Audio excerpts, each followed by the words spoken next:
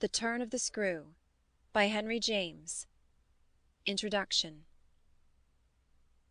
The story had held us round the fire, sufficiently breathless, but except the obvious remark that it was gruesome, as on Christmas Eve in an old house a strange tale should essentially be, I remember no comment uttered, till somebody happened to say that it was the only case he had met in which such a visitation had fallen on a child. The case, I may mention, was that of an apparition in just such an old house as had gathered us for the occasion. An appearance of a dreadful kind to a little boy sleeping in the room with his mother, and waking her up in the terror of it, waking her not to dissipate his dread and soothe him to sleep again, but to encounter also herself, before she had succeeded in doing so, the same sight that had shaken him. It was this observation that drew from Douglas, not immediately, but later in the evening, a reply that had the interesting consequence to which I call attention. Someone else told a story not particularly effective, which I saw he was not following. This I took for a sign that he had himself something to produce, and that we should only have to wait. We waited, in fact, till 2 nights later. But that same evening, before we scattered, he brought out what was in his mind. "I quite agree, in regard to Griffin's ghost, or whatever it was, that its first appearing to the little boy at so tender an age adds a particular touch. But it's not the first occurrence of its charming kind that I know to have involved a child. If the child gives the effect another turn of the screw, what do you say to 2 children?" "We say, of course," somebody exclaimed, "that they give 2 turns. Also that we want to hear about them." I can see Douglas there before the fire, to which he had got up to present his back, looking down at his interlocutor with his hands in his pockets. "Nobody but me till now has ever heard. It's quite too horrible." This, naturally, was declared by several voices to give the thing the utmost price, and our friend, with quiet art, prepared his triumph by turning his eyes over the rest of us and going on. "It's beyond everything. Nothing at all that I know touches it." "For sheer terror?" I remember asking. He seemed to say it was not so simple as that, to be really at a loss how to qualify it. He passed his hand over his eyes, made a little wincing grimace. "For dreadfulness." "Oh, how delicious!" cried one of the women. He took no notice of her. He looked at me, but as if, instead of me, he saw what he spoke of. "For general uncanny ugliness, and horror, and pain." "Well, then," I said, "just sit right down and begin." He turned round to the fire, gave a kick to a log, watched it an instant. Then, as he faced us again, "I can't begin. I shall have to send to town." There was a unanimous groan at this and much reproach, after which in his preoccupied way he explained. "The story's written. It's in a locked drawer. It has not been out for years. I could write to my man and enclose the key. He could send down the packet as he finds it." It was to me in particular that he appeared to propound this, appeared almost to appeal for aid, not to hesitate. He had broken a thickness of ice, the formation of many a winter, had had his reasons for a long silence. The others resented postponement, but it was just his scruples that charmed me. I adjured him to write by the first post and to agree with us for an early hearing. Then I asked him if the experience in question had been his own. To that his answer was prompt. "Oh, thank God, no." "And is the record yours? You took the thing down?" "Nothing but the impression. I took that here." He tapped his heart. "I've never lost it."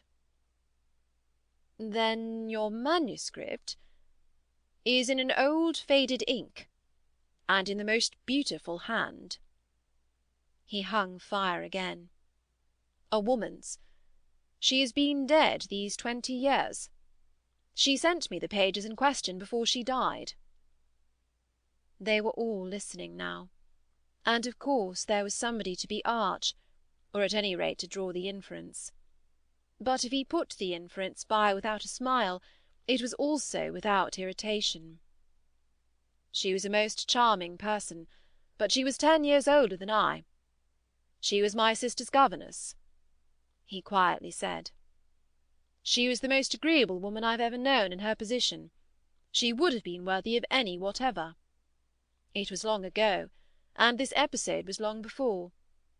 I was at Trinity, and I found her at home on my coming down the second summer. I was much there that year. It was a beautiful one, and we had, in her off hours, some strolls and talks in the garden, talks in which she struck me as awfully clever and nice. Oh yes, don't grin. I liked her extremely, and am glad to this day to think she liked me too. If she hadn't, she wouldn't have told me. She had never told any one. It wasn't simply that she said so, but that I knew she hadn't. I was sure, I could see. You'll easily judge why when you hear. Because the thing had been such a scare. He continued to fix me. You'll easily judge, he repeated. You will. I fixed him too. I see. She was in love. He laughed for the first time. You are acute. Yes, she was in love. That is, she had been. That came out. She couldn't tell her story without its coming out. I saw it, and she saw I saw it, but neither of us spoke of it. I remember the time and the place, the corner of the lawn, the shade of the great beeches, and the long, hot summer afternoon. It wasn't a scene for a shudder, but oh! He quitted the fire and dropped back into his chair. You'll receive the packet Thursday morning? I inquired. Probably not till the second post. Well then, after dinner. You'll all meet me here? He looked us round again. Isn't anybody going? It was almost the tone of hope. Everybody will stay. I will, and I will, cried the ladies, whose departure had been fixed. Mrs. Griffin, however, expressed the need for a little more light. Who was it she was in love with? The story will tell, I took upon myself to reply. Oh, I can't wait for the story. The story won't tell, said Douglas. Not in any literal, vulgar way. More's the pity, then. That's the only way I ever understand. Won't you tell, Douglas? Somebody else inquired. He sprang to his feet again. Yes, to-morrow. Now I must go to bed. Good night. And quickly catching up a candlestick, he left us slightly bewildered. From our end of the great brown hall we heard his step on the stair, whereupon Mrs. Griffin spoke. Well, if I don't know who she was in love with, I know who he was. She was 10 years older, said her husband. Raison de plus, at that age. But it's rather nice, his long reticence. 40 years, Griffin put in. With this outbreak at last. The outbreak, I returned, will make a tremendous occasion of Thursday night. And every one so agreed with me that, in the light of it, we lost all attention for everything else. The last story, however incomplete and like the mere opening of a serial, had been told. We hand-shook and candle-stuck, as somebody said, and went to bed. I knew the next day that a letter containing the key had, by the first post, gone off to his London apartments. But in spite of, or perhaps just on account of, the eventual diffusion of this knowledge, we quite let him alone till after dinner. till such an hour of the evening, in fact, as might best accord with the kind of emotion on which our hopes were fixed. Then he became as communicative as we could desire, and indeed gave us his best reason for being so. We had it from him again before the fire in the hall, as we had had our mild wonders of the previous night. It appeared that the narrative he had promised to read us really required for a proper intelligence a few words of prologue. Let me say here distinctly, to have done with it, that this narrative, from an exact transcript of my own made much later, is what I shall presently give. Poor Douglas, before his death, when it was in sight, committed to me the manuscript that reached him on the 3rd of these days, and that on that same spot with immense effect he began to read to our hushed little circle on the night of the 4th. The departing ladies who had said they would stay didn't, of course, thank heaven, stay. They departed, in consequence of arrangements made, in a rage of curiosity, as they professed, produced by the touches with which he had already worked us up. But that only made his little final auditory more compact and select, kept it round the hearth subject to a common thrill. The first of these touches conveyed that the written statement took up the tale at a point after it had, in a manner, begun. The fact to be in possession of was therefore that his old friend, the youngest of several daughters of a poor country parson, had, at the age of 20, on taking service for the first time in the schoolroom, come up to London, in trepidation, to answer in person an advertisement that had already placed her in brief correspondence with the advertiser. This person proved, on her presenting herself, for judgment, at a house in Harley Street, that impressed her as vast and imposing. This prospective patron proved a gentleman, a bachelor in the prime of life, such a figure as had never risen, save in a dream or an old novel, before a fluttered, anxious girl out of a Hampshire vicarage. One could easily fix his type. It never happily dies out. He was handsome and bold and pleasant, off-hand and gay and kind. He struck her inevitably as gallant and splendid.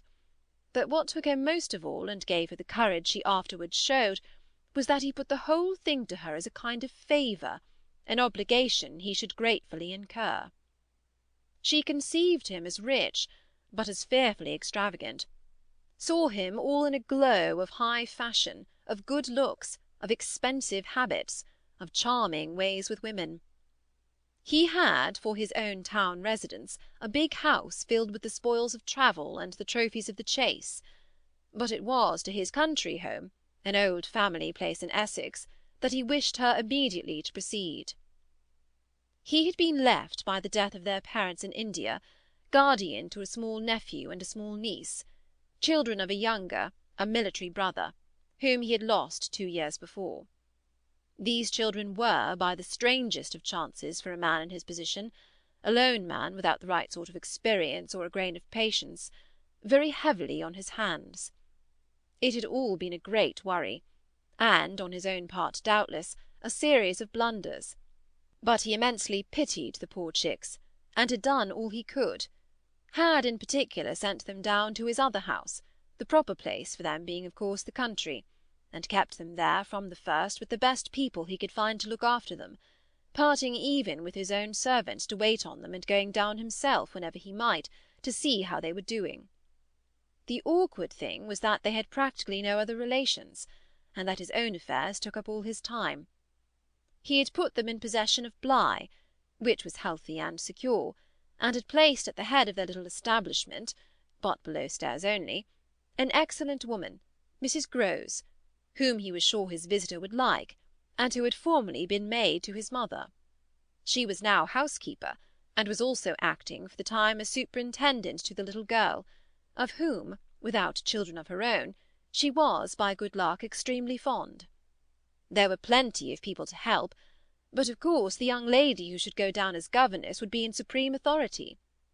She would also have, in holidays, to look after the small boy, who had been for a term at school, young as he was to be sent, but what else could be done? And who, as the holidays were about to begin, would be back from one day to the other. There had been for the two children at first a young lady, whom they had had the misfortune to lose. She had done for them quite beautifully. She was a most respectable person. Till her death, the great awkwardness of which had precisely left no alternative but the school for little Miles. Mrs. Grose, since then, in the way of manners and things, had done as she could for Flora. And there were further a cook, a housemaid, a dairywoman, an old pony, an old groom, and an old gardener, all likewise thoroughly respectable.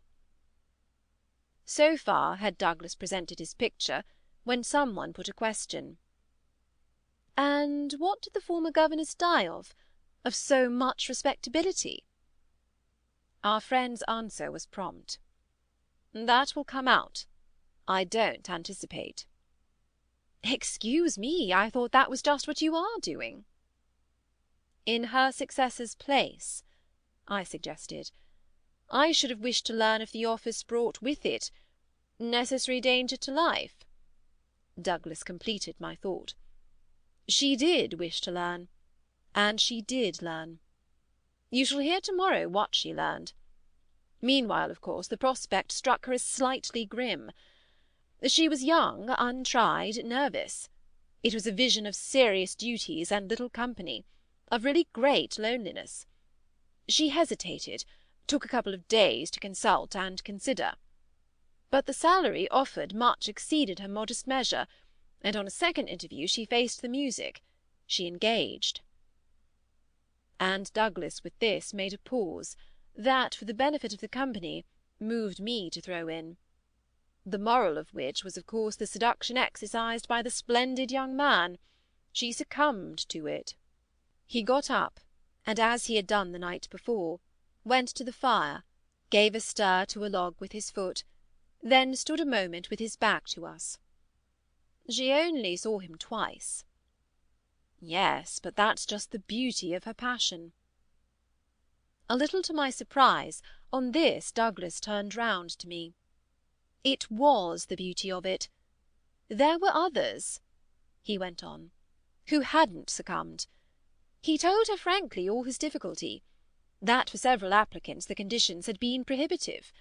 They were, somehow, simply afraid. It sounded dull, it sounded strange, and all the more so because of his main condition." "Which was?" "That she should never trouble him, but never, never, neither appeal nor complain, nor write about anything.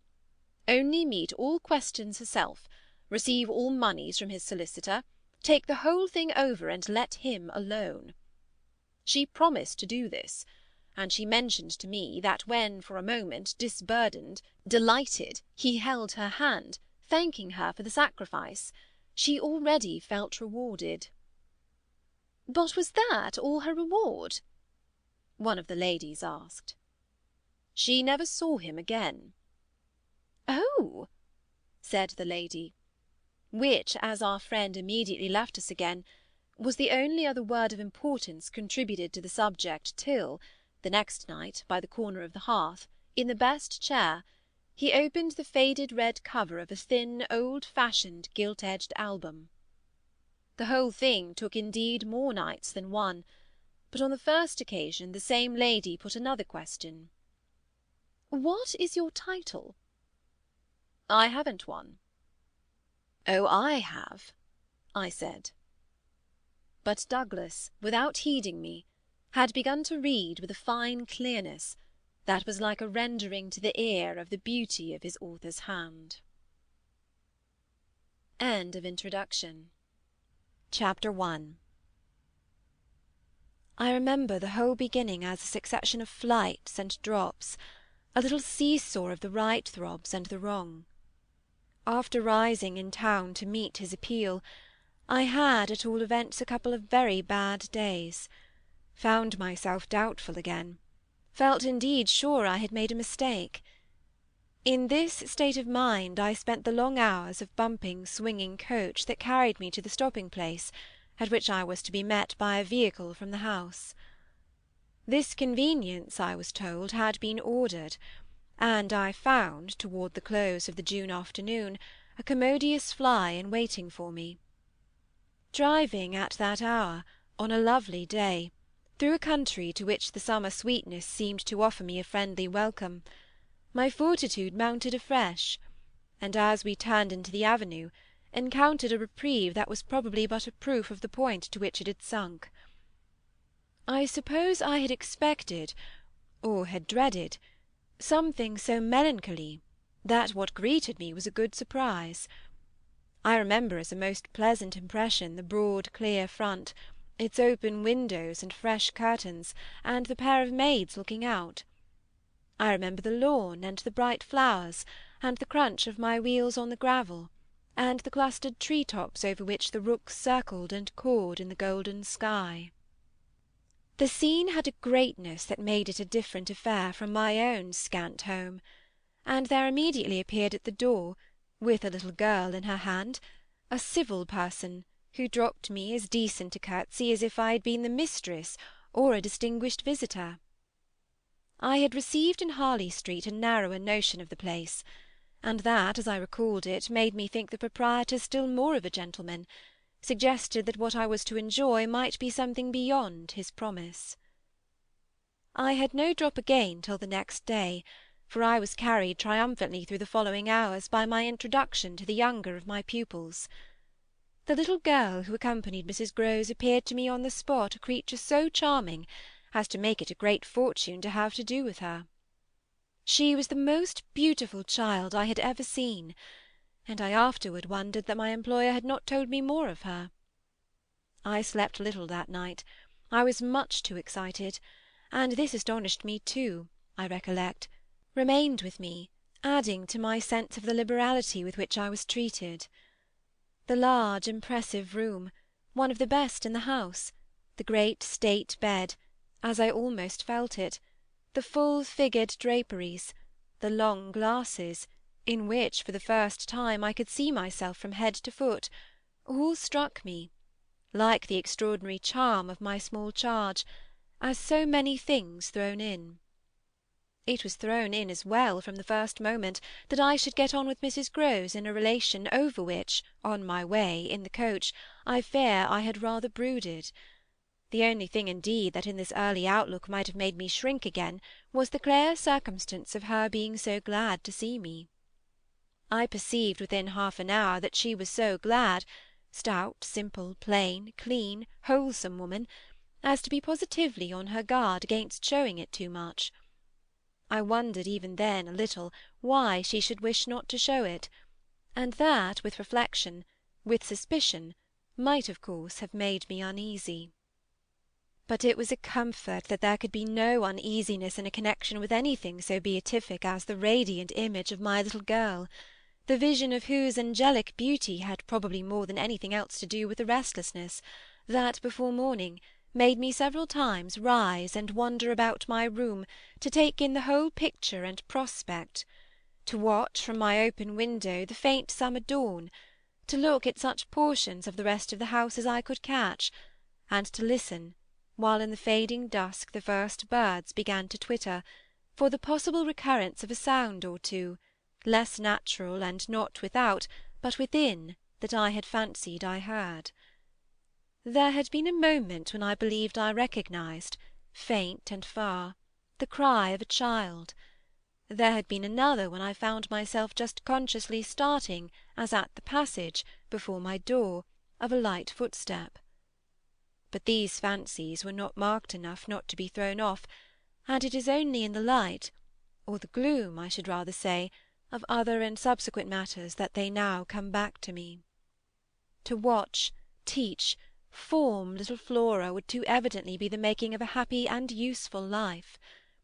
It had been agreed between us downstairs that after this first occasion I should have her as a matter of course at night, her small white bed being already arranged to that end in my room. What I had undertaken was the whole care of her, and she had remained, just this last time, with Mrs. Grose only as an effect of our consideration for my inevitable strangeness and her natural timidity. In spite of this timidity, which the child herself, in the oddest way in the world, had been perfectly frank and brave about, allowing it, without a sign of uncomfortable consciousness, with the deep, sweet serenity, indeed, of one of Raphael's holy infants, to be discussed, to be imputed to her, and to determine us, I feel quite sure she would presently like me.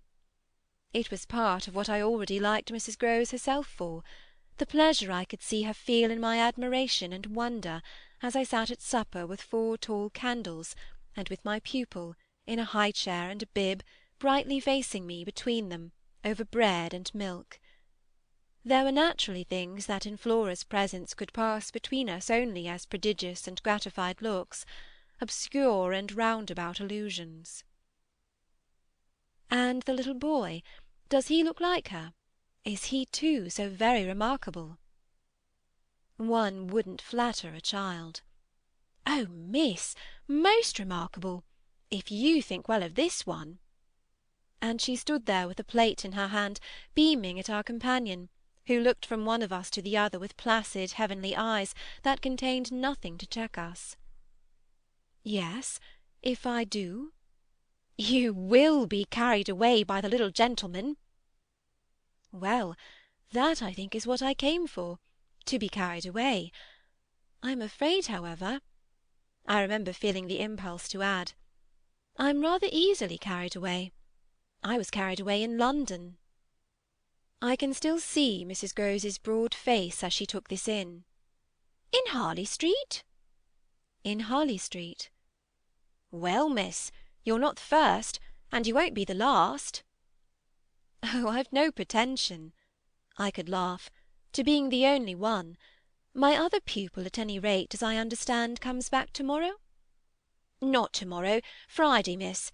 He arrives as you did by the coach, under care of the guard, and is to be met by the same carriage. I forthwith expressed that the proper as well as the pleasant and friendly thing would be, therefore, that on the arrival of the public conveyance I should be in waiting for him with his little sister, an idea in which Mrs. Grose concurred so heartily that I somehow took her manner as a kind of comforting pledge, never falsified, thank heaven, that we should on every question be quite at one. Oh, she was glad I was there. What I felt the next day was, I suppose, nothing that could be fairly called a reaction from the cheer of my arrival. It was probably at the most only a slight oppression produced by a fuller measure of the scale, as I walked round them, gazing up at them, took them in, of my new circumstances. They had, as it were, an extent and mass for which I had not been prepared, and in the presence of which I found myself, freshly, a little scared as well as a little proud. Lessons in this agitation certainly suffered some delay.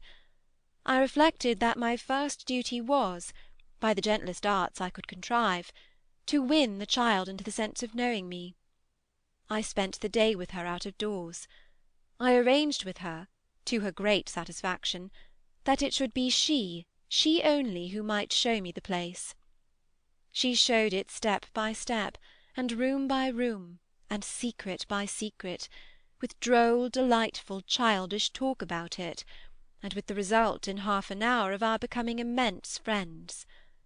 Young as she was, I was struck throughout our little tour with her confidence and courage, with the way in empty chambers and dull corridors, on crooked staircases that made me pause, and even on the summit of an old maculated square tower that made me dizzy, her morning music, her disposition to tell me so many more things than she asked, rang out and led me on. I have not seen Bly since the day I left it, and I dare say that to my older and more informed eyes it would now appear sufficiently contracted. But as my little conductress, with her hair of gold and her frock of blue, danced before me round corners and pattered down passages, I had the view of a castle of romance inhabited by a rosy sprite, such a place as would somehow, for diversion of the young idea, take all colour out of story-books and fairy-tales. Wasn't it just a story-book over which I had fallen a doze and a dream? No, it was a big, ugly, antique, but convenient house, embodying a few features of a building still older, half replaced and half utilized, in which I had the fancy of our being almost as lost as a handful of passengers in a great drifting ship. Well, I was, strangely, at the helm. End of Chapter 1. Chapter 2. This came home to me when 2 days later I drove over with Flora to meet, as Mrs. Grose said, the little gentleman, and all the more for an incident that, presenting itself the second evening, had deeply disconcerted me. The first day had been, on the whole, as I have expressed, reassuring, but I was to see it wind up in keen apprehension. The post-bag that evening, it came late, contained a letter for me, which, however, in the hand of my employer, I found to be composed but of a few words, enclosing another, addressed to himself, with a seal still unbroken. "This, I recognise, is from the head-master, and the head-master's an awful bore. Read him, please, deal with him, but mind you don't report, not a word. I'm off." I broke the seal with a great effort, so great a one that I was a long time coming to it, took the unopened missive at last up to my room, and only attacked it just before going to bed. I had better have let it wait until morning, for it gave me a second sleepless night. With no counsel to take, the next day I was full of distress, and it finally got so the better of me that I determined to open myself at least to Mrs. Grose. "What does it mean? The child's dismissed his school?" She gave me a look that I remarked at the moment, then visibly, with a quick blankness, seemed to try to take it back. "But aren't they all?" "Sent home, yes, but only for the holidays. Miles may never go back at all." Consciously, under my attention, she reddened. "They won't take him?" "They absolutely decline." At this she raised her eyes, which she had turned from me. I saw them fill with good tears. "What has he done?" I hesitated, then I judged best simply to hand her my letter, which, however, had the effect of making her, without taking it, simply put her hands behind her. She shook her head sadly. "Such things are not for me, miss." My counsellor couldn't read. I winced at my mistake, which I attenuated as I could, and opened my letter again to repeat it to her. Then, faltering in the act and folding it up once more, I put it back in my pocket. "Is he really bad?" The tears were still in her eyes. "Do the gentlemen say so?" "They go into no particulars. They simply express their regret that it should be impossible to keep him. That can have only one meaning." Mrs. Grose listened with dumb emotion. She forbore to ask me what this meaning might be, so that presently, to put the thing with some coherence, and with the mere aid of her presence to my own mind, I went on. "That he's an injury to the others." At this, with one of the quick turns of simple folk, she suddenly flamed up. "Master Miles? Him an injury?" There was such a flood of good faith in it, that though I had not yet seen the child, my very fears made me jump to the absurdity of the idea. I found myself, to meet my friend the better, offering it on the spot sarcastically. "To his poor little innocent mates." "It's too dreadful!" cried Mrs. Grose. "To say such cruel things! Why, he's scarce 10 years old." "Yes, yes, it would be incredible." She was evidently grateful for such a profession. "See him, miss, first, then believe it." I felt forthwith a new impatience to see him. It was the beginning of a curiosity that, for all the next hours, was to deepen almost to pain. Mrs. Grose was aware I could judge of what she had produced in me, and she followed it up with assurance. "You might as well believe it of the little lady. Bless her!" she added the next moment. "Look at her." I turned, and saw that Flora, whom 10 minutes before I had established in the schoolroom with a sheet of white paper, a pencil, and a copy of nice round O's, now presented herself to view at the open door. She expressed in her little way an extraordinary detachment from disagreeable duties, looking to me, however, with a great childish light that seemed to offer it as a mere result of the affection she had conceived for my person, which had rendered necessary that she should follow me. I needed nothing more than this to feel the full force of Mrs. Grose's comparison, and catching my pupil in my arms, covered her with kisses in which there was a sob of atonement. None the less, the rest of the day I watched for further occasion to approach my colleague, especially as, toward evening, I began to fancy she rather sought to avoid me. I overtook her, I remember, on the staircase; we went down together, and at the bottom I detained her, holding her there with a hand on her arm. I take what you said to me at noon as a declaration that you've never known him to be bad. She threw back her head. She had clearly by this time, and very honestly, adopted an attitude. "Oh, never known him! I don't pretend that." I was upset again. "Then you have known him?" "Yes, indeed, miss, thank God." On reflection I accepted this. "You mean that a boy who never is—" "Is no boy for me." I held her tighter. "You like them with the spirit to be naughty?" Then, keeping pace with her answer, "So do I." I eagerly brought out, "But not to the degree to contaminate." "To contaminate?" My big word left her at a loss. I explained it. "To corrupt." She stared, taking my meaning in, but it produced in her an odd laugh. "Are you afraid he'll corrupt you?" She put the question with such a fine bold humour that with a laugh, a little silly doubtless, to match her own, I gave way for the time to the apprehension of ridicule. But the next day, as the hour for my drive approached, I cropped up in another place. "What was the lady who was here before?" "The last governess? She was also young and pretty, almost as young and almost as pretty, miss, even as you." "Ah, then, I hope her youth and her beauty helped her," I recollect throwing off. "He seems to like us young and pretty." "Oh, he did," Mrs. Grose assented. "It was the way he liked every one." She had no sooner spoken, indeed, than she caught herself up. "I mean that's his way, the master's." I was struck. "But of whom did you speak first?" She looked blank, but she coloured. "Why, of him." "Of the master?" "Of who else?" There was so obviously no one else that the next moment I had lost my impression of her having accidentally said more than she meant, and I merely asked what I wanted to know. "Did she see anything in the boy?" "That wasn't right? She never told me."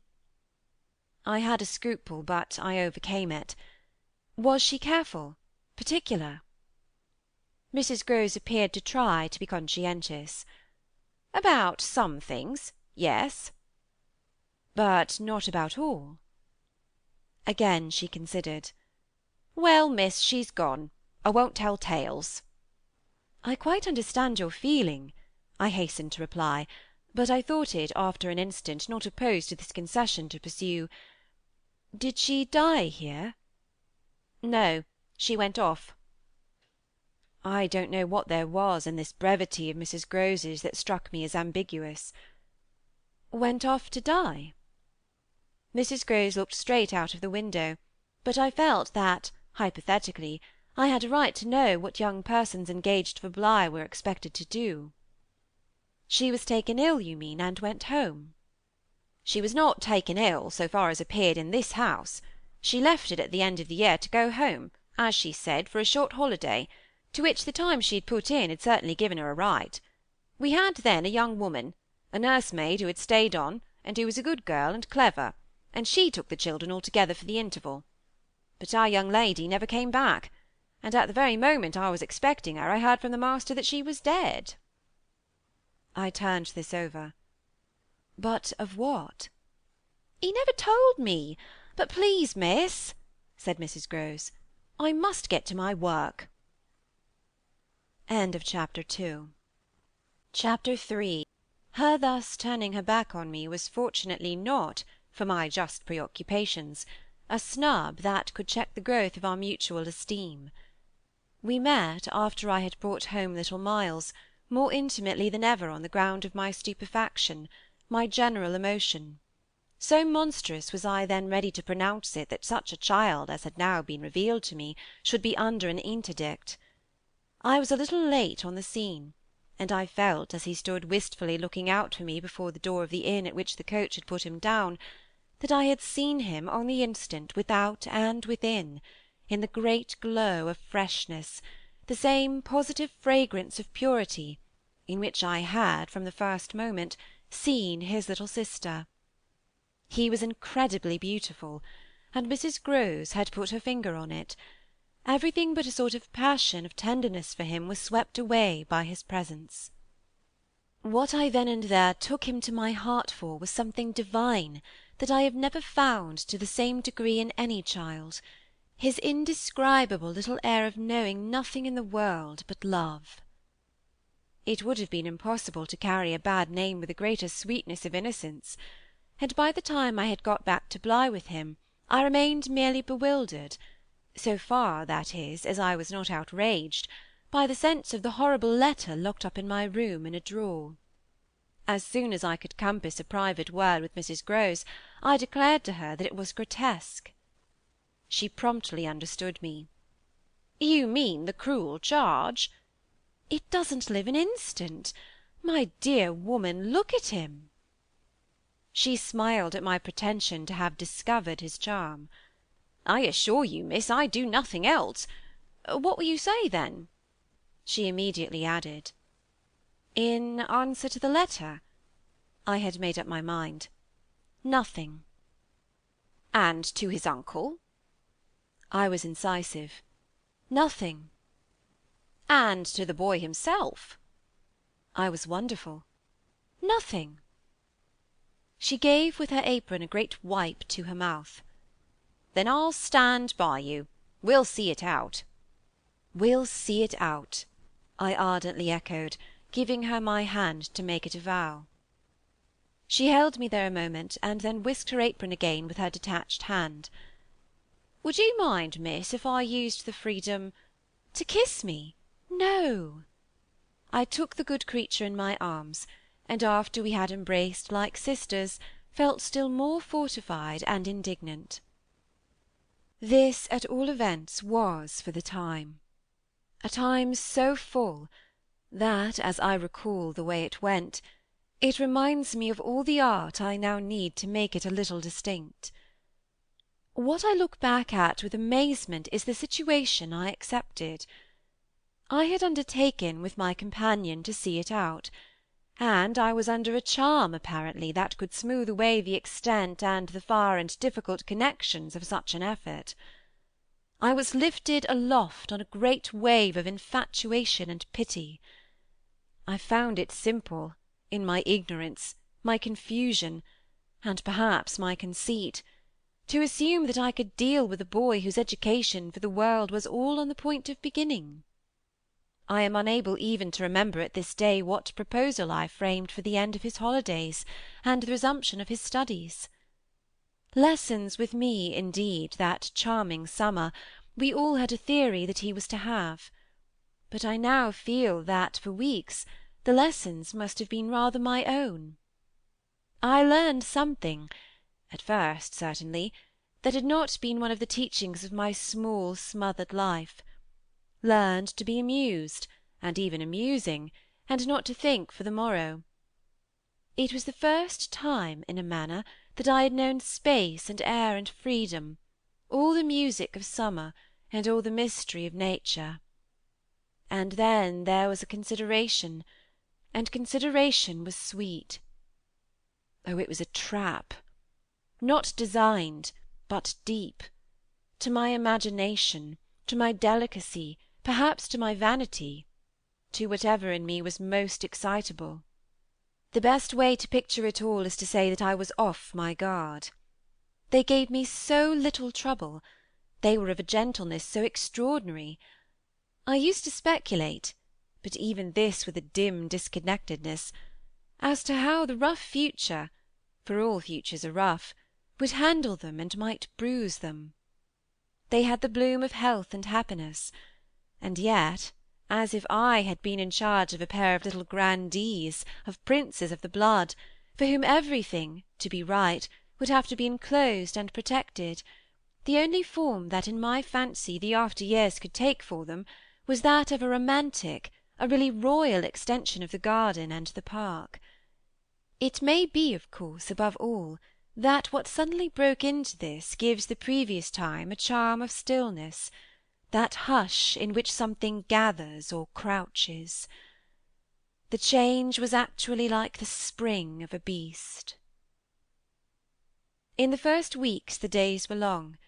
They often, at their finest, gave me what I used to call my own hour, the hour when, for my pupils, tea-time and bed-time having come and gone, I had, before my final retirement, a small interval alone. Much as I liked my companions, this hour was the thing in the day I liked most, and I liked it best of all when, as the light faded, or rather, I should say, the day lingered and the last calls of the last birds sounded in a flushed sky from the old trees, I could take a turn into the grounds, and enjoy almost with a sense of property that amused and flattered me, the beauty and dignity of the place.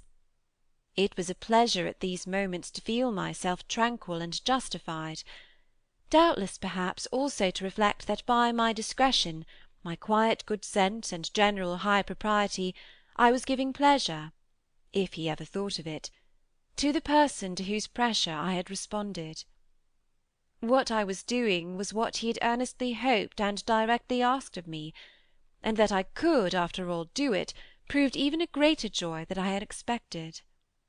I dare say I fancied myself, in short, a remarkable young woman, and took comfort in the faith that this would more publicly appear. Well, I needed to be remarkable, to offer a front to the remarkable things that presently gave their first sign. It was plump one afternoon, in the middle of my very hour. The children were tucked away, and I had come out for my stroll. One of the thoughts that, as I don't in the least shrink now from noting, used to be with me in these wanderings, was that it would be as charming as a charming story suddenly to meet some one. Some one would appear there at the turn of a path, and would stand before me and smile and approve. I didn't ask more than that. I only asked that he should know, and the only way to be sure he knew would be to see it, and the kind light of it, in his handsome face. That was exactly present to me, by which I mean the face was, when on the first of these occasions at the end of a long June day, I stopped short on emerging from one of the plantations and coming into view of the house. What arrested me on the spot, and with a shock much greater than any vision had allowed for, was the sense that my imagination had, in a flash, turned real. He did stand there, but high up, beyond the lawn, and at the very top of the tower, which, on that first morning, little Flora had conducted me to. This tower was one of a pair, square, incongruous, crenellated structures, that were distinguished for some reason, though I could see little difference, as the new and the old. They flanked opposite ends of the house, and were probably architectural absurdities, redeemed in a measure, indeed, by not being wholly disengaged, nor of a height too pretentious, dating, in their gingerbread antiquity, from a romantic revival that was already a respectable past. I admired them, had fancies about them, for we could all profit in a degree, especially when they loomed through the dusk, by the grandeur of their actual battlements, yet it was not at such an elevation that the figure I had so often invoked seemed most in place. It produced in me, this figure, in the queer twilight, I remember, two distinct gasps of emotion, which were sharply the shock of my first and that of my second surprise. My second was a violent perception of the mistake of my first. The man who had met my eyes was not the person I had precipitately supposed. There came to me thus a bewilderment of vision, of which after these years there is no living view that I can hope to give. An unknown man in a lonely place is a permitted object of fear to a young woman privately bred. and the figure that faced me was, a few more seconds assured me, as little any one else I knew as it was the image that had been in my mind. I had not seen it in Harley Street, I had not seen it anywhere. The place, moreover, in the strangest way in the world, had on the instant, and by the very fact of its appearance, become a solitude. To me at least, making my statement here with a deliberation with which I have never made it, the whole feeling of the moment returns. It was as if, while I took in what I did take in, all the rest of the scene had been stricken with death. I can hear again as I write the intense hush in which the sounds of evening dropped. The rooks stopped cawing in the golden sky, and the friendly hour lost for the minute all its voice. But there was no other change in nature, unless indeed it were a change that I saw with a stranger sharpness. The gold was still in the sky, the clearness in the air, and the man who looked at me over the battlements was as definite as a picture in a frame. That's how I thought, with extraordinary quickness, of each person that he might have been, and that he was not. We were confronted across our distance quite long enough for me to ask myself with intensity who then he was, and to feel, as an effect of my inability to say, a wonder that in a few instants became more intense. The great question, or one of these, is afterward, I know, with regard to certain matters, the question of how long they have lasted. Well, this matter of mine, think what you will of it, lasted while I courted a dozen possibilities, none of which made a difference for the better, that I could see in their having been in the house, and for how long, above all, a person of whom I was in ignorance. It lasted while I just bridled a little with the sense that my office demanded that there should be no such ignorance, and no such person. It lasted while this visitant, at all events, and there was a touch of the strange freedom, as I remember, in the sign of familiarity of his wearing no hat, seemed to fix me from his position with just the question, just the scrutiny through the fading light, that his own presence provoked. We were too far apart to call to each other, but there was a moment at which, at shorter range, some challenge between us, breaking the hush, would have been the right result of our straight mutual stare.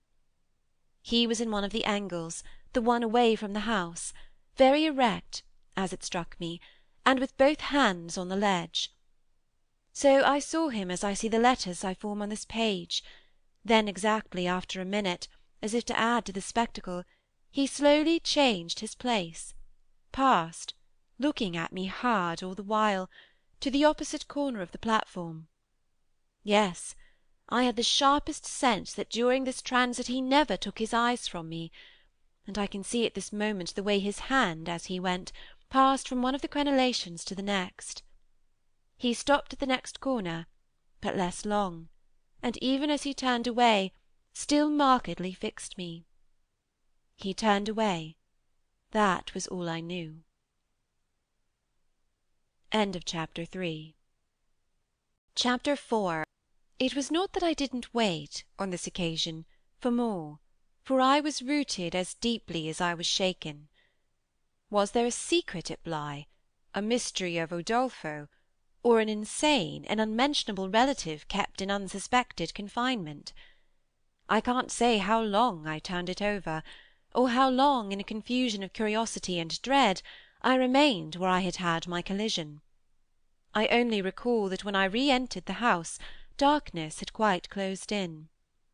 Agitation, in the interval, had held me, and driven me, for I must, in circling about the place, have walked 3 miles; but I was to be, later on, so much more overwhelmed that this mere dawn of alarm was a comparatively human chill.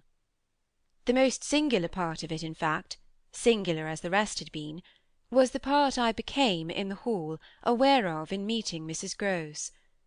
This picture comes back to me in the general train, the impression, as I received it on my return, of the wide white panelled space, bright in the lamplight and with its portraits and red carpet, and of the good surprised look of my friend, which immediately told me she had missed me.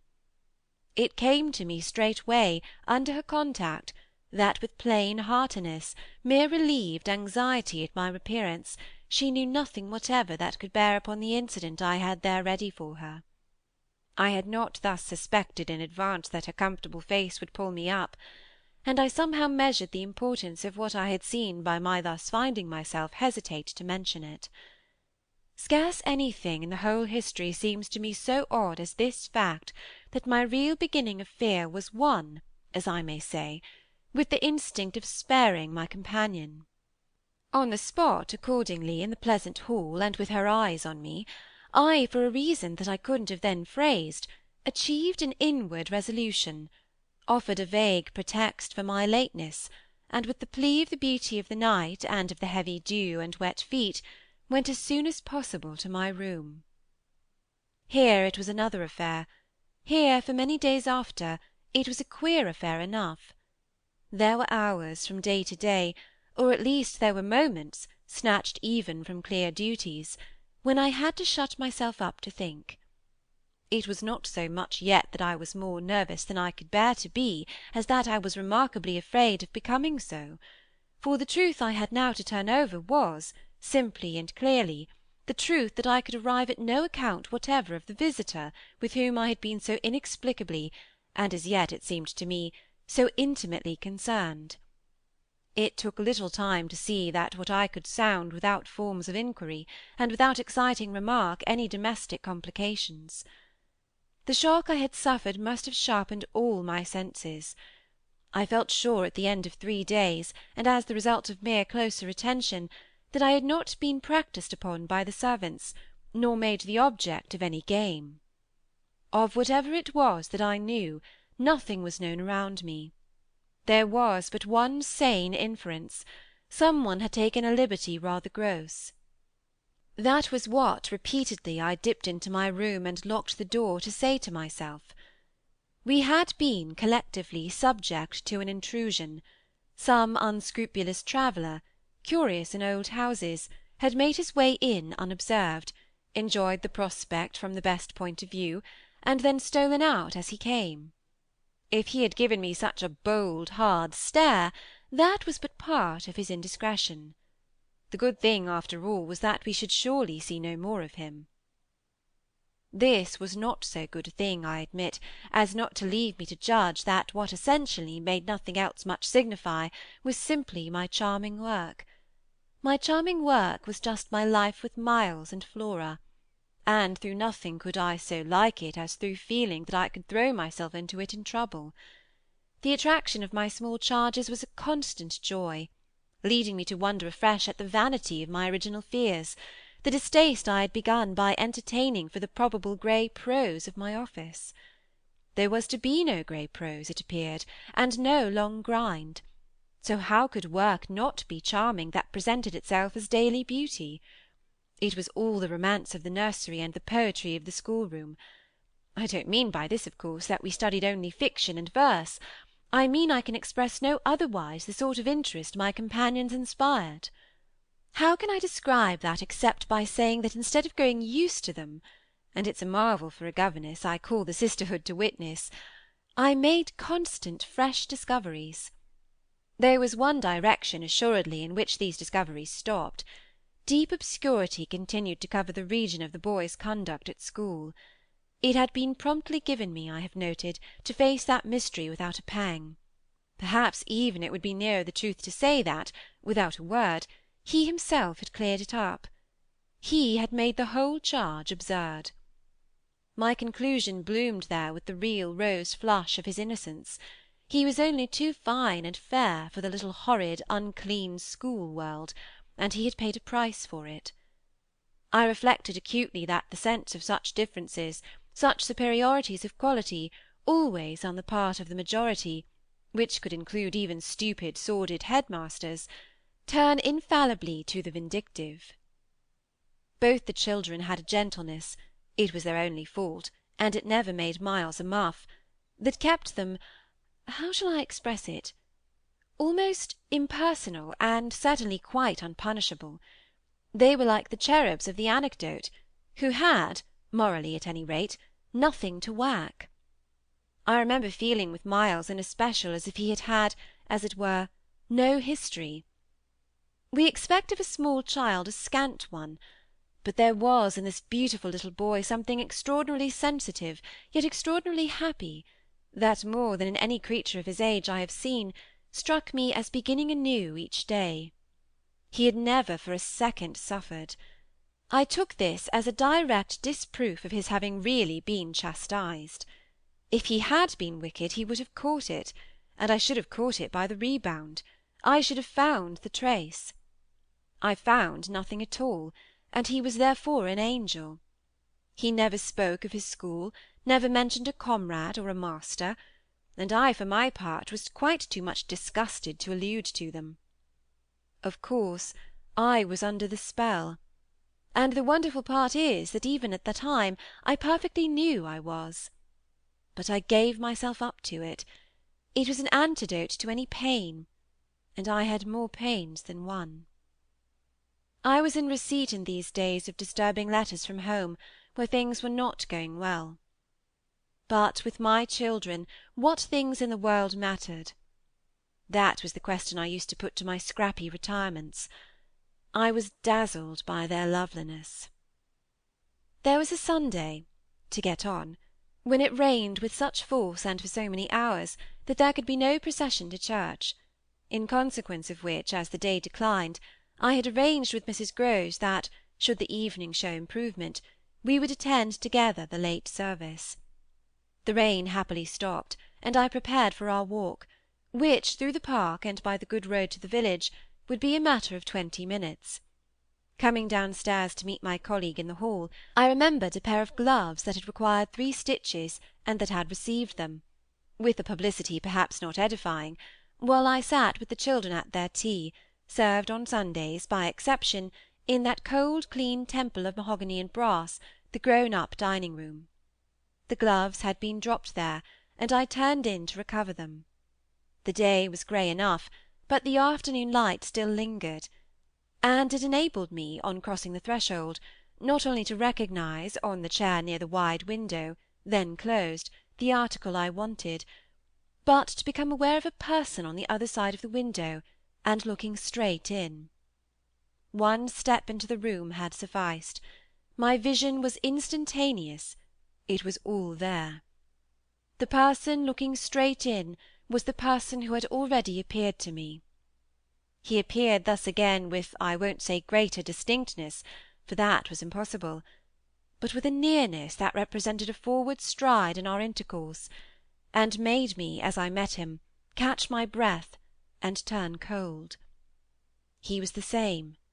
He was the same.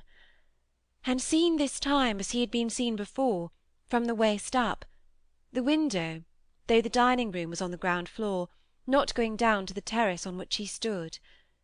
His face was close to the glass, yet the effect of this better view was strangely only to show me how intense the former had been. He remained but a few seconds, long enough to convince me he also saw and recognised. But it was as if I had been looking at him for years, and had known him always. Something, however, happened this time that had not happened before. His stare into my face, through the glass and across the room, was as deep and hard as then, but it quitted me for a moment during which I could still watch it, see it fix successively on several other things. On the spot there came to me the added shock of a certitude that it was not for me he had come there.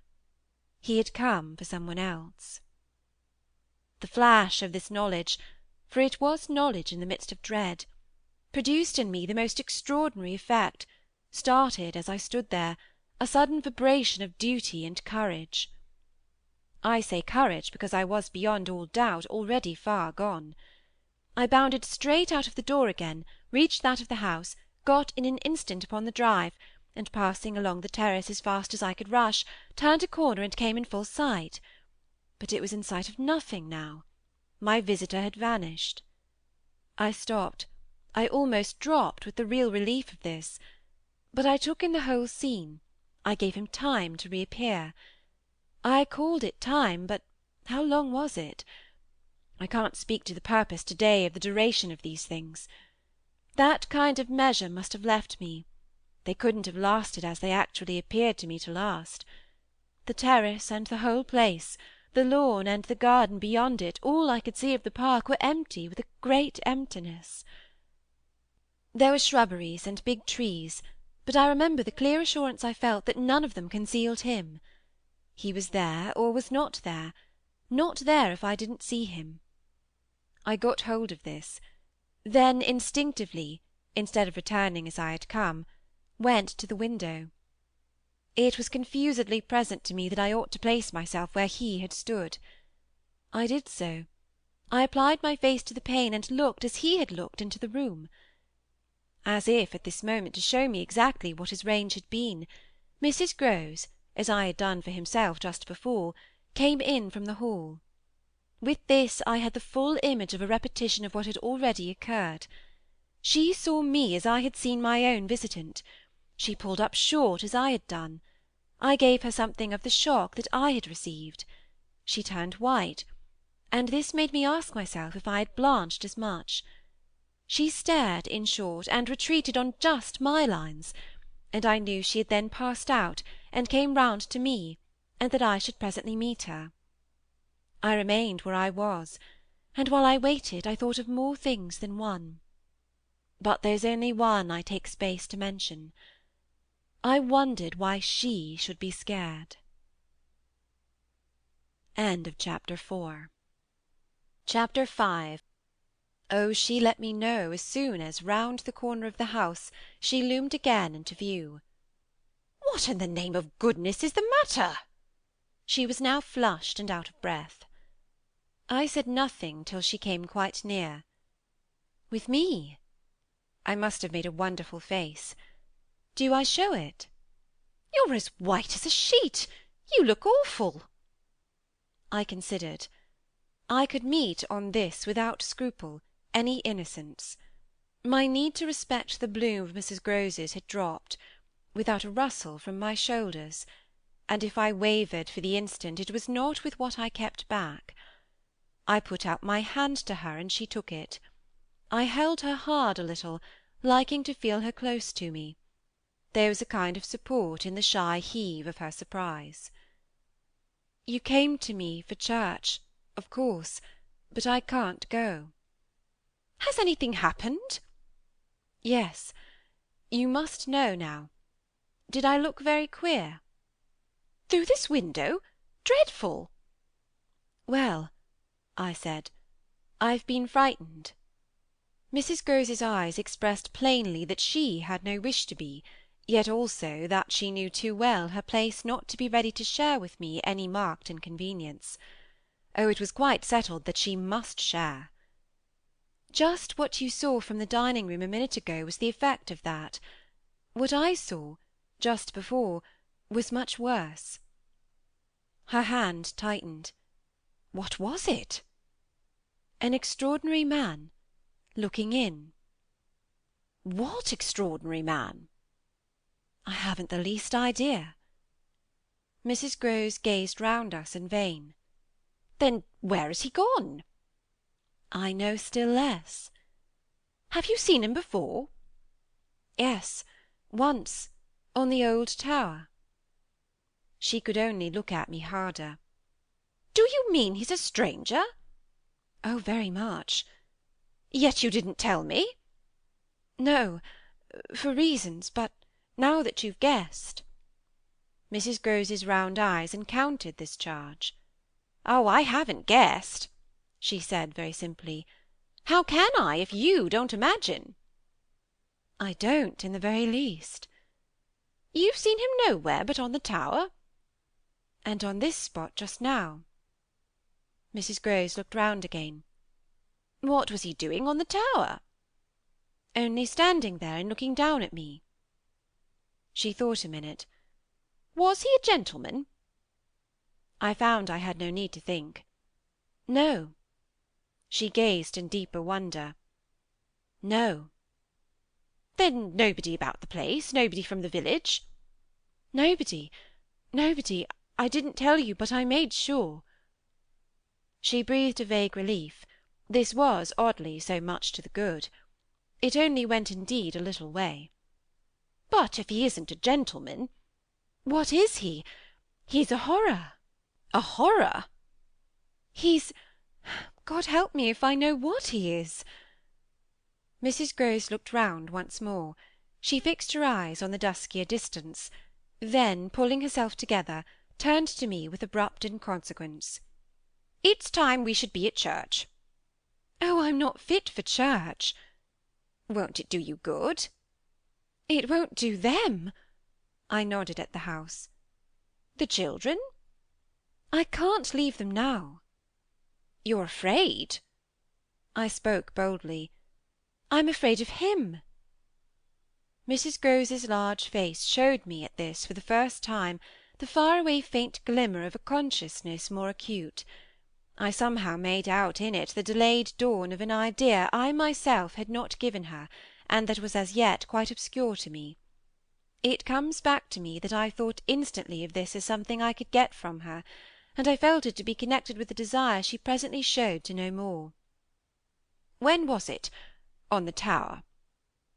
"About the middle of the month, at this same hour." "Almost at dark?" said Mrs. Grose. "Oh no, not nearly. I saw him as I see you." "Then how did he get in?" "And how did he get out?" I laughed. "I had no opportunity to ask him. This evening, you see," I pursued, "he has not been able to get in." "He only peeps." "I hope it will be confined to that." She had now let go my hand; she turned away a little. I waited an instant, then I brought out, "Go to church. Good-bye. I must watch." Slowly she faced me again. "Do you fear for them?" We met in another long look. "Don't you?" Instead of answering, she came nearer to the window, and for a minute applied her face to the glass. "You see how he could see," I meanwhile went on. She didn't move. "How long was he here?" "Till I came out. I came to meet him." Mrs. Grose at last turned round, and there was still more in her face. "I couldn't have come out." "Neither could I." I laughed again. "But I did come. I have my duty." "So have I mine," she replied; after which she added, "What is he like?" "I've been dying to tell you, but he's like nobody." "Nobody?" she echoed. "He has no hat." Then, seeing in her face that she already, in this, with a deeper dismay, found a touch of picture, I quickly added, stroke to stroke, "He has red hair, very red, close curling, and a pale face, long in shape, with straight, good features, and little, rather queer whiskers that are as red as his hair. His eyebrows are somehow darker; they look particularly arched, and as if they might move a good deal. His eyes are sharp, strange, awfully; but I only know clearly that they're rather small and very fixed. His mouth's wide, and his lips are thin, and except for his little whiskers he's quite clean shaven. He gives me a sort of sense of looking like an actor." "An actor?" It was impossible to resemble one less, at least, than Mrs. Grose at that moment. "I've never seen one, but so I suppose them. He's tall, active, erect," I continued, "but never, no, never a gentleman."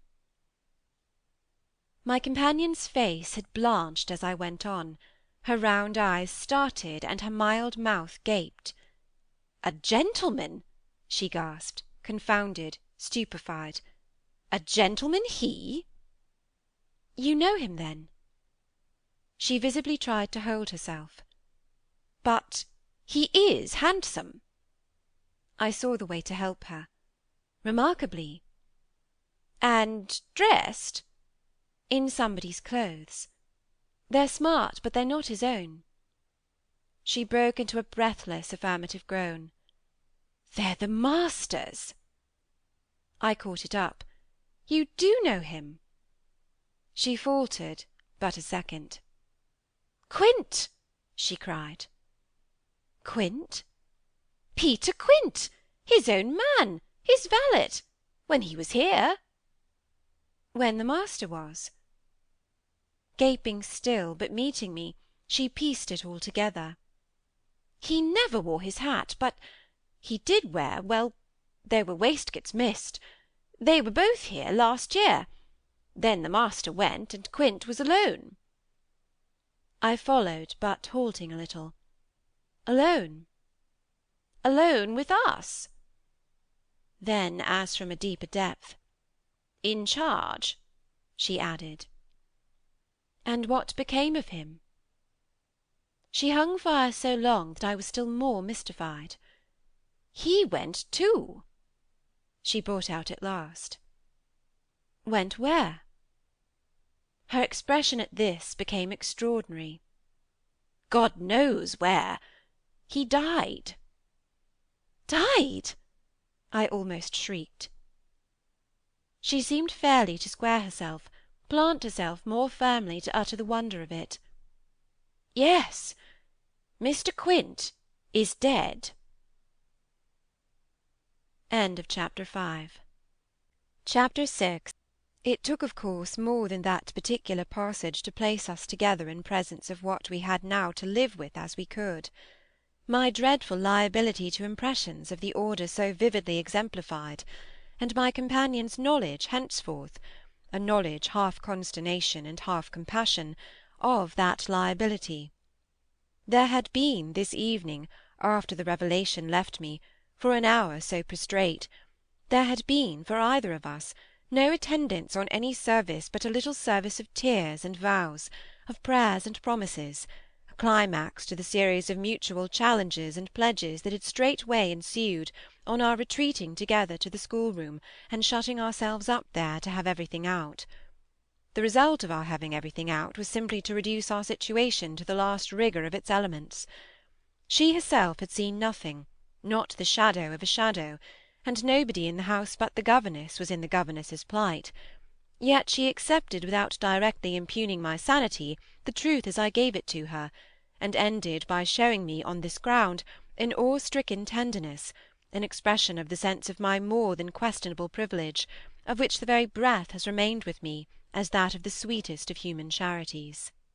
What was settled between us accordingly that night was that we thought we might bear things together, and I was not even sure that, in spite of her exemption, it was she who had the best of the burden.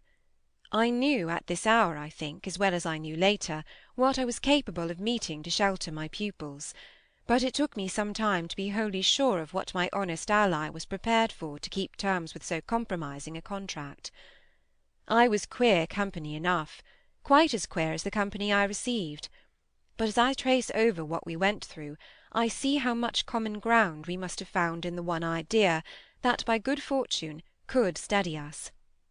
It was the idea, the second movement, that led me straight out, as I may say, of the inner chamber of my dread. I could take the air in the court at least, and there Mrs. Grose could join me. Perfectly can I recall now the particular way strength came to me before we separated for the night. We had gone over and over every feature of what I had seen. "He was looking for some one else, you say? Some one who was not you?" "He was looking for little Miles." A portentous clearness now possessed me. "That's what he was looking for." "But how do you know?" "I know, I know, I know!" My exaltation grew. "And you know, my dear." She didn't deny this, but I required, I felt, not even so much telling as that. She resumed in a moment, at any rate. "What if he should see him?" "Little Miles? That's what he wants." She looked immensely scared again. "The child?" "Heaven forbid! The man. He wants to appear to them." That he might was an awful conception, and yet somehow I could keep it at bay; which, moreover, as we lingered there, was what I succeeded in practically proving. I had an absolute certainty that I should see again what I had already seen, but something within me said that by offering myself bravely as the sole subject of such experience, by accepting, by inviting, by surmounting it all, I should serve as an expiatory victim and guard the tranquillity of my companions. The children in especial I should thus fence about and absolutely save. I recall one of the last things I said that night to Mrs. Grose. "It does strike me that my pupils have never mentioned." She looked at me hard as I musingly pulled up. "His having been here, and the time they were with him?" "The time they were with him, and his name, his presence, his history in any way." "Oh, the little lady doesn't remember. She never heard or knew." "The circumstances of his death?" I thought with some intensity. Perhaps not. But Miles would remember. Miles would know. "Oh, don't try him," broke from Mrs. Grose. I returned her the look she had given me. "Don't be afraid." I continued to think. It is rather odd. "That he has never spoken of him?" "Never by the least allusion. And you tell me they were great friends?" "Oh, it wasn't him," Mrs. Grose with emphasis declared. "It was Quint's own fancy. To play with him, I mean, to spoil him." She paused a moment, then she added, "Quint was much too free." This gave me, straight from my vision of his face, such a face, a sudden sickness of disgust. Too free with my boy? "Too free with every one." I forbore for the moment to analyse this description further than by the reflection that a part of it applied to several of the members of the household, of the half-dozen maids and men who were still of our small colony. But there was everything for our apprehension in the lucky fact that no discomfortable legend, no perturbation of scullions, had ever within anyone's memory attached to the kind old place. It had neither bad name nor ill fame, and Mrs. Grose, most apparently, only desired to cling to me and to quake in silence. I even put her, the very last thing of all, to the test. It was when, at midnight, she had her hand on the schoolroom door to take leave. "I have it from you, then, for it's of great importance, that he was definitely and admittedly bad." "Oh, not admittedly. I knew it, but the master didn't." "And you never told him?" "Well, he didn't like tale-bearing. He hated complaints. He was terribly short with anything of that kind, and if people were all right to him—" "He wouldn't be bothered with more?" This squared well enough with my impressions of him. He was not a trouble-loving gentleman, nor so very particular, perhaps, about some of the company he kept. All the same, I pressed my interlocutress. "I promise you I would have told." She felt my discrimination. "I dare say I was wrong. But really I was afraid." "Afraid of what?" "Of things that man could do. Quint was so clever, he was so deep." I took this in still more than, probably, I showed. "You weren't afraid of anything else? Not of his effect?" "His effect?" she repeated with a face of anguish, and waiting while I faltered. "On innocent little precious lives. They were in your charge." "No, they were not in mine," she roundly and distressfully returned. "The master believed in him, and placed him here because he was supposed to not be well and the country air so good for him. So he had everything to say. Yes," she let me have it, "even about them." "Them! That creature!" I had to smother a kind of howl. "And you could bear it?" "No, I couldn't, and I can't now." And the poor woman burst into tears. A rigid control, from the next day, was, as I have said, to follow them. And yet how often and how passionately for a week we came back together to the subject. Much as we had discussed it that Sunday night, I was, in the immediate later hours in especial, for it may be imagined whether I slept, still haunted with the shadow of something she had not told me. I myself had kept back nothing, but there was a word Mrs. Grose had kept back. I was sure, moreover, by morning, that this was not from a failure of frankness, but because on every side there were fears. It seems to me, indeed, in retrospect, that by the time the morrow's sun was high, I had restlessly read into the fact before us almost all the meaning they were to receive from subsequent and more cruel occurrences. What they gave me above all was just the sinister figure of the living man, the dead one would keep a while, and of the months he had continuously passed at Bly, which, added up, made a formidable stretch.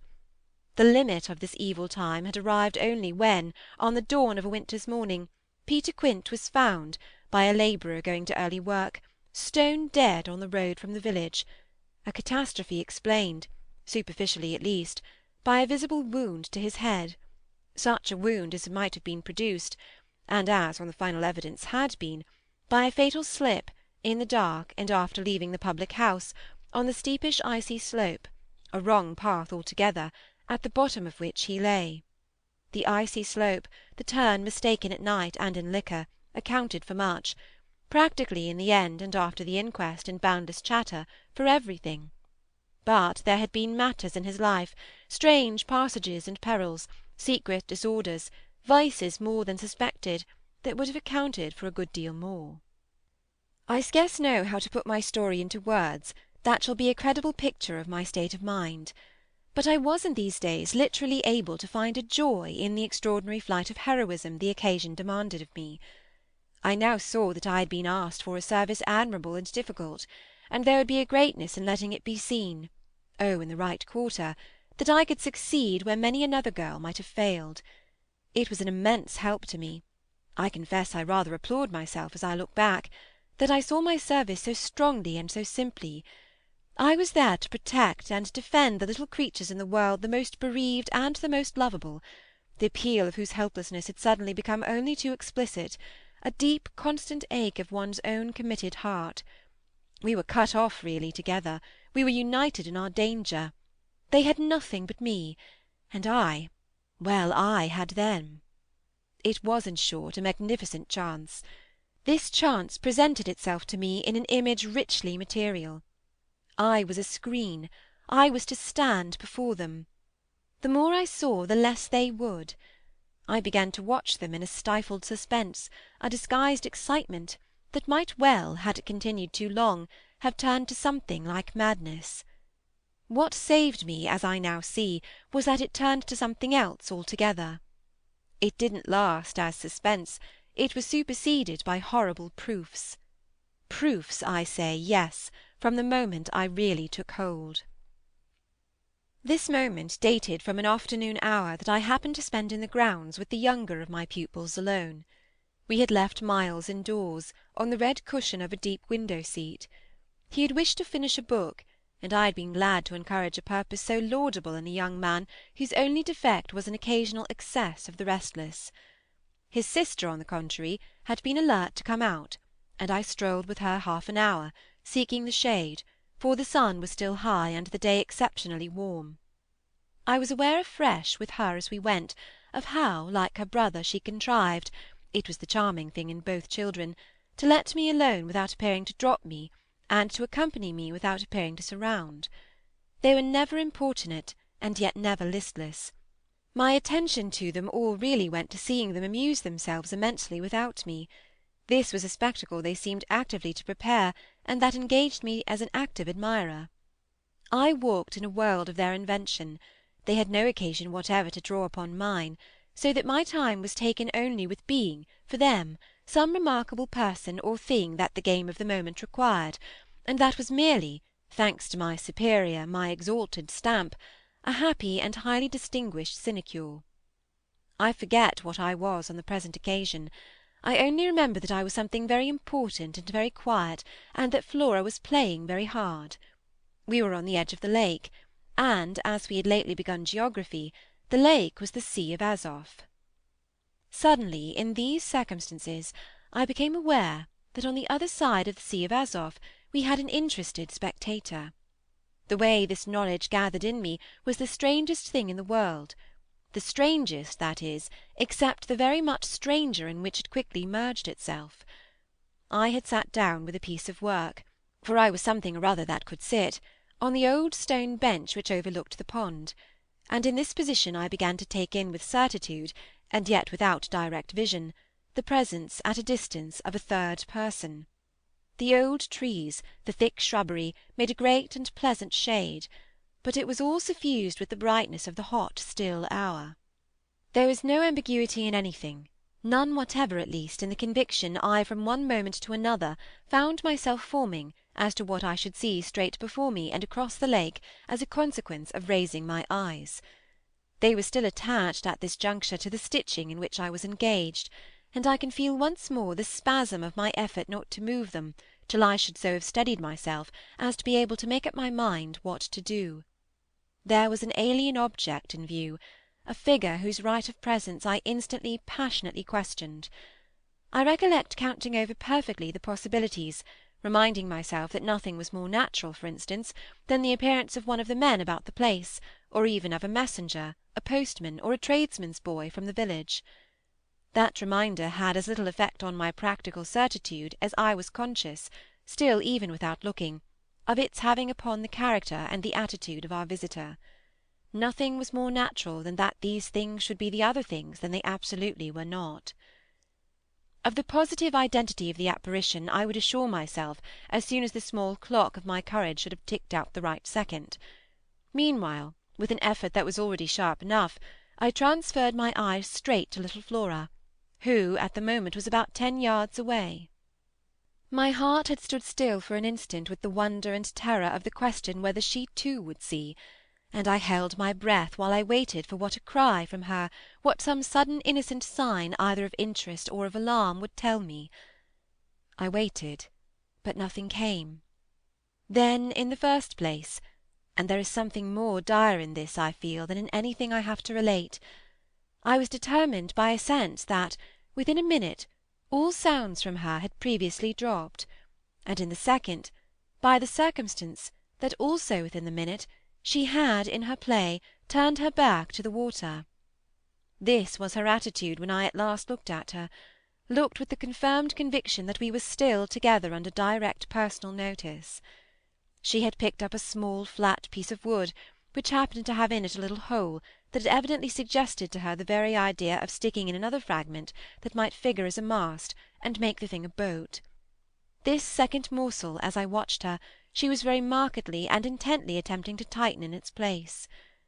My apprehension of what she was doing sustained me so, that after some seconds I felt I was ready for more. Then I again shifted my eyes. I faced what I had to face. End of Chapter 6. Chapter 7. I got hold of Mrs. Grose as soon after this as I could, and I can give no intelligible account of how I fought out the interval. Yet I still hear myself cry as I fairly threw myself into her arms. "They know! It's too monstrous! They know! They know!" "And what on earth?" I felt her incredulity as she held me. "Why, all that we know, and heaven knows what else besides."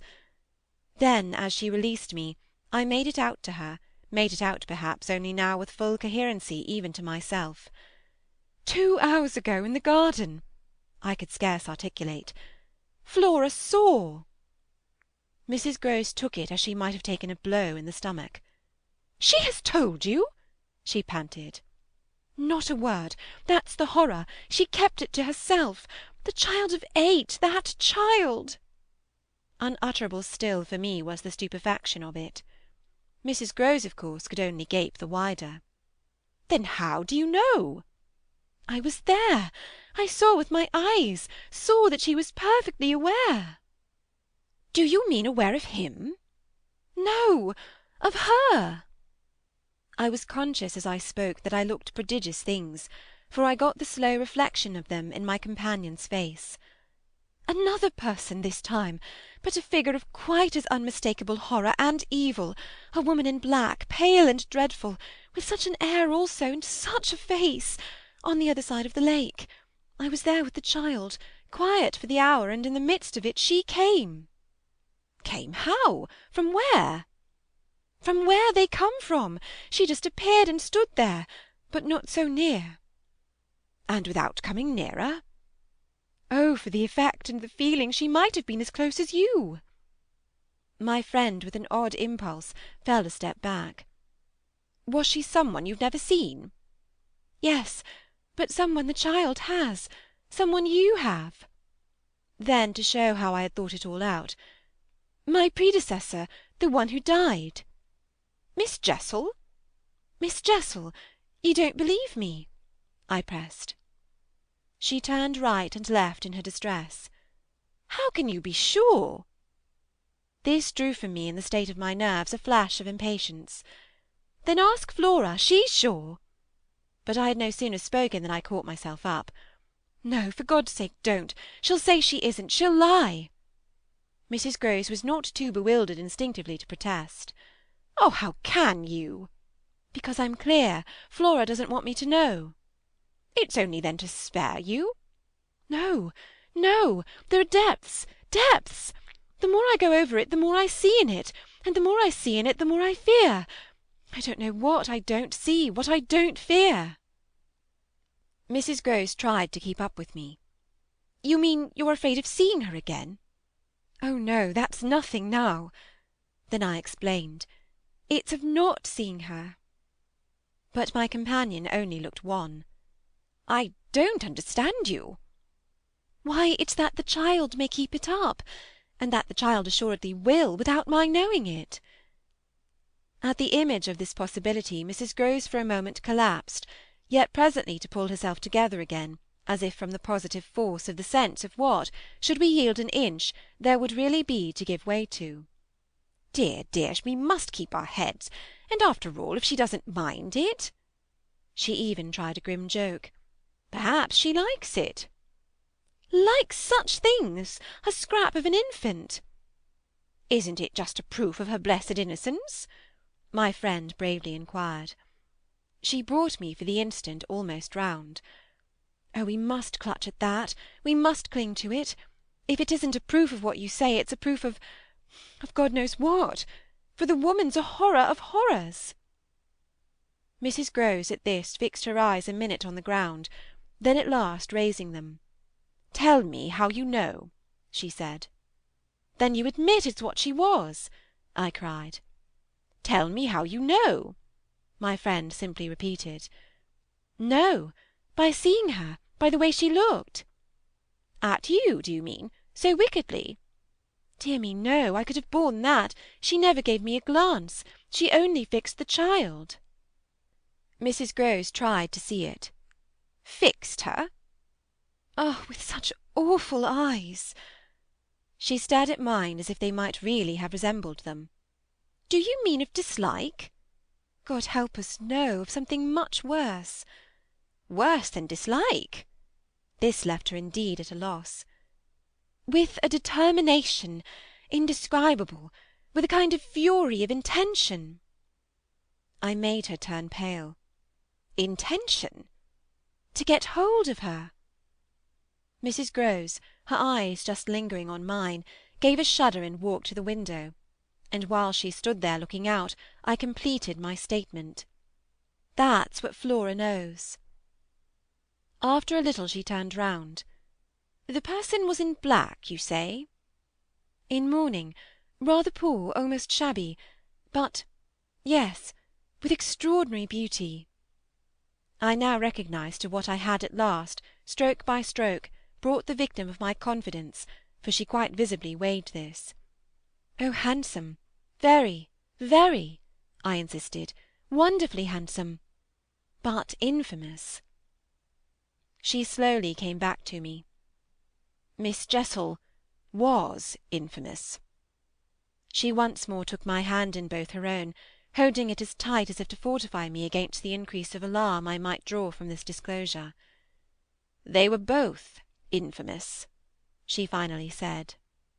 So for a little we faced it once more together, and I found absolutely a degree of help in seeing it now so straight. I appreciate, I said, the great decency of your not having hitherto spoken, but the time has certainly come to give me the whole thing. She appeared to assent to this, but still only in silence, seeing which I went on. I must have it now. Of what did she die?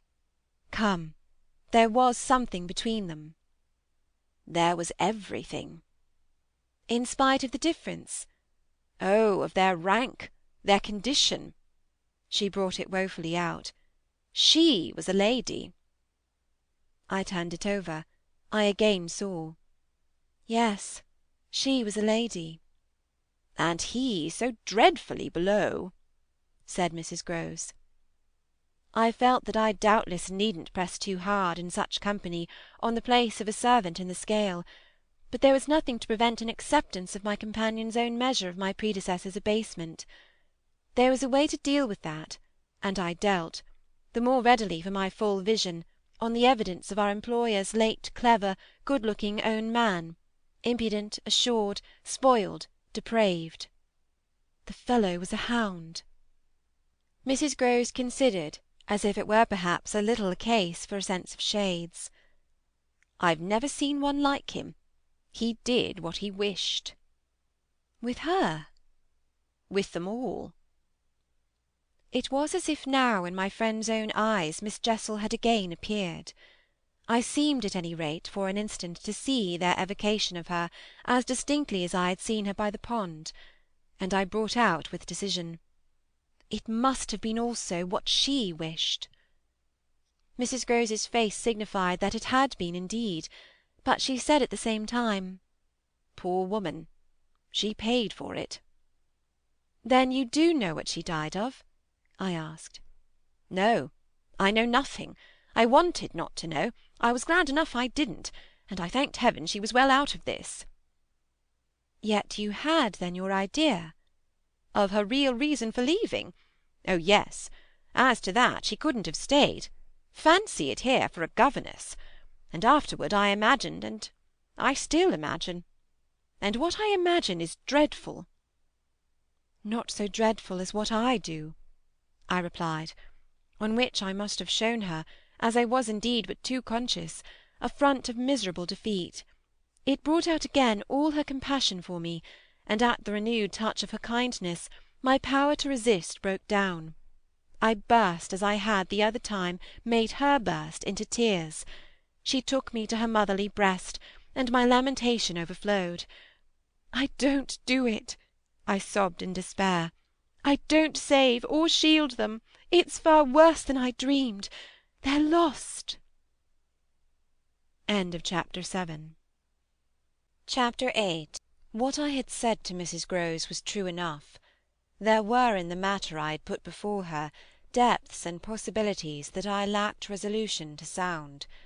So that when we met once more in the wonder of it, we were of a common mind about the duty of resistance to extravagant fancies.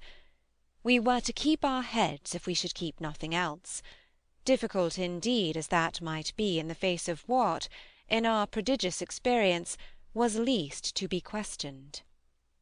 Late that night, while the house slept, we had another talk in my room, when she went all the way with me as to its being beyond doubt that I had seen exactly what I had seen.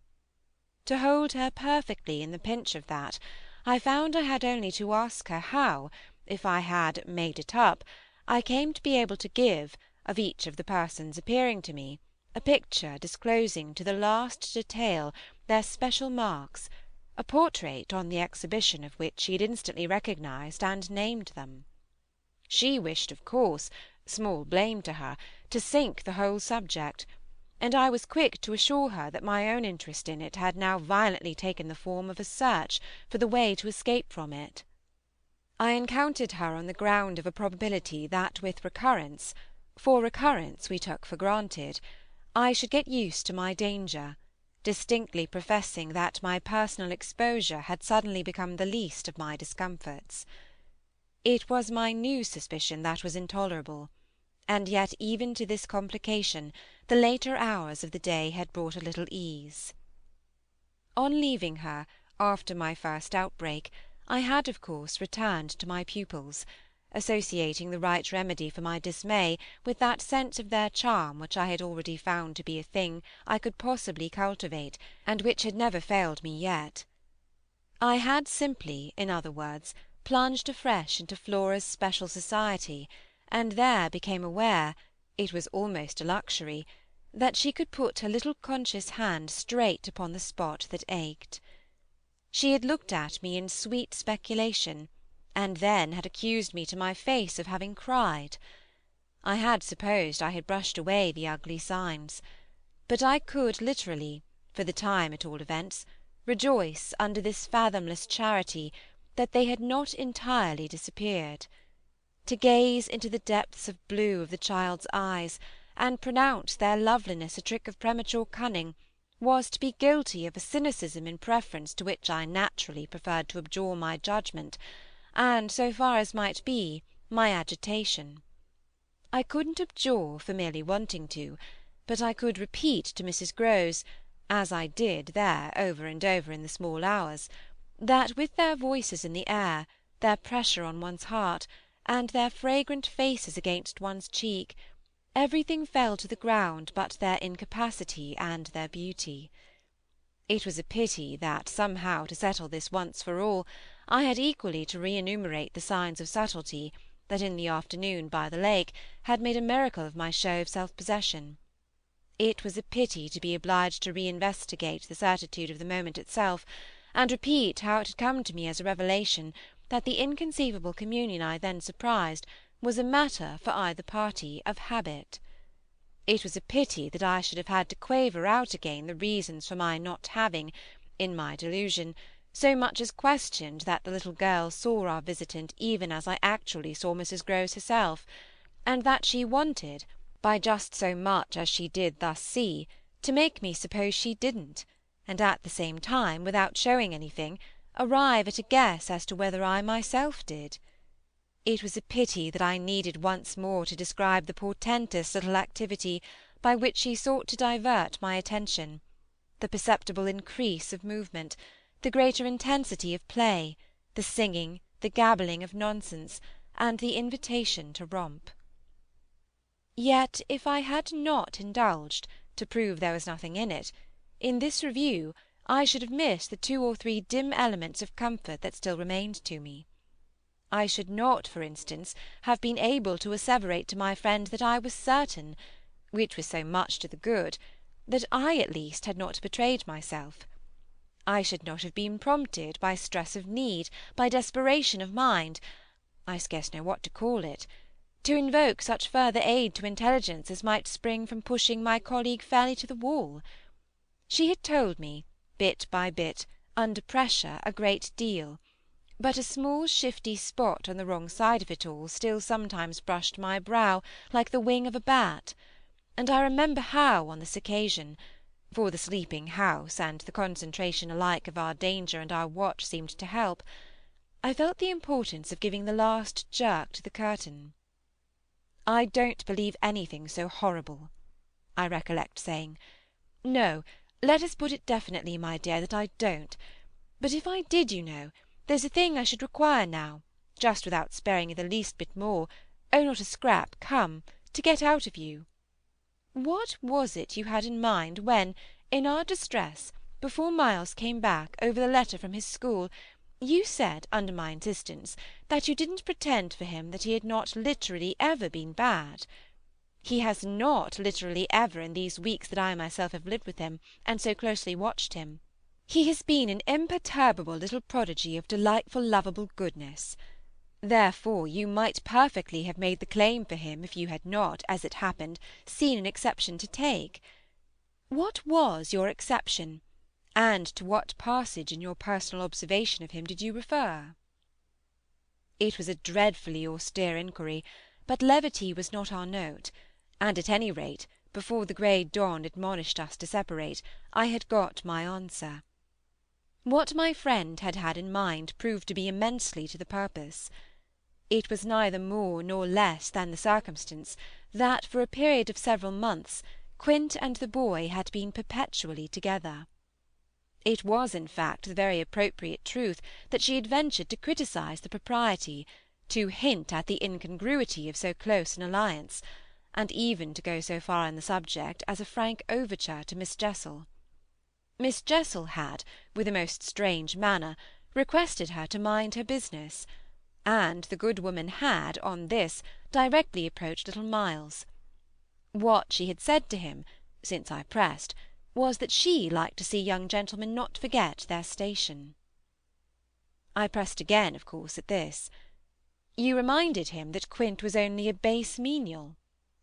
"As you might say, and it was his answer, for one thing, that was bad." "And for another thing?" I waited. He repeated your words to Quint. No, not that. It's just what he wouldn't. She could still impress upon me. I was sure, at any rate, she added, that he didn't. But he denied certain occasions. What occasions? When they had been about together quite as if Quint were his tutor, and a very grand one, and Miss Jessel only for the little lady. When he had gone off with the fellow, I mean, and spent hours with him. He then prevaricated about it? He said he hadn't. Her assent was clear enough to cause me to add in a moment, I see. He lied. Oh! Mrs. Grose mumbled. This was a suggestion that it didn't matter, which indeed she backed up by a further remark. You see, after all, Miss Jessel didn't mind. She didn't forbid him. I considered. Did he put that to you as a justification? At this she dropped again. No, he never spoke of it. Never mentioned her in connection with Quint? She saw, visibly flushing, where I was coming out. Well, he didn't show anything. He denied, she repeated. He denied. Lord, how I pressed her now! So that you could see he knew what was between the two wretches? I don't know. I don't know! The poor woman groaned. You do know, you dear thing, I replied. Only you haven't my dreadful boldness of mind, and you keep back, out of timidity and modesty and delicacy, even the impression that in the past, when you had, without my aid, to flounder about in silence, most of all made you miserable. But I shall get it out of you yet. There was something in the boy that suggested to you, I continued, that he covered and concealed their relation. Oh, he couldn't prevent. You're learning the truth, I dare say. But heavens! I fell with vehemence a-thinking. What it shows that they must to that extent have succeeded in making of him. Oh, nothing that's not nice now, Mrs. Grose lugubriously pleaded. I don't wonder you looked queer, I persisted, when I mentioned to you the letter from his school. I doubt if I looked as queer as you, she retorted with homely force. And if he was so bad then as that comes to, how is he such an angel now? Yes, indeed, and if he was a fiend at school, how? How? Well, I said in my torment, you must put it to me again, but I shall not be able to tell you for some days. Only put it to me again, I cried in a way that made my friend stare. There are directions in which I must not for the present let myself go. Meanwhile I returned to her first example, the one to which she had just previously referred, of the boy's happy capacity for an occasional slip. If Quint, on your remonstrance at the time you speak of, was a base menial, one of the things Miles said to you, I find myself guessing, was that you were another. Again her admission was so adequate that I continued. And you forgave him that? Wouldn't you? Oh, yes. And we exchanged there in the stillness a sound of the oddest amusement. Then I went on. At all events, while he was with the man. Miss Flora was with the woman. It suited them all. It suited me too, I felt, only too well, by which I mean that it suited exactly the particularly deadly view I was in the very act of forbidding myself to entertain. But I so far succeeded in checking the expression of this view that I will throw, just here, no further light on it than may be offered by the mention of my final observation to Mrs. Grose. His having lied and been impudent are, I confess, less engaging specimens than I had hoped to have from you of the outbreak in him of the little natural man. Still, I mused, they must do, for they make me feel more than ever that I must watch. It made me blush the next minute to see in my friend's face how much more unreservedly she had forgiven him than her anecdote struck me as presenting to my own tenderness an occasion for doing. This came out when at the schoolroom door she quitted me. Surely you don't accuse him of carrying on an intercourse that he conceals from me? Ah, remember that, until further evidence, I now accuse nobody. Then, before shutting her out to go by another passage to her own place, I must just wait, I wound up. End of Chapter 8. Chapter 9. I waited and waited, and the days, as they elapsed, took something from my consternation. A very few of them, in fact, passing in constant sight of my pupils, without a fresh incident, sufficed to give to grievous fancies, and even to odious memories, a kind of brush of the sponge. I have spoken of the surrender to their extraordinary childish grace as a thing I could actively cultivate, and it may be imagined if I neglected now to address myself to this source for whatever it would yield. Stranger than I can express certainly was the effort to struggle against my new lights. It would doubtless have been, however, a greater tension still, had it not been so frequently successful. I used to wonder how my little charges could help guessing that I thought strange things about them, and the circumstances that these things only made the more interesting was not by itself a direct aid to keeping them in the dark. I trembled lest they should see that they were so immensely more interesting. Putting things at the worst at all events, as in meditation I so often did, any clouding of their innocence could only be, blameless and foredoomed as they were, a reason the more for taking risks.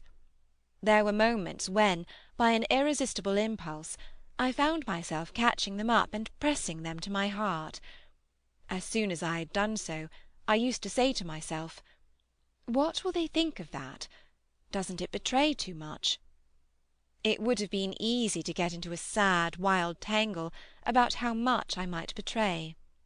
But the real account, I feel, of the hours of peace that I could still enjoy, was that the immediate charm of my companions was a beguilement, still effective even under the shadow of the possibility that it was studied. For if it occurred to me that I might occasionally excite suspicion by the little outbreaks of my sharper passion for them, so too I remember wondering if I mightn't see a queerness in the traceable increase of their own demonstrations. They were at this period extravagantly and preternaturally fond of me, which, after all, I could reflect, was no more than a graceful response in children perpetually bowed over and hugged. The homage of which they were so lavish succeeded, in truth, for my nerves, quite as well as if I never appeared to myself, as I may say, literally to catch them at a purpose in it. They had never, I think, wanted to do so many things for their poor protectress.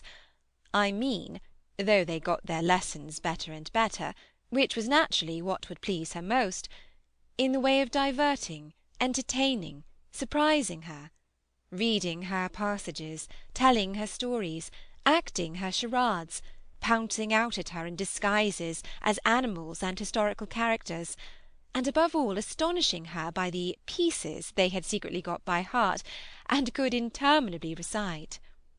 I should never get to the bottom, were I to let myself go even now, of the prodigious private commentary, all under still more private correction, with which in these days I overscored their full hours. They had shown me from the first a facility for everything, a general faculty which, taking a fresh start, achieved remarkable flights. They got their little tasks as if they loved them, and indulged, from the mere exuberance of the gift, in the most unimposed little miracles of memory. They not only popped out at me as tigers and as Romans, but as Shakespearians, astronomers, and navigators. This was so singularly the case that it has presumably much to do with the fact as to which, at the present day, I am at a loss for a different explanation. I allude to my unnatural composure on the subject of another school for Miles. What I remember is that I was content not, for the time, to open the question, and that contentment must have sprung from the sense of his perpetually striking show of cleverness. He was too clever for a bad governess, for a parson's daughter to spoil, and the strangest, if not the brightest thread in the pensive embroidery I just spoke of, was the impression I might have got, if I had dared to work it out, that he was under some influence operating in his small intellectual life as a tremendous incitement. If it was easy to reflect, however, that such a boy could postpone school, it was at least as marked that for such a boy to have been kicked out by a schoolmaster was a mystification without end. Let me add that in their company now, and I was careful almost never to be out of it, I could follow no scent very far. We lived in a cloud of music and love and success and private theatricals. The musical sense in each of the children was of the quickest, but the elder in especial had a marvellous knack of catching and repeating. The schoolroom piano broke into all gruesome fancies, and when that failed, there were confabulations in corners, with a sequel of one of them going out in the highest spirits in order to come in as something new.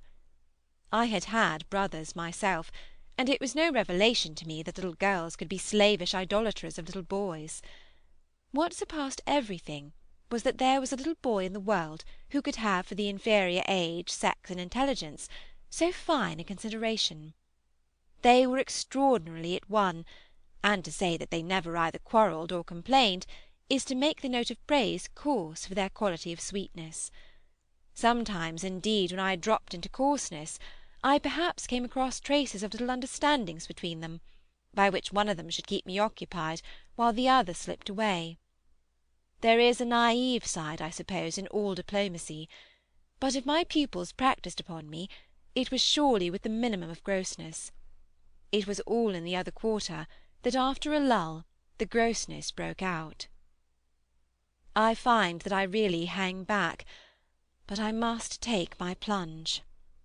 In going on with the record of what was hideous at Bly, I not only challenge the most liberal faith, for which I little care, but, and this is another matter, I renew what I myself suffered, I again push my way through it to the end.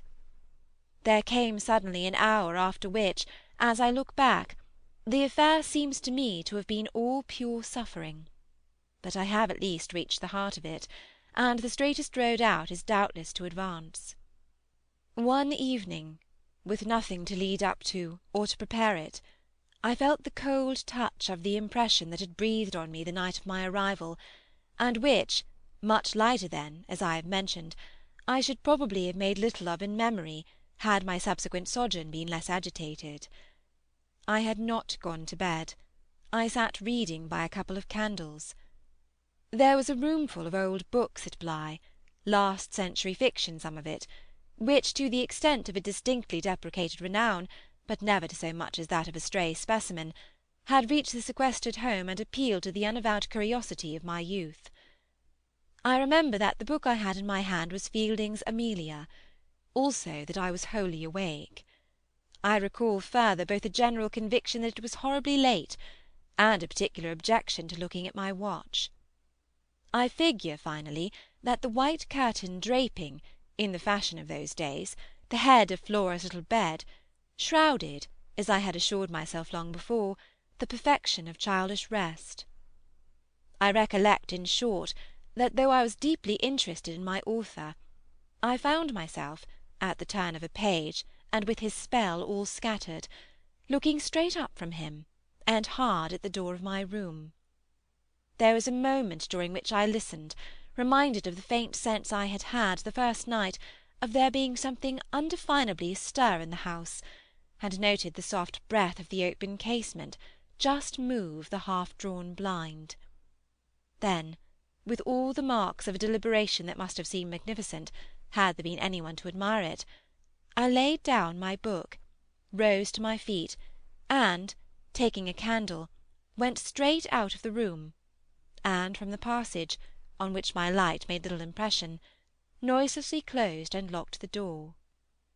I can say now neither what determined nor what guided me, but I went straight along the lobby, holding my candle high, till I came within sight of the tall window that presided over the great turn of the staircase. At this point I precipitately found myself aware of three things. They were practically simultaneous, yet they had flashes of succession. My candle, under a bold flourish, went out, and I perceived by the uncovered window that the yielding dusk of earliest morning rendered it unnecessary. Without it, the next instant, I saw that there was someone on the stair. I speak of sequences, but I required no lapse of seconds to stiffen myself for a third encounter with Quint. The apparition had reached the landing half-way up, and was therefore on the spot nearest the window, where at sight of me it stopped short and fixed me exactly as it had fixed me from the tower and from the garden. He knew me as well as I knew him, and so, in the cold faint twilight, with a glimmer in the high glass, and another on the polish of the oak stair below, we faced each other in our common intensity. He was absolutely on this occasion a living, detestable, dangerous presence. But that was not the wonder of wonders. I reserve this distinction for quite another circumstance. The circumstance that dread had unmistakably quitted me, and that there was nothing in me there that didn't meet and measure him. I had plenty of anguish after that extraordinary moment, but I had, thank God, no terror. And he knew I had not. I found myself at the end of an instant magnificently aware of this. I felt, in a fierce rigour of confidence, that if I stood my ground a minute I should cease, for the time at least, to have him to reckon with; and during the minute, accordingly, the thing was as human and hideous as a real interview. Hideous just because it was human as to have met alone in the small hours in a sleeping house some enemy, some adventurer, some criminal. It was the dead silence of our long gaze at such close quarters that gave the whole horror, huge as it was, its only note of the unnatural. If I had met a murderer in such a place and at such an hour, we still at least would have spoken. Something would have passed in life between us. If nothing had passed, one of us would have moved. The moment was so prolonged that it would have taken but little more to make me doubt if even I were in life. I can't express what followed it, save by saying that the silence itself, which was indeed in a manner an attestation of my strength, became the element into which I saw the figure disappear, in which I definitely saw it turn, as I might have seen the low wretch to which it had once belonged turn, on receipt of an order, and pass, with my eyes on the villainous back that no hunch could have more disfigured, straight down the staircase, and into the darkness in which the next bend was lost. End of Chapter 9. Chapter 10. I remained a while at the top of the stair, but with the effect presently of understanding that when my visitor had gone, he had gone. Then I returned to my room. The foremost thing I saw there by the light of the candle I had left burning was that Flora's little bed was empty, and on this I caught my breath with all the terror that 5 minutes before I had been able to resist. I dashed at the place in which I had left her lying, and over which, for the small silk counterpane and the sheets were disarranged, the white curtains had been deceivingly pulled forward. Then my step, to my unutterable relief, produced an answering sound.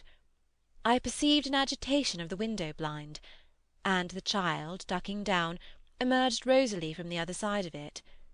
She stood there in so much of her candour, and so little of her nightgown, with her pink bare feet and the golden glow of her curls.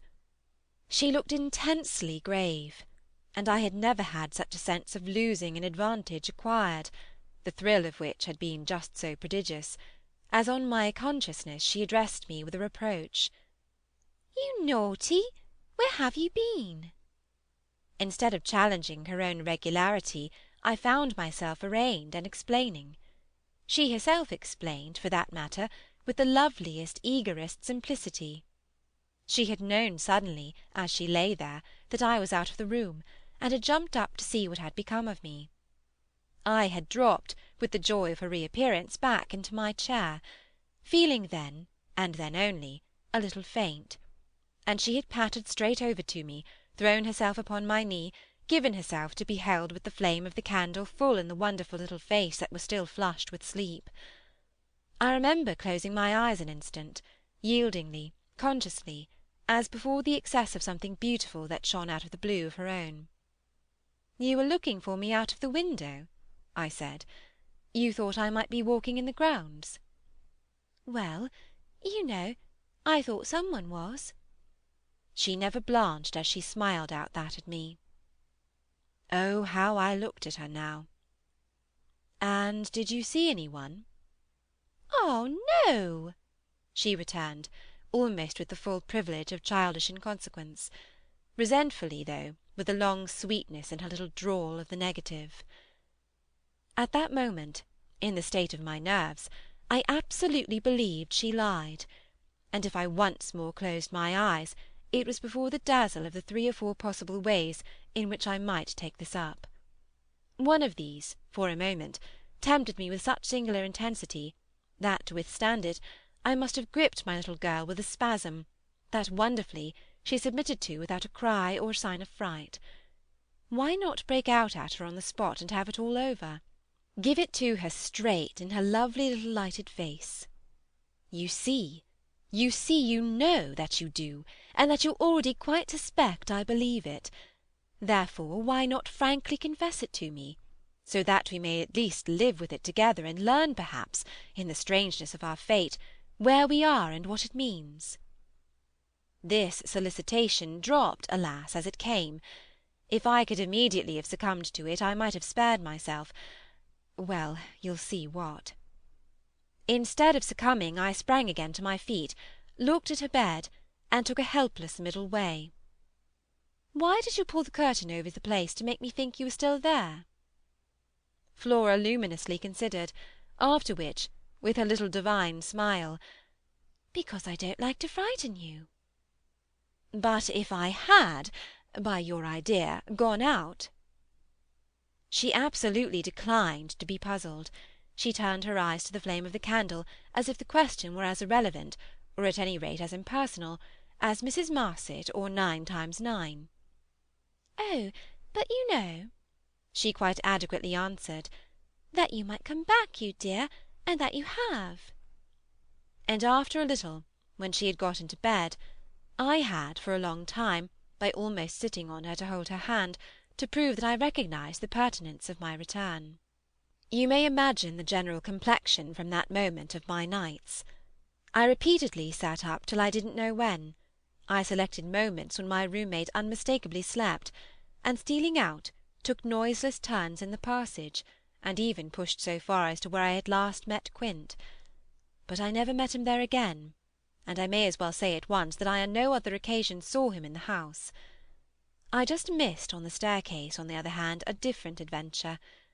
Looking down it from the top, I once recognised the presence of a woman, seated on one of the lower steps with her back presented to me, her body half bowed, and her head in an attitude of woe in her hands.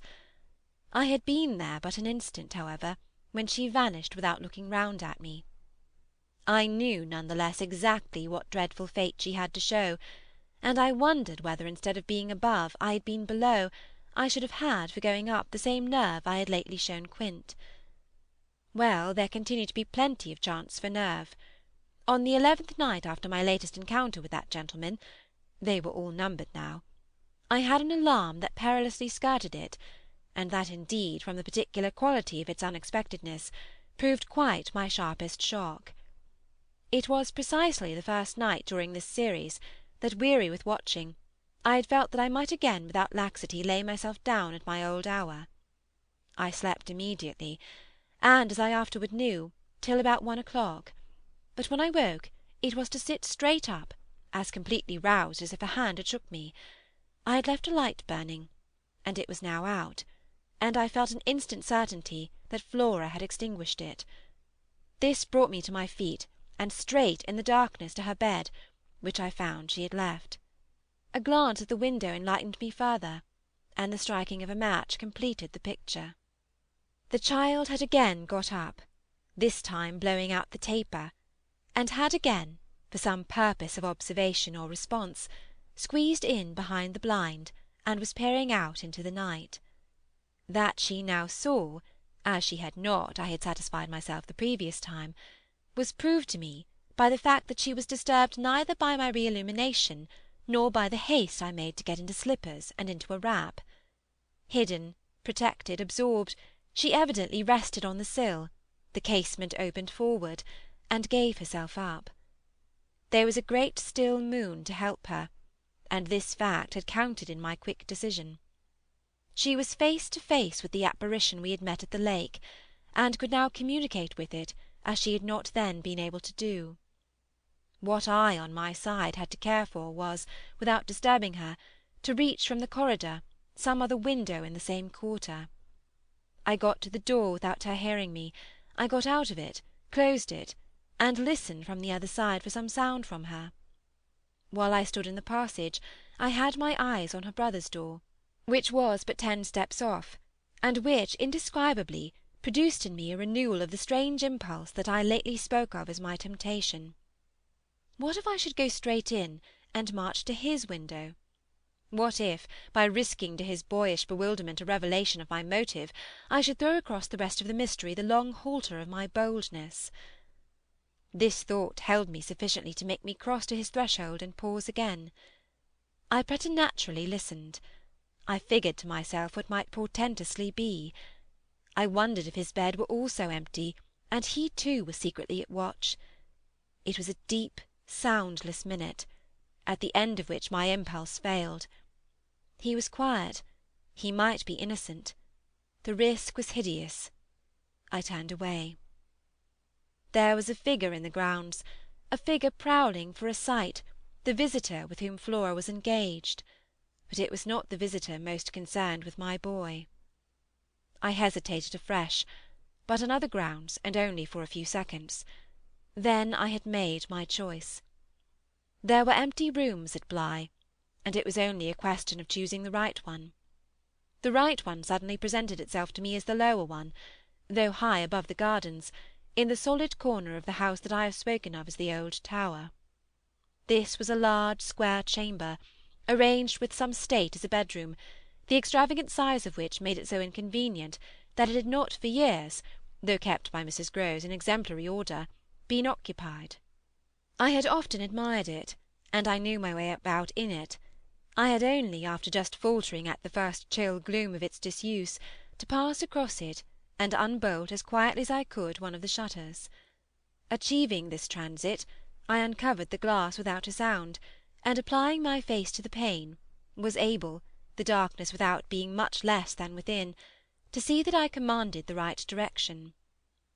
Then I saw something more. The moon made the night extraordinarily penetrable, and showed me on the lawn a person, diminished by distance, who stood there motionless, and as fascinated, looking up to where I had appeared; looking, that is, not so much straight at me as at something that was apparently above me. There was clearly another person above me, there was a person on the tower, but the presence on the lawn was not in the least what I had conceived and had confidently hurried to meet. The presence on the lawn, I felt sick as I made it out, was poor little Miles himself. End of Chapter 10. Chapter 11. It was not till late next day that I spoke to Mrs. Grose. The rigour with which I kept my pupil in sight, making it often difficult to meet her privately, and the more as we each felt the importance of not provoking, on the part of the servants quite as much as on that of the children, any suspicion of a secret flurry or that of a discussion of mysteries. I drew a great security in this particular from her mere smooth aspect. There was nothing in her fresh face to pass on to others my horrible confidences. She believed me, I was sure, absolutely. If she hadn't, I don't know what would have become of me, for I couldn't have borne the business alone. But she was a magnificent monument to the blessing of a want of imagination, and if she could see in our little charges nothing but their beauty and amiability, their happiness and cleverness, she had no direct communication with the sources of my trouble. If they had been at all visibly blighted or battered, she would doubtless have grown, on tracing it back, haggard enough to match them. As matters stood, however, I could feel her, when she surveyed them, with her large white arms folded, and the habit of serenity in all her look, thank the Lord's mercy that if they were ruined, the pieces would still serve. Flights of fancy gave place in her mind to a steady fireside glow, and I had already begun to perceive how, with the development of the conviction that, as time went on without a public accident, our young things could, after all, look out for themselves, she addressed her greatest solicitude to the sad case presented by their instructress. That, for myself, was a sound simplification. I could engage that, to the world, my face should tell no tales, but it would have been, in the conditions, an immense added strain to find myself anxious about hers.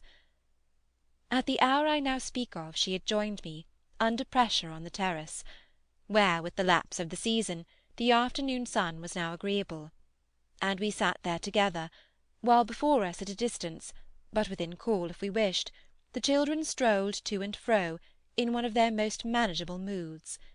They moved slowly, in unison, below us over the lawn, the boy, as they went, reading aloud from a story-book, and passing his arm round his sister to keep her quite in touch. Mrs. Grose watched them with a positive placidity. Then I caught the suppressed intellectual creak with which she conscientiously turned to take from me a view of the back of the tapestry. I had made her a receptacle of lurid things, but there was an odd recognition of my superiority, my accomplishments and my function, in her patience under my pain. She offered her mind to my disclosure as, had I wished to mix a witch's broth and proposed it with assurance, she would have held out a large clean saucepan. This had become thoroughly her attitude by the time that, in my recital of the events of the night, I reached the point of what Miles had said to me, when, after seeing him at such a monstrous hour, almost on the very spot where he happened now to be, I had gone down to bring him in, choosing then at the window, with a concentrated need of not alarming the house, rather that method than a signal more resonant. I had left her meanwhile in little doubt of my small hope of representing with success, even to her actual sympathy, my sense of the real splendour of the little inspiration, with which, after I had got him into the house, the boy met my final articulate challenge. As soon as I appeared in the moonlight on the terrace, he had come to me as straight as possible, on which I had taken his hand without a word, and led him, through the dark spaces, up the staircase where Quint had so hungrily hovered for him, along the lobby where I had listened and trembled, and so to his forsaken room. Not a sound on the way had passed between us, and I had wondered, oh, how I had wondered, if he were groping about in his little mind for something plausible and not too grotesque. It would tax his invention certainly, and I felt this time over his real embarrassment a curious thrill of triumph. It was a sharp trap for the inscrutable. He couldn't play any longer at innocence, so how the deuce would he get out of it? There beat in me, indeed, with the passionate throb of this question, an equal dumb appeal as to how the deuce I should. I was confronted at last, as never yet, with all the risk attached even now to sounding my own horrid note. I remember, in fact, that as we pushed into his little chamber, where the bed had not been slept in at all, and the window, uncovered to the moonlight, made the place so clear that there was no need of striking a match, I remember how I had suddenly dropped, sank upon the edge of the bed from the force of the idea that he must know how he really, as they say, had me. He could do what he liked, with all his cleverness to help him, so long as I should continue to defer to the old tradition of the criminality of those caretakers of the young who minister to superstitions and fears. He had me indeed, and in a cleft stick. For who would ever absolve me? Who would consent that I should go unhung, if by the faintest tremor of an overture I were the first to introduce into our perfect intercourse an element so dire? No, no, it was useless to attempt to convey to Mrs. Grose, just as it is scarcely less so to attempt to suggest here, how, in our short stiff brush in the dark, he fairly shook me with admiration. I was, of course, thoroughly kind and merciful. Never, never yet had I placed on his little shoulders hands of such tenderness as those with which, while I rested against the bed, I held him there well under fire. I had no alternative, but in form at least, to put it to him. You must tell me now, and all the truth. What did you go out for? What were you doing there? I can still see his wonderful smile, the whites of his beautiful eyes, and the uncovering of his little teeth shine to me in the dusk. If I tell you why, will you understand? My heart at this leaped into my mouth. Would he tell me why? I found no sound on my lips to press it, and I was aware of replying only with a vague, repeated, grimacing nod. He was gentleness itself, and while I wagged my head at him he stood there, more than ever a little fairy prince. It was his brightness indeed that gave me a respite. Would it be so great if he were really going to tell me? "Well," he said at last, "just exactly in order that you should do this." "Do what?" "Think me, for a change, bad." I shall never forget the sweetness and gaiety with which he brought out the word, nor how, on top of it, he bent forward and kissed me. It was practically the end of everything. I met his kiss, and I had to make, while I folded him for a minute in my arms, the most stupendous effort not to cry. He had given exactly the account of himself that permitted least of my going behind it, and it was only with the effect of confirming my acceptance of it that, as I presently glanced about the room, I could say, "Then you didn't undress at all?"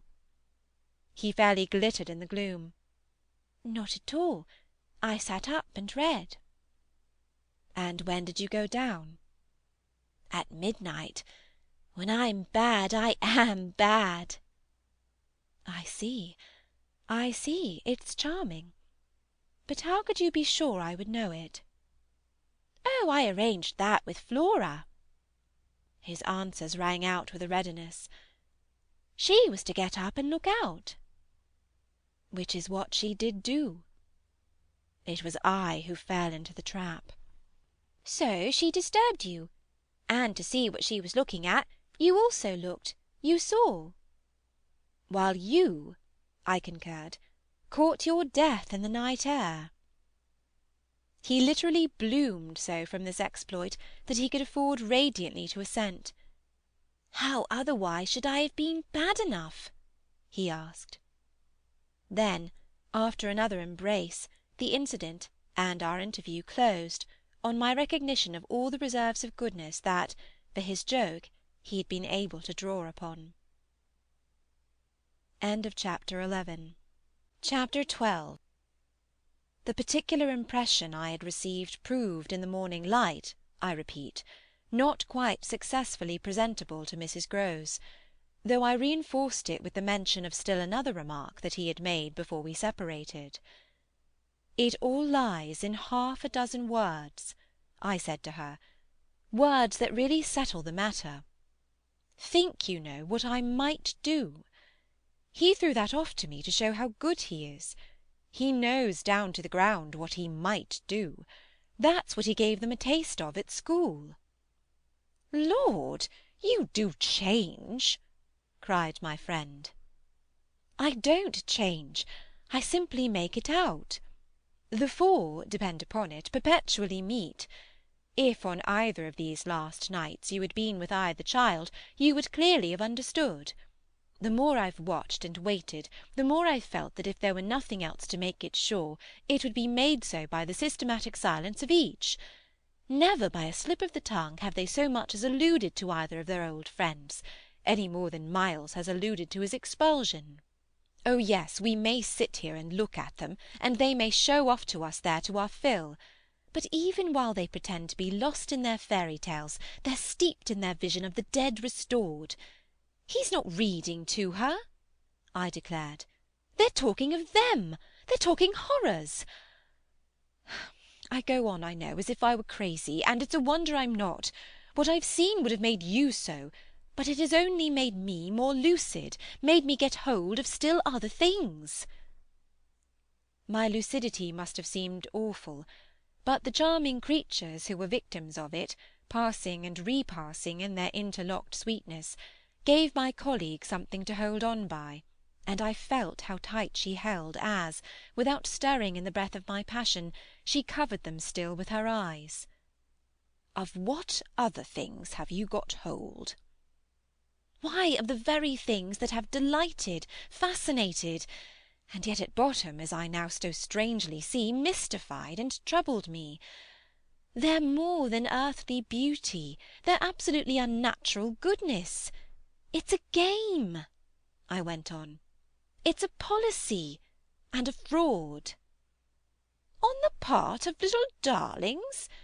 "As yet mere lovely babies. Yes, mad as that seems." The very act of bringing it out really helped me to trace it, follow it all up and piece it all together. "They haven't been good, they've only been absent. It has been easy to live with them, because they're simply leading a life of their own. They're not mine, they're not ours. They're his and they're hers." "Quince, and that woman's?" "Quince and that woman's. They want to get to them." Oh, how at this poor Mrs. Grose appeared to study them! "But for what?" "For the love of all the evil that in those dreadful days the pair put into them. And to ply them with that evil still, to keep up the work of demons, is what brings the others back." "Laws!" said my friend under her breath. The exclamation was homely, but it revealed a real acceptance of my further proof of what, in the bad time, for there had been a worse even than this, must have occurred. There could have been no such justification for me as the plain assent of her experience to whatever depth of depravity I found credible in our brace of scoundrels. It was in obvious submission of memory that she brought out after a moment. "They were rascals, but what can they do now?" she pursued.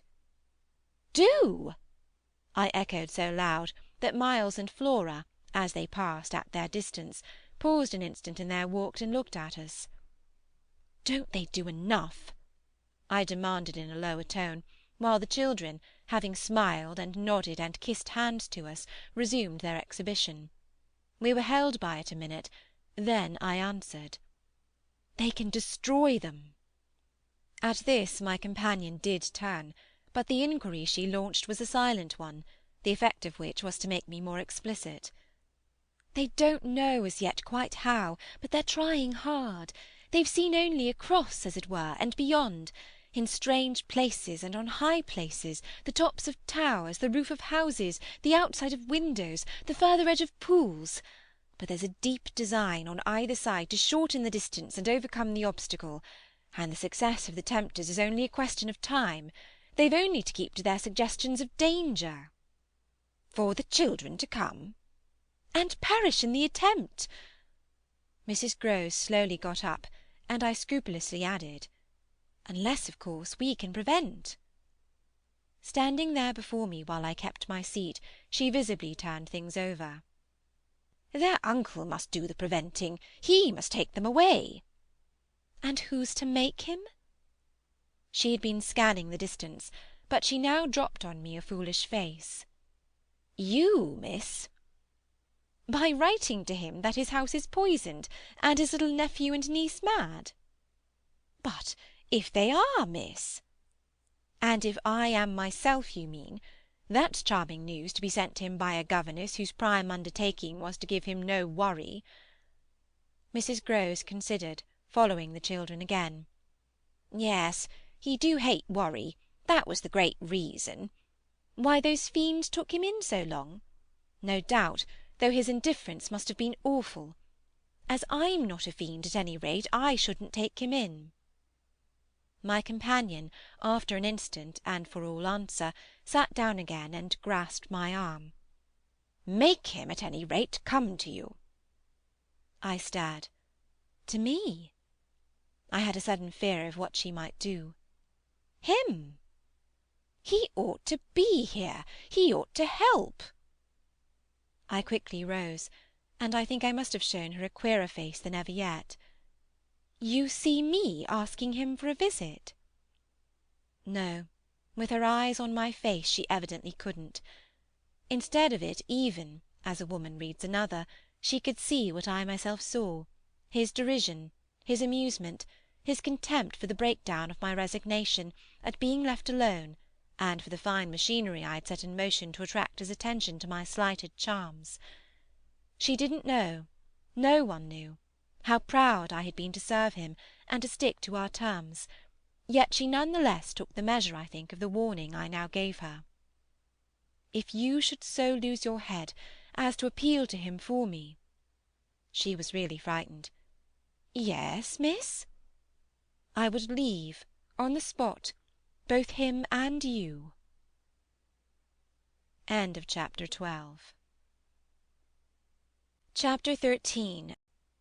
It was all very well to join them, but speaking to them proved quite as much as ever an effort beyond my strength.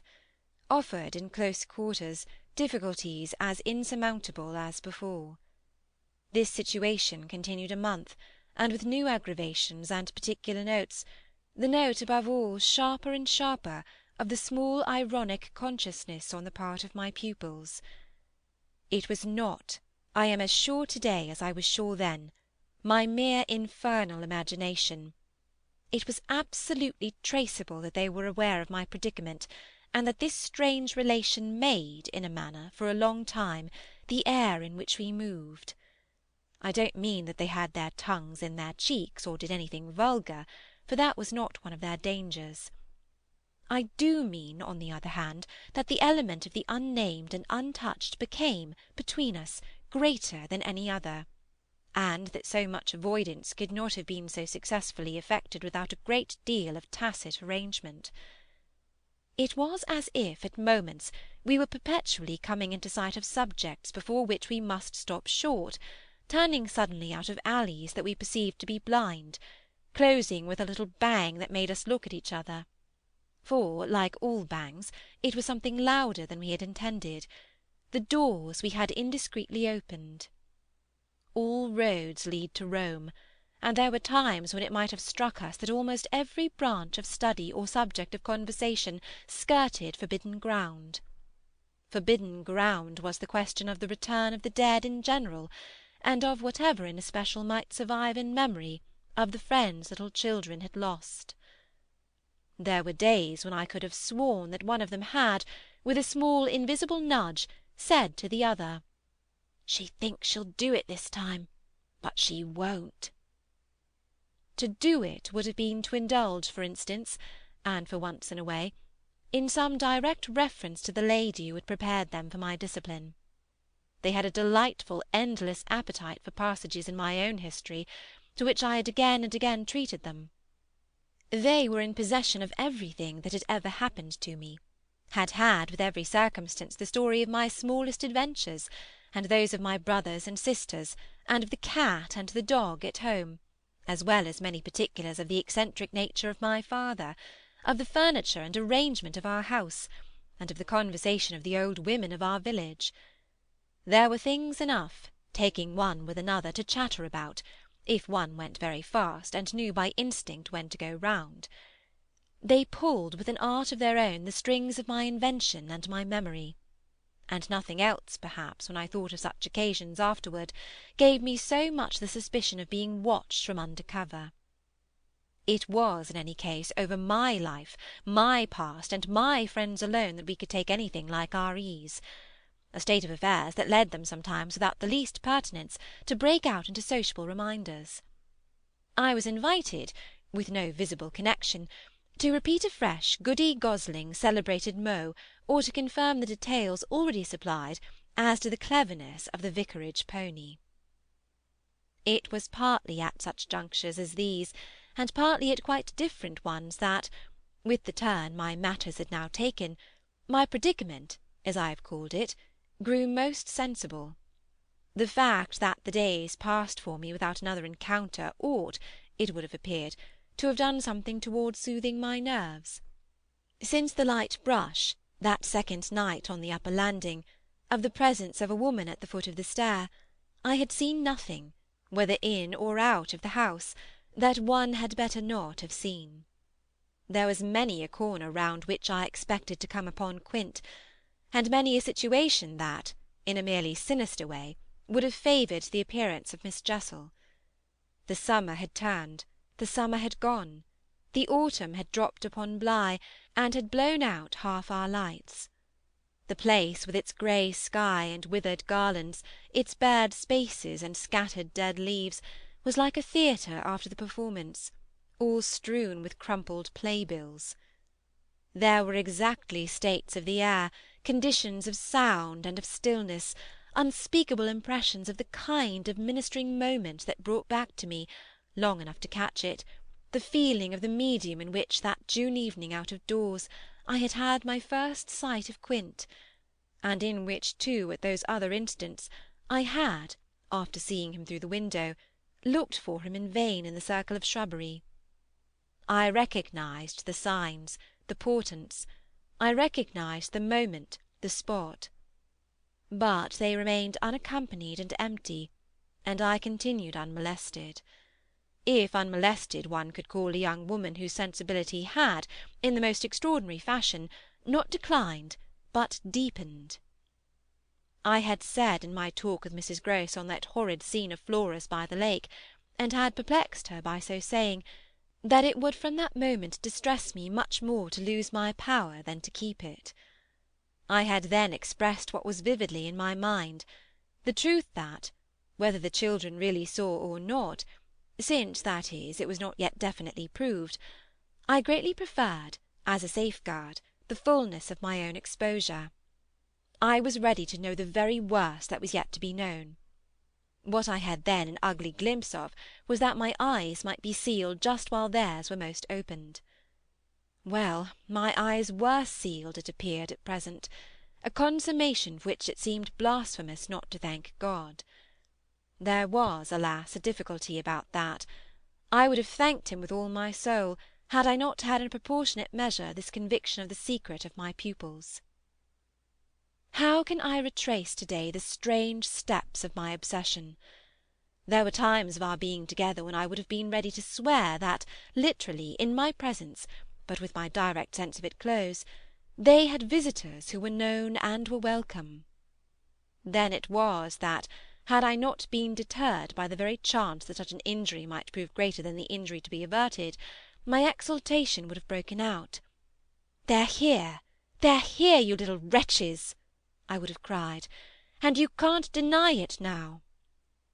The little wretches denied it with all the added volume of their sociability and their tenderness, in just the crystal depths of which, like the flash of a fish in a stream, the mockery of their advantage peeped up. The shock, in truth, had sunk into me still deeper than I knew on the night when, looking out to see either Quint or Miss Jessel under the stairs, I had beheld the boy over whose rest I watched, and who had immediately brought in with him, had straightway there turned it on me, the lovely upward look with which, from the battlements above me, the hideous apparition of Quint had played. If it was a question of a scare, my discovery on this occasion had scared me more than any other, and it was in the condition of nerves produced by it that I made my actual inductions. They harassed me so that sometimes at odd moments I shut myself up audibly to rehearse, it was at once a fantastic relief and a renewed despair, the manner in which I might come to the point. I approached it from one side and the other, while in my room I flung myself about, but I always broke down in the monstrous utterance of names.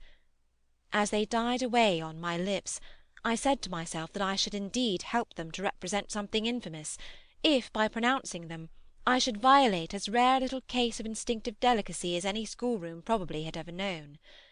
When I said to myself, "They have the manners to be silent, and you, trusted as you are, the baseness to speak," I felt myself crimson, and I covered my face with my hands.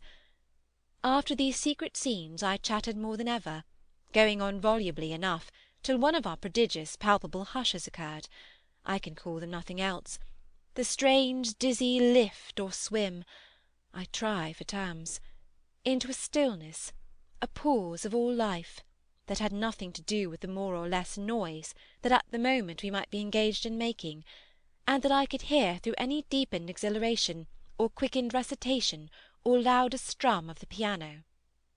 Then it was that the others, the outsiders, were there.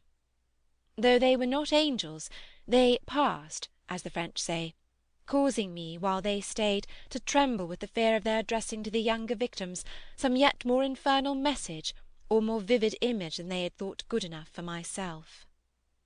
What it was most impossible to get rid of was the cruel idea that, whatever I had seen, Miles and Flora saw more, things terrible and unguessable, and that sprang from dreadful passages of intercourse in the past.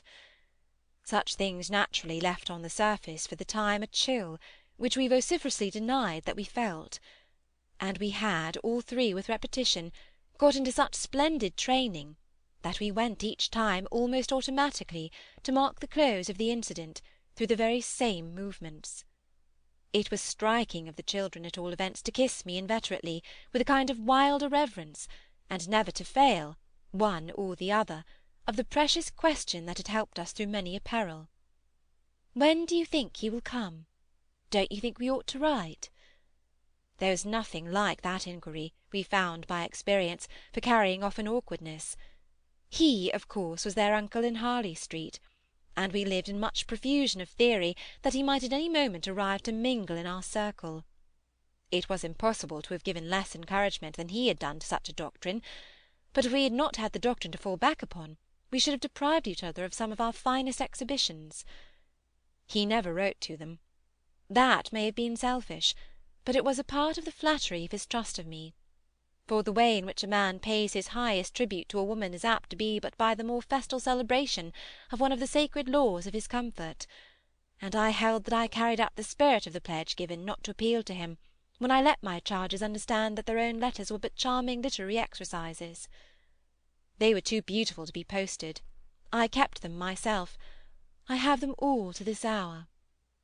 This was a rule indeed which only added to the satiric effect of my being plied with the supposition that he might at any moment be among us. It was exactly as if my charges knew how almost more awkward than anything else that might be for me. There appears to me, moreover, as I look back, no note in all this more extraordinary than the mere fact that, in spite of my tension and of their triumph, I never lost patience with them. Adorable in truth they must have been, I now reflect, that I didn't in those days hate them. Would exasperation, however, if relief had longer been postponed, finally have betrayed me? It little matters, for relief arrived. I call it relief, though it was only the relief that a snap brings to a strain, or the burst of a thunderstorm to a day of suffocation.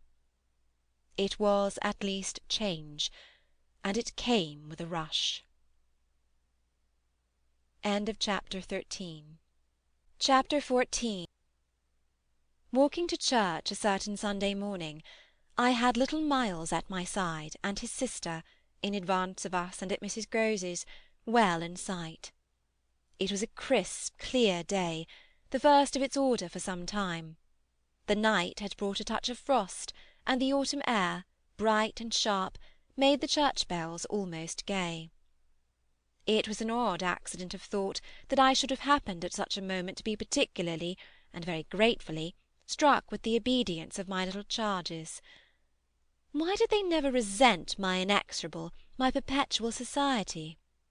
Something or other had brought nearer home to me that I had all but pinned the boy to my shawl, and that in the way our companions were marshalled before me, I might have appeared to provide against some danger of rebellion. I was like a jailor with an eye to possible surprises and escapes. But all this belonged, I mean their magnificent little surrender, just to the special array of the facts that were most abysmal. Turned out for Sunday by his uncle's tailor, who had a free hand and a notion of pretty waistcoats and of his grand little air, Miles's whole title to independence, the rights of his sex and situation, were so stamped upon him that if he had suddenly struck for freedom, I should have had nothing to say. I was, by the strangest of chances, wondering how I should meet him, when the revolution unmistakably occurred. I call it a revolution because I now see how, with the word he spoke, the curtain rose on the last act of my dreadful drama, and the catastrophe was precipitated. "Look here, my dear, you know," he charmingly said, "when in the world, please, am I going back to school?" Transcribed here, the speech sounds harmless enough, particularly as uttered in the sweet, high, casual pipe with which at all interlocutors, but above all at his eternal governess, he threw off intonations as if he were tossing roses. There was something in them that always made one catch, and I caught at any rate now so effectually that I stopped as short as if one of the trees of the park had fallen across the road. There was something new on the spot between us, that he was perfectly aware that I recognised it, though to enable me to do so he had no need to look a whit less candid and charming than usual. I could feel in him how he already, from my at first finding nothing to reply, perceived the advantage he had gained. I was so slow to find anything that he had plenty of time, after a minute, to continue with his suggestive but inconclusive smile. "You know, my dear, that for a fellow to be with a lady always—" His "my dear" was constantly on his lips for me, and nothing could have expressed more the exact shade of the sentiment with which I desired to inspire my pupils than its fond familiarity. It was so respectfully easy. But oh, how I felt that at present I must pick my own phrases! I remember that to gain time I tried to laugh, and I seemed to see in the beautiful face with which he watched me how queer and ugly I looked. "And always with the same lady?" I returned. He neither blanched nor winked. The whole thing was virtually out between us. "Oh, of course, she's a jolly perfect lady, but after all I'm a fellow, don't you see? That's, well, getting on." I lingered there with him an instant ever so kindly. "Yes, you're getting on." Oh, but I felt helpless. I have kept to this day the heart-breaking little idea of how he seemed to know that, and to play with it. "And you can't say I've not been awfully good, can you?" I laid my hand on his shoulder, for though I felt how much better it would have been to walk on, I was not yet quite able. "No, I can't say that, Miles." "Except just that one night, you know." "That one night?" I couldn't look as straight as he. "Why, when I went out of the house." "Oh yes, but I forget what you did it for." "You forget?"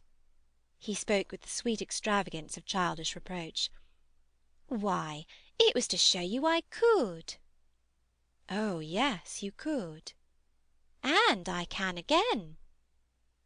I felt that I might perhaps, after all, succeed in keeping my wits about me. "Certainly. But you won't." "No, not that again. It was nothing." "It was nothing," I said. "But we must go on." He resumed our walk with me, passing his hand into my arm. "Then when am I going back?" I wore, in turning it over, my most responsible air. "Were you very happy at school?" He just considered. "Oh, I'm happy enough anywhere." "Well, then," I quavered, "if you're just as happy here—" "Ah, but that isn't everything. Of course, you know a lot." "But you hint that you know almost as much," I risked as he paused. "Not half I want to," Miles honestly professed. "But it isn't so much that." "What is it, then?" "Well, I want to see more life." "I see, I see." We had arrived within sight of the church, and of various persons, including several of the household of Bligh, on their way to it and clustered about the door to see us go in. I quickened our step. I wanted to get there before the question between us opened up much further. I reflected hungrily that, for more than an hour, he would have to be silent, and I thought with envy of the comparative dusk of the pew, and of the almost spiritual help of the hassock on which I might bend my knees. I seemed literally to be running a race with some confusion to which he was about to reduce me, but I felt that he had got in first when, before we had even entered the churchyard, he threw out, "I want my own sort." It literally made me bound forward. "There are not many of your own sort, Miles," I laughed, "unless perhaps dear little Flora." "You really compare me to a baby girl?" This found me singularly weak. "Don't you then love our sweet little Flora?" "If I didn't—and you too— if I didn't—" he repeated, as if retreating for a jump, yet leaving his thought so unfinished that after we had come into the gate, another stop, which he imposed on me by the pressure of his arm, had become inevitable. Mrs. Grose and Flora had passed into the church, and other worshippers had followed, and we were for the minute alone among the old thick graves. We had paused on the path from the gate by a low oblong table-like tomb. "Yes, if you didn't." He looked while I waited at the graves. "Well, you know what." But he didn't move, and he presently produced something that made me drop straight down on the stone slab, as if suddenly to rest. "Does my uncle know what you think?" I markedly rested. "How do you know what I think?" "Oh, well, of course I don't, for it strikes me you never tell me. But I mean, does he know?" "Know what, Miles?" "Why, the way I'm going on." I perceived quickly enough that I could make to his inquiry no answer that would not involve something of a sacrifice of my employer.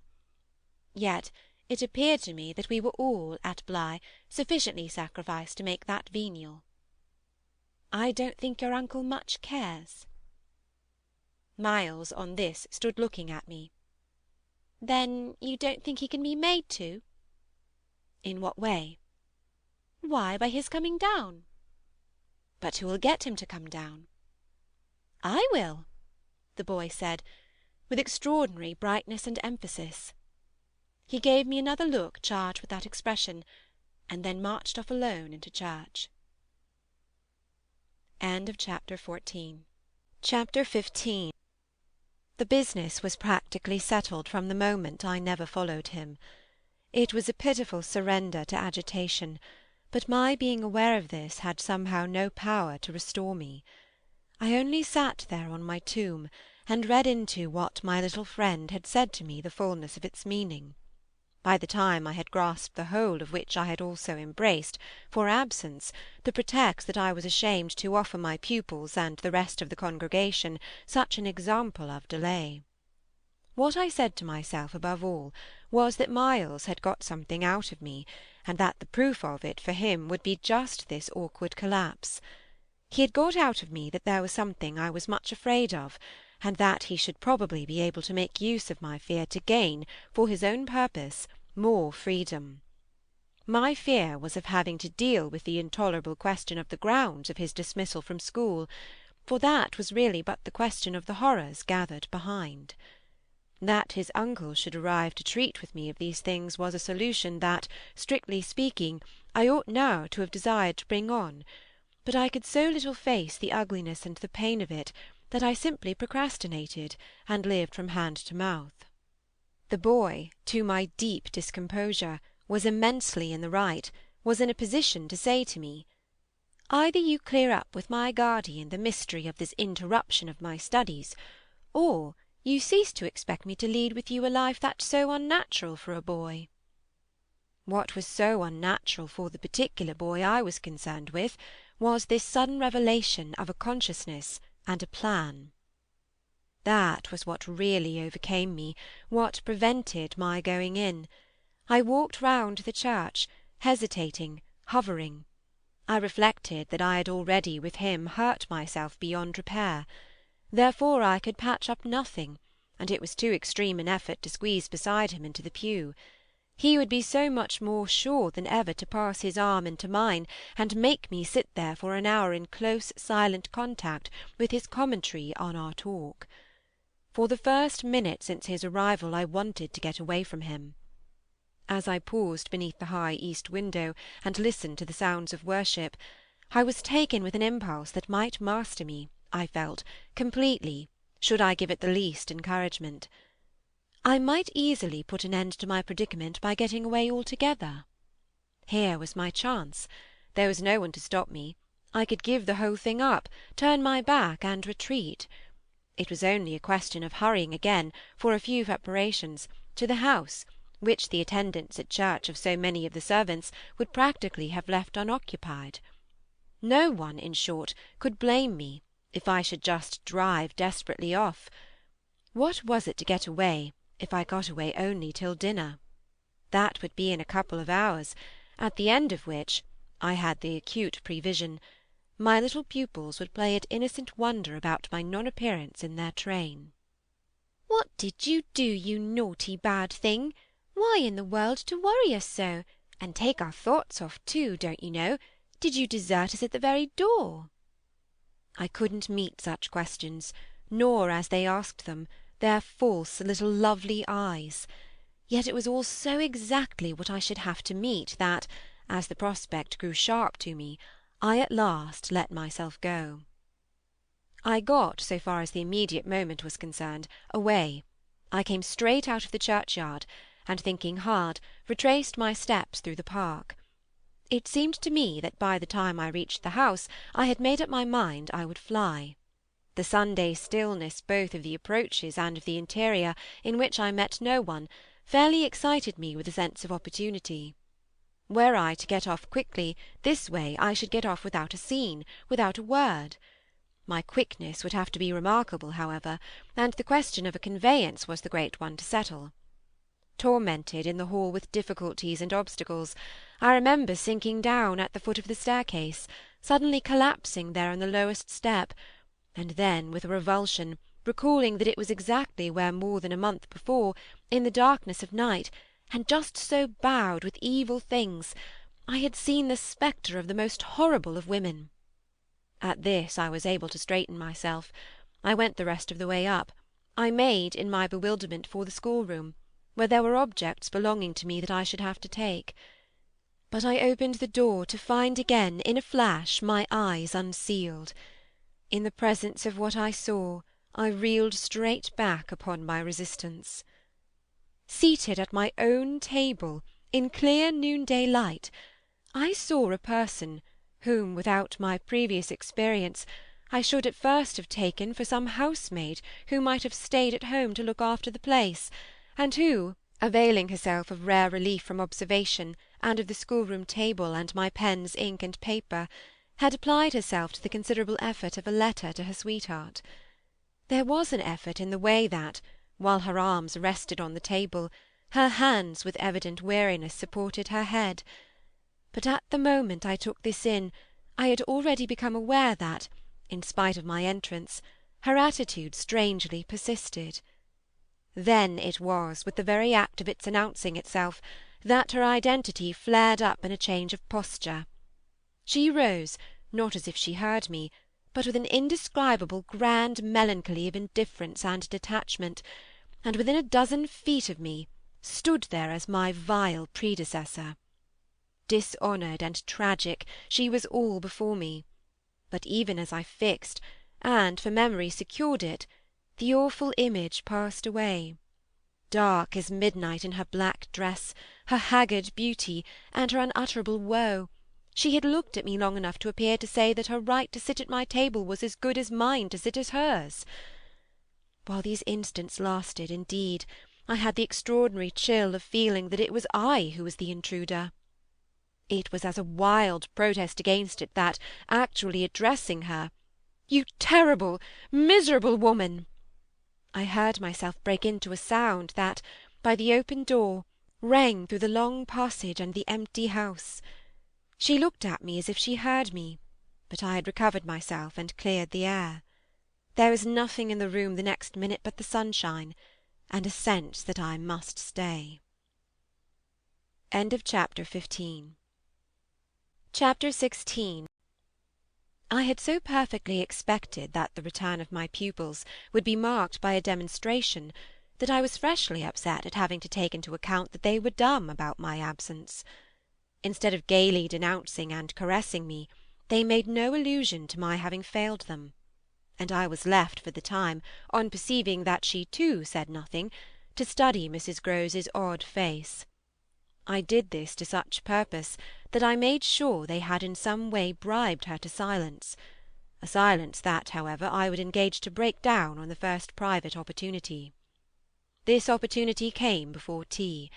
I secured 5 minutes with her in the housekeeper's room, where, in the twilight, amid a smell of lately baked bread, but with the place all swept and garnished, I found her sitting in pained placidity before the fire. So I see her still, so I see her best, facing the flame from her straight chair in the dusky shining room, a large clean image of the put away, of drawers closed and locked, and rest without a remedy. "Oh yes, they asked me to say nothing, and to please them, so long as they were there, of course I promised. But what had happened to you?" "I only went with you for the walk," I said. "I had then to come back to meet a friend." She showed her surprise. "A friend? You?" "Oh yes, I have a couple," I laughed. "But did the children give you a reason?" "For not alluding to your leaving us? Yes, they said you would like it better.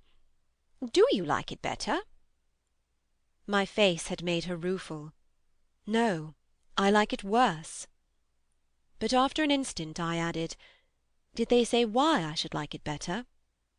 "No, Master Miles only said, we must do nothing but what she likes." I wish indeed he would. And what did Flora say? Oh, Miss Flora was too sweet. She said, "Oh, of course, of course," and I said the same. I thought a moment. You were too sweet, too, I can hear you all. But none the less, between Miles and me, it's now all out. "All out?" My companion stared. "But what, miss?" Everything. It doesn't matter, I've made up my mind. I came home, my dear," I went on, "for a talk with Miss Jessel." I had by this time formed the habit of having Mrs. Grose literally well in hand in advance of my sounding that note, so that even now, as she bravely blinked under the signal of my word, I could keep her comparatively firm. "A talk? Do you mean she spoke?" It came to that. I found her on my return in the schoolroom. "And what did she say?" I can hear the good woman still, and the candour of her stupefaction. "That she suffers the torments." It was this, of a truth, that made her, as she filled out my picture, gape. "Do you mean," she faltered, "of the lost?" "Of the lost, of the damned. And that's why, to share them—" I faltered myself with the horror of it. But my companion, with less imagination, kept me up. "To share them?" "She wants Flora." Mrs. Grose might, as I gave it to her, fairly have fallen away from me, had I not been prepared. I still held her there, to show I was. "As I've told you, however, it doesn't matter." "Because you've made up your mind? But to what?" "To everything." "And what do you call everything?" "Why, sending for their uncle." "Oh, miss, in pity, do!" my friend broke out. "Ah, but I will, I will! I see it's the only way. What's out, as I told you, with Miles, is that if he thinks I'm afraid to, and has ideas of what he gains by that, he shall see he's mistaken. Yes, yes, his uncle shall have it here from me on the spot, and before the boy himself, if necessary, that if I'm to be reproached with having done nothing again about Moor School—" "Yes, miss," my companion pressed me. "Well, there's that awful reason." There were now clearly so many of these for my poor colleague that she was excusable for being vague. "Which?" "Why, the letter from his old place." "You'll show it to the master?" "I ought to have done so on the instant." "Oh no," said Mrs. Grose with decision. "I'll put it before him," I went on inexorably, "that I can't undertake to work the question on behalf of a child who has been expelled." "For we've never in the least known what," Mrs. Grose declared. "For wickedness. For what else, when he's so clever and beautiful and perfect? Is he stupid? Is he untidy? Is he infirm? Is he ill-natured? He's exquisite. So it can be only that, and that would open up the whole thing. After all," I said, "it's their uncle's fault, if he left here such people." "He didn't really in the least know them. The fault's mine." She had turned quite pale. "Well, you shan't suffer," I answered. "The children shan't," she emphatically returned. I was silent a while. We looked at each other. "Then what am I to tell him?" You needn't tell him anything. I'll tell him. I measured this. Do you mean you'll write? Remembering she couldn't, I caught myself up. How do you communicate? I tell the bailiff. He writes. And should you like him to write our story? My question had a sarcastic force that I had not fully intended, and it made her after a moment inconsequently break down. The tears were again in her eyes. Ah, miss, you write. Well, to-night, I at last answered, and on this we separated. End of chapter 16. Chapter 17. I went so far in the evening as to make a beginning. The weather had changed back, a great wind was abroad, and beneath the lamp in my room, with Flora at peace beside me, I sat for a long time before a blank sheet of paper, and listened to the lash of the rain and the batter of the gusts. Finally I went out, taking a candle. I crossed the passage and listened a moment at Miles's door. What, under my endless obsession, I had been impelled to listen for, was some betrayal of his not being at rest, and I presently caught one, but not in the form I had expected. His voice tinkled out, "I say, you there! Come in!" It was a gaiety in the gloom. I went in with my light, and found him in bed, very wide awake, but very much at his ease. "Well, what are you up to?" he asked, with a grace of sociability, in which it occurred to me that Mrs. Grose, had she been present, might have looked in vain for proof that anything was out. I stood over him with my candle. "How did you know I was there?" "Why, of course I heard you. Did you fancy you made no noise? You're like a troop of cavalry." He beautifully laughed. "Then you weren't asleep?" "Not much. I lie awake and think." I had put my candle designedly a short way off, and then, as he held out his friendly old hand to me, had sat down on the edge of his bed. "What is it," I asked, "that you think of?" "What in the world, my dear, but you?" "Ah, the pride I take in your appreciation doesn't insist on that. I had so far rather you slept." "Well, I think also, you know, of this queer business of ours." I marked the coolness of his firm little hand. "Of what queer business, Miles?" "Why, the way you bring me up, and all the rest." I fairly held my breath a minute, and even from my glimmering taper there was light enough to show how he smiled up at me from his pillow.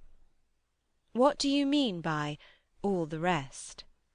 "Oh, you know, you know!" I could say nothing for a minute, though I felt, as I held his hand and our eyes continued to meet, that my silence had all the air of admitting his charge, and that nothing in the whole world of reality was perhaps at that moment so fabulous as our actual relation. "Certainly you shall go back to school," I said, "if it be that troubles you. But not to the old place. We must find another, a better. How could I know it did trouble you, this question, when you never told me so, never spoke of it at all?" His clear listening face, framed in its smooth whiteness, made him for the minute as appealing as some wistful patient in a children's hospital. And I would have given, as the resemblance came to me, all I possessed on earth really to be the nurse or the sister of charity who might have helped to cure him. Well, even as it was, I perhaps might help. "Do you know, you've never said a word to me about your school, I mean the old one, never mentioned it in any way?" He seemed to wonder, he smiled with the same loveliness. But he clearly gained time. He waited, he called for guidance. "Haven't I?" It wasn't for me to help him, it was for the thing I had met. Something in his tone and the expression of his face as I got this from him set my heart aching with such a pang as it had never yet known. So unutterably touching was it to see his little brain puzzled, and his little resources taxed to play, under the spell laid on him, a part of innocence and consistency. No, never, from the hour you came back.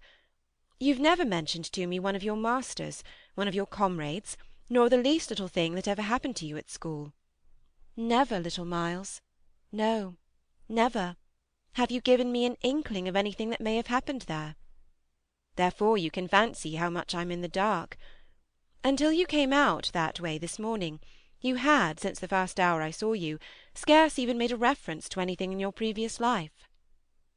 You seemed so perfectly to accept the present. It was extraordinary how my absolute conviction of his secret precocity, or whatever I might call the poison of an influence that I dared but half to phrase, made him, in spite of the faint breath of his inward trouble, appear as accessible as an older person, imposed him almost as an intellectual equal. I thought you wanted to go on as you are. It struck me that at this he just faintly coloured. He gave, at any rate, like a convalescent slightly fatigued, a languid shake of his head. I don't. I want to get away. You're tired of Bly? Oh no, I like Bly. Well then. Oh, you know what a boy wants. I felt that I didn't know so well as Miles, and I took temporary refuge. You want to go to your uncle? Again at this, with his sweet ironic face, he made a movement on the pillow. Ah, you can't get off with that. I was silent a little, and it was I now, I think, who changed colour. My dear, I don't want to get off. You can't, even if you do. You can't. You can't. He lay beautifully staring. My uncle must come down, and you must completely settle things. If we do, I returned with some spirit, you may be sure it will be to take you quite away. Well, don't you understand that that's exactly what I'm working for? You'll have to tell him, about the way you've let it all drop.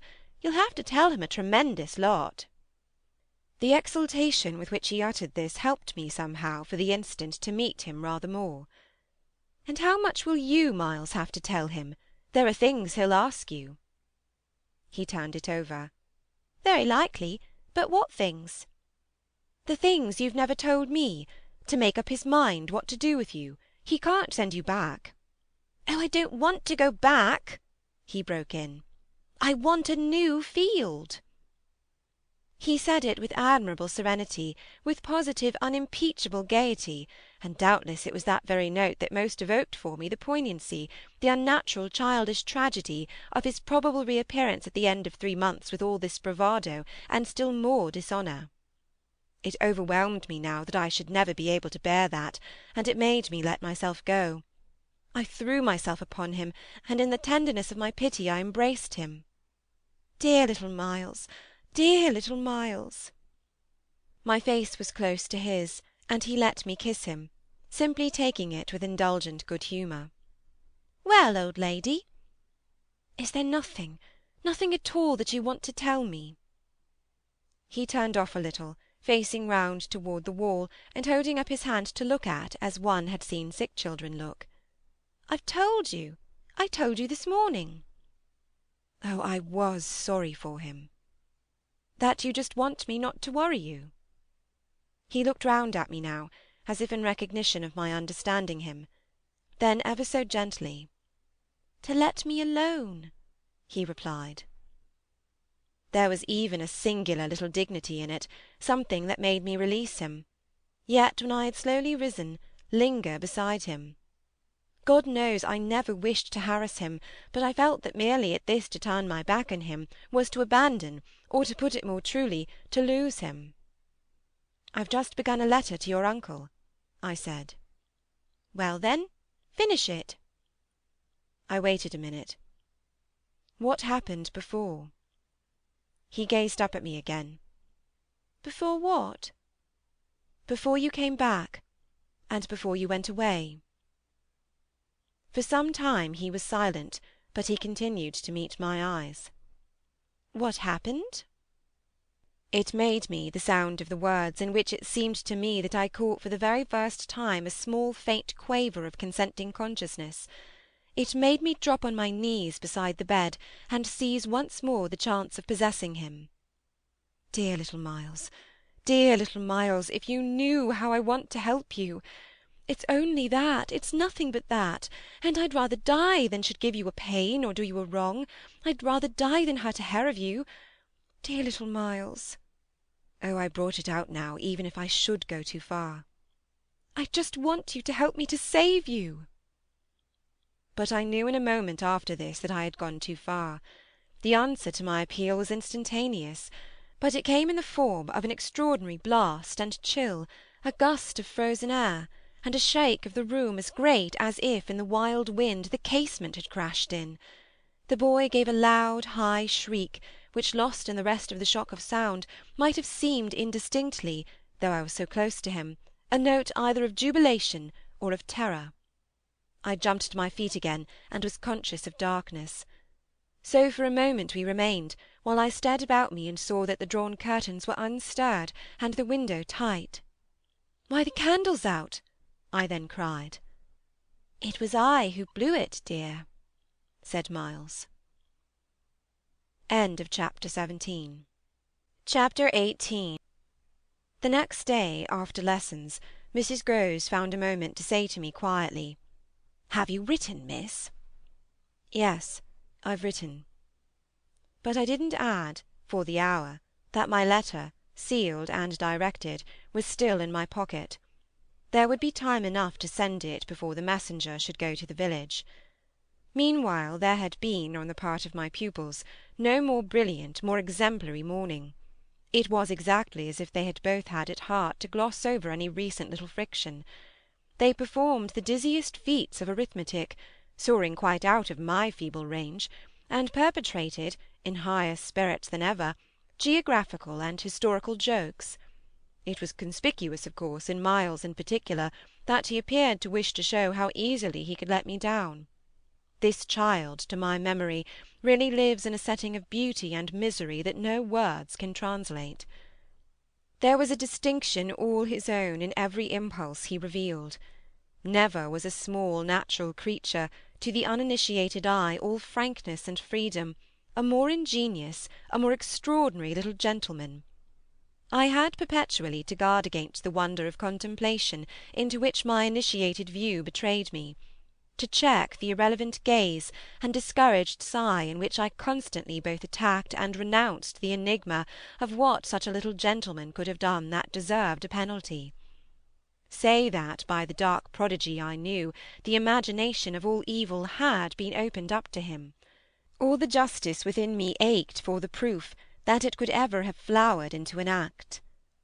He had never at any rate been such a little gentleman as when, after our early dinner on this dreadful day, he came round to me and asked if I shouldn't like him, for half an hour, to play to me.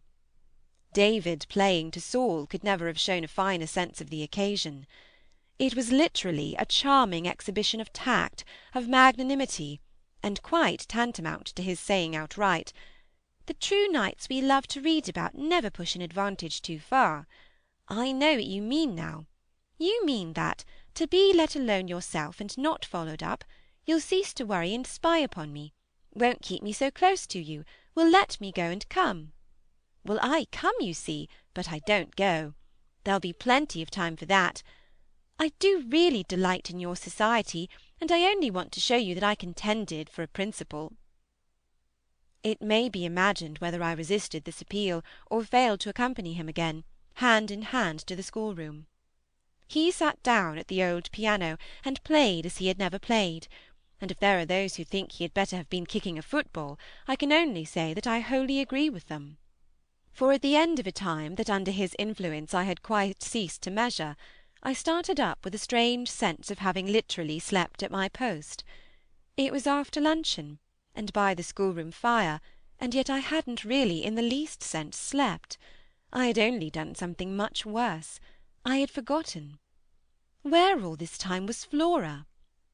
When I put the question to Miles, he played on a minute, before answering, and then could only say, "Why, my dear, how do I know?"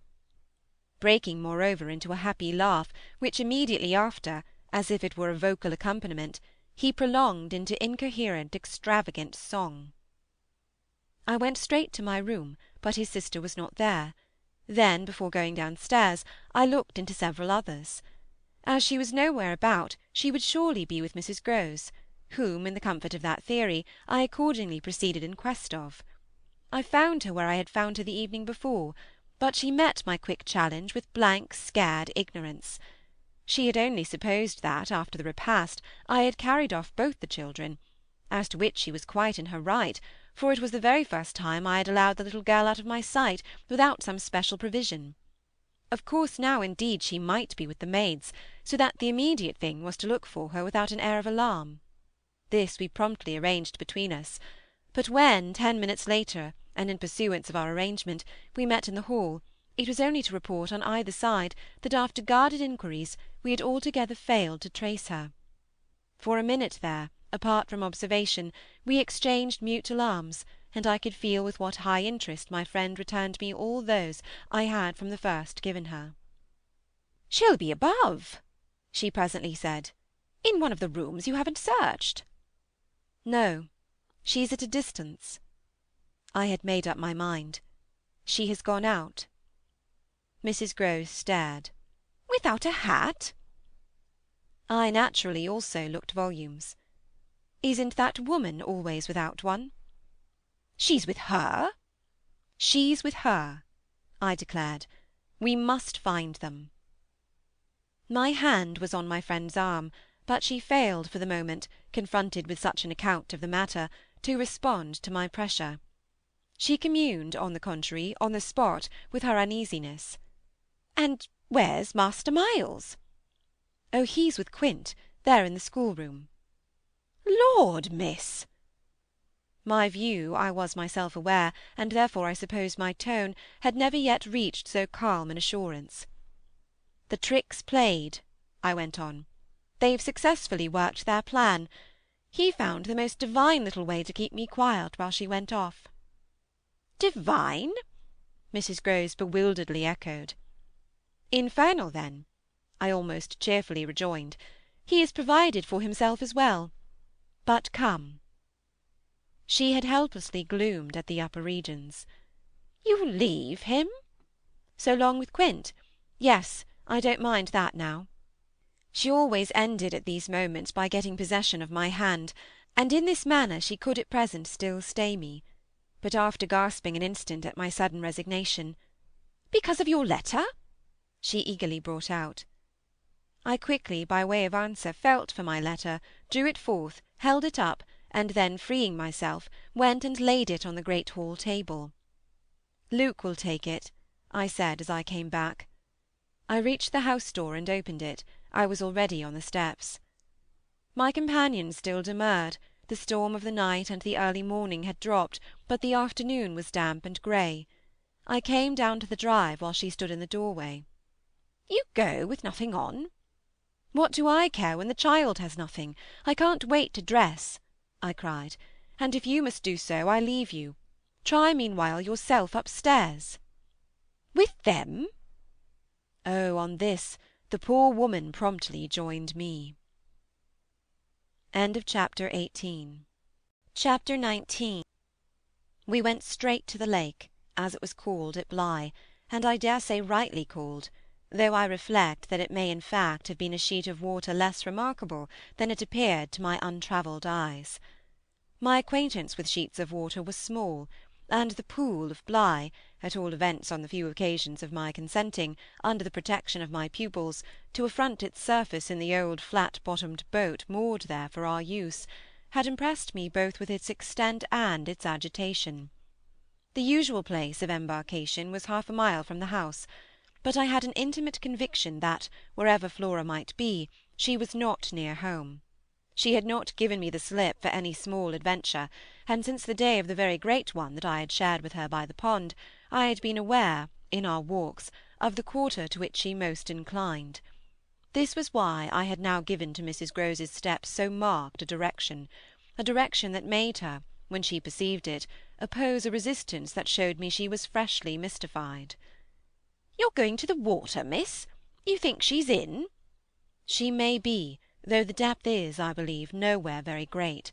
But what I judge most likely is that she's on the spot from which, the other day, we saw together what I told you."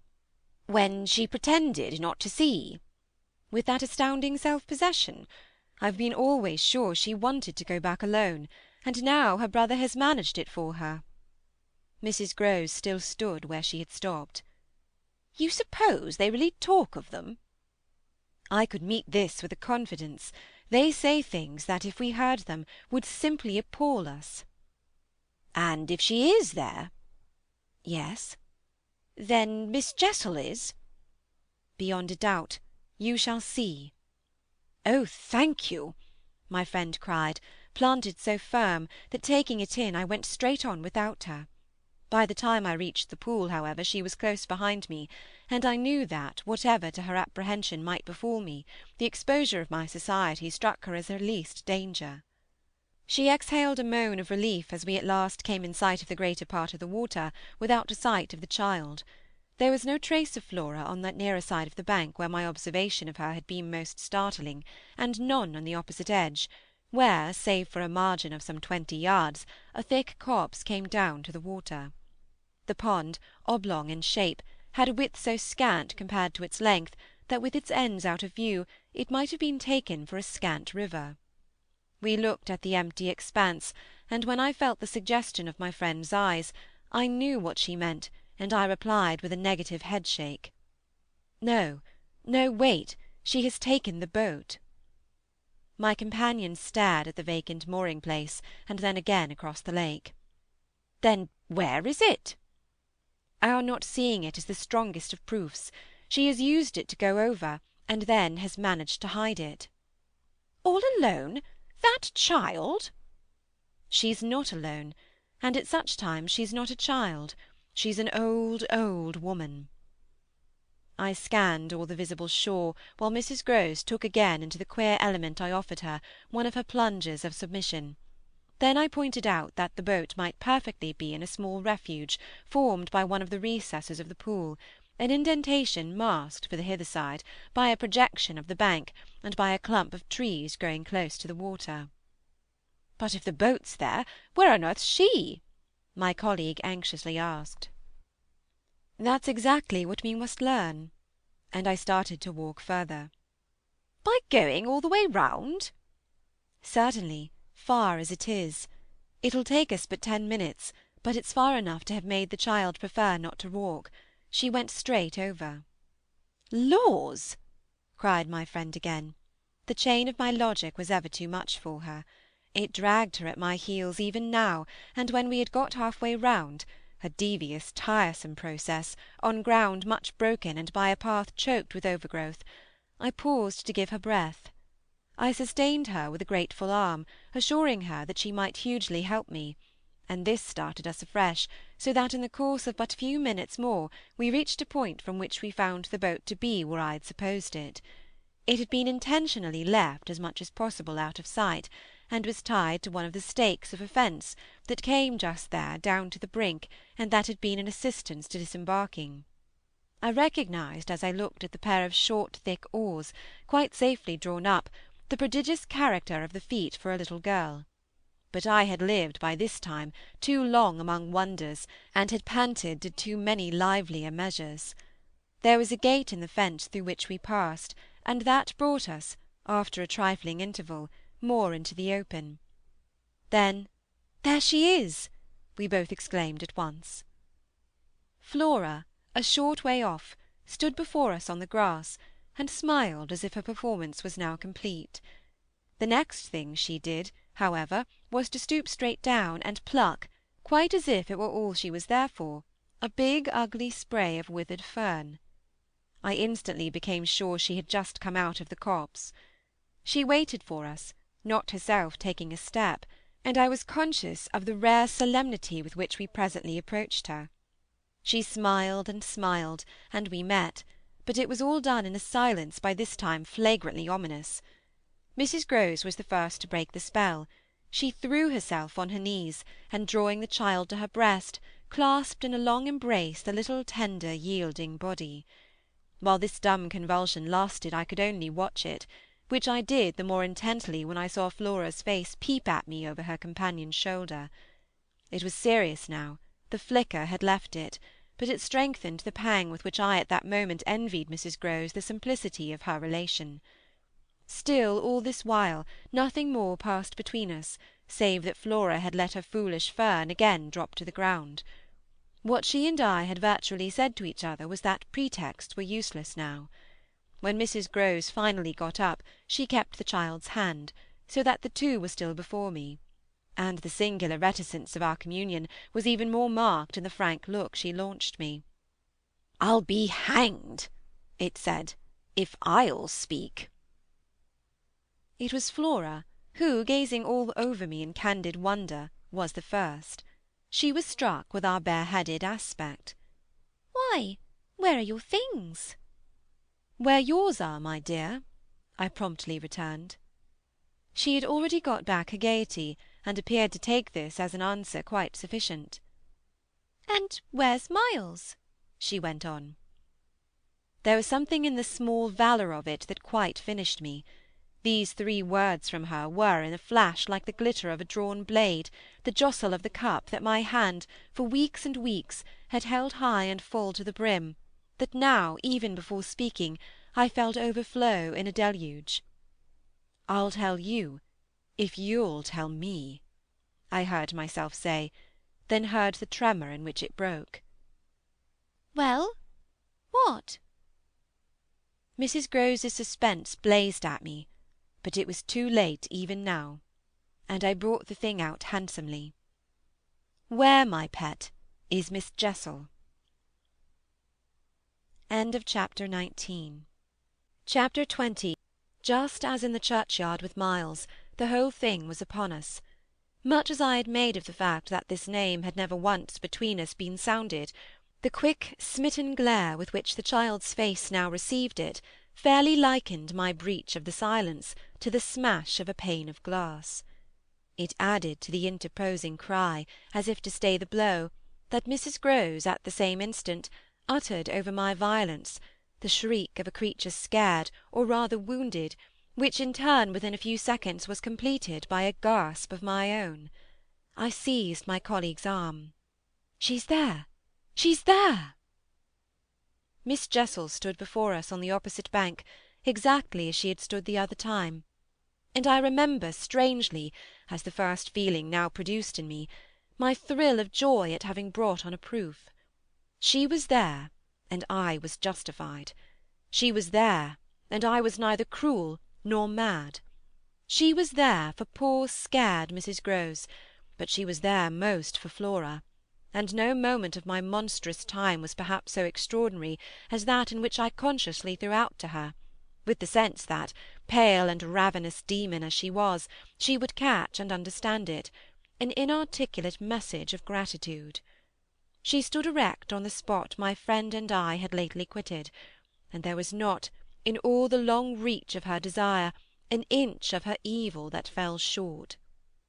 This first vividness of vision and emotion were things of a few seconds, during which Mrs. Grose's dazed blink across to where I pointed struck me as a sovereign sign that she too at last saw, just as it carried my own eyes precipitately to the child. The revelation, then, of the manner in which Flora was affected startled me, in truth, far more than it would have done to find her also merely agitated, for direct dismay was of course not what I had expected. Prepared and on her guard as our pursuit had actually made her, she would repress every betrayal, and I was therefore shaken on the spot by my first glimpse of the particular one for which I had not allowed.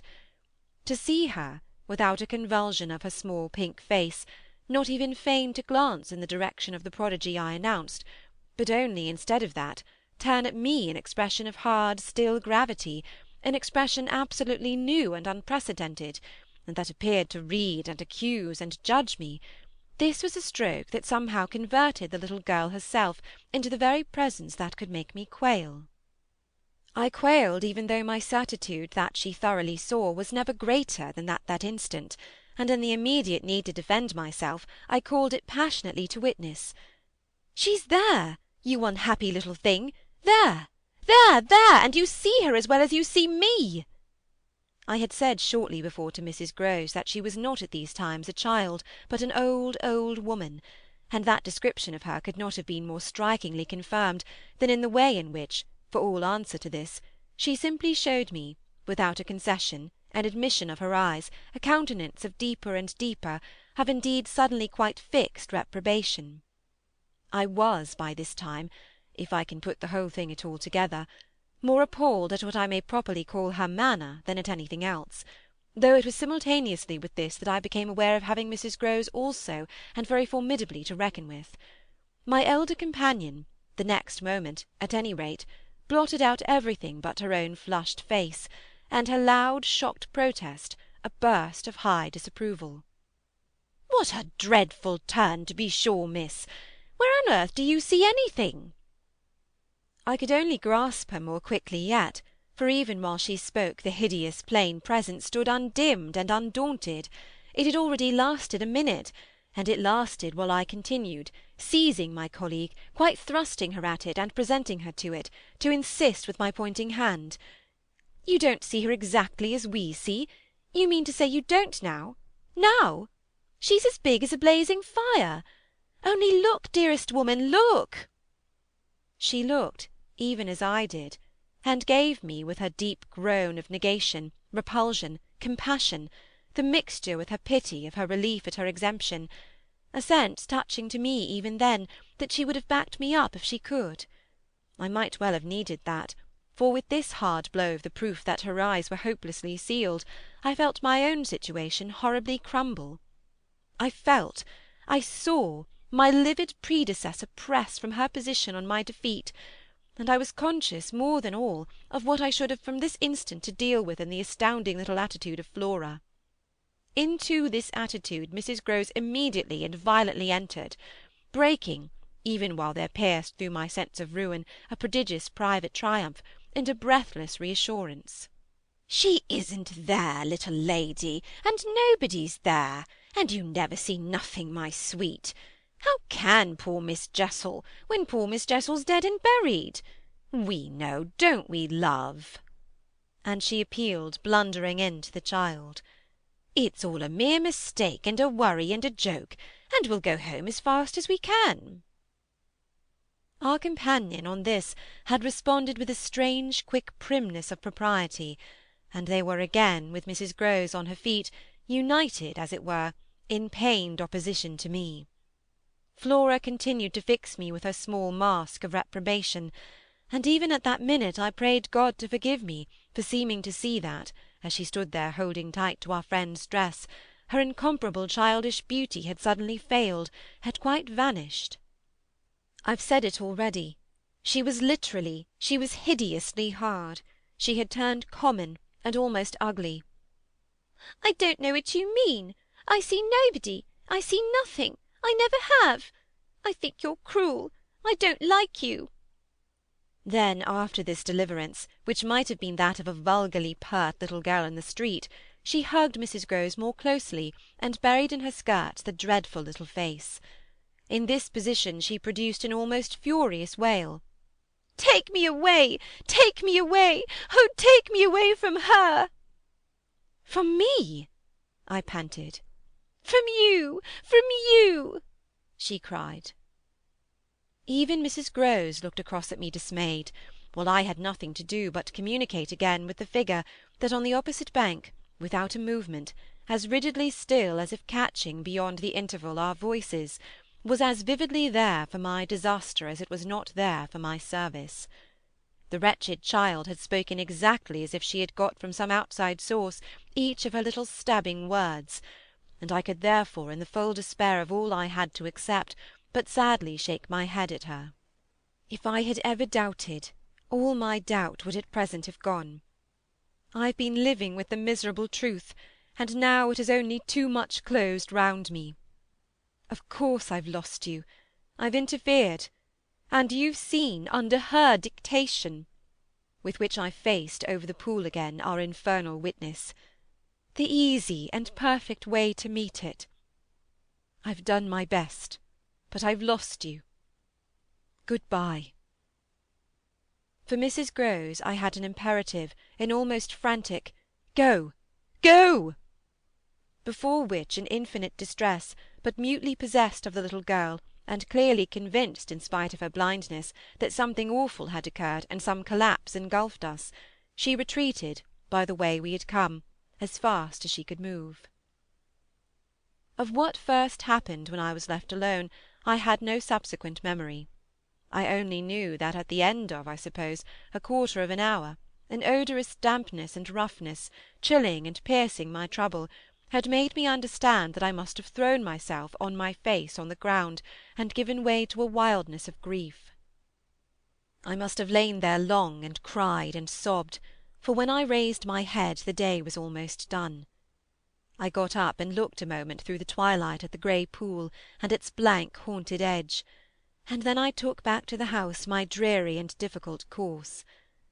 When I reached the gate in the fence, the boat, to my surprise, was gone, so that I had a fresh reflection to make on Flora's extraordinary command of the situation.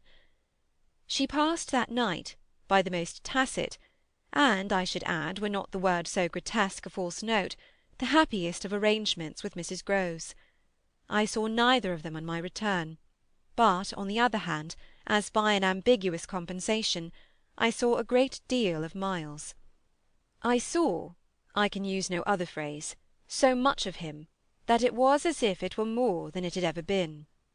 No evening I had passed at Bly had the portentous quality of this one, in spite of which, and in spite also of the deeper depths of consternation that had opened beneath my feet, there was literally, in the ebbing actual, an extraordinarily sweet sadness. On reaching the house I had never so much as looked for the boy. I had simply gone straight to my room to change what I was wearing, and to take in, at a glance, much material testimony to Flora's rupture. Her little belongings had all been removed. When later, by the schoolroom fire, I was served with tea by the usual maid, I indulged, on the article of my other pupil, in no inquiry whatever. He had his freedom now; he might have it to the end. Well, he did have it, and it consisted, in part at least, of his coming in at about 8 o'clock and sitting down with me in silence. On the removal of the tea-things I had blown out the candles and drawn my chair closer. I was conscious of a mortal coldness, and felt as if I should never again be warm. So, when he appeared, I was sitting in the glow with my thoughts. He paused a moment by the door as if to look at me, then, as if to share them, came to the other side of the hearth and sank into a chair.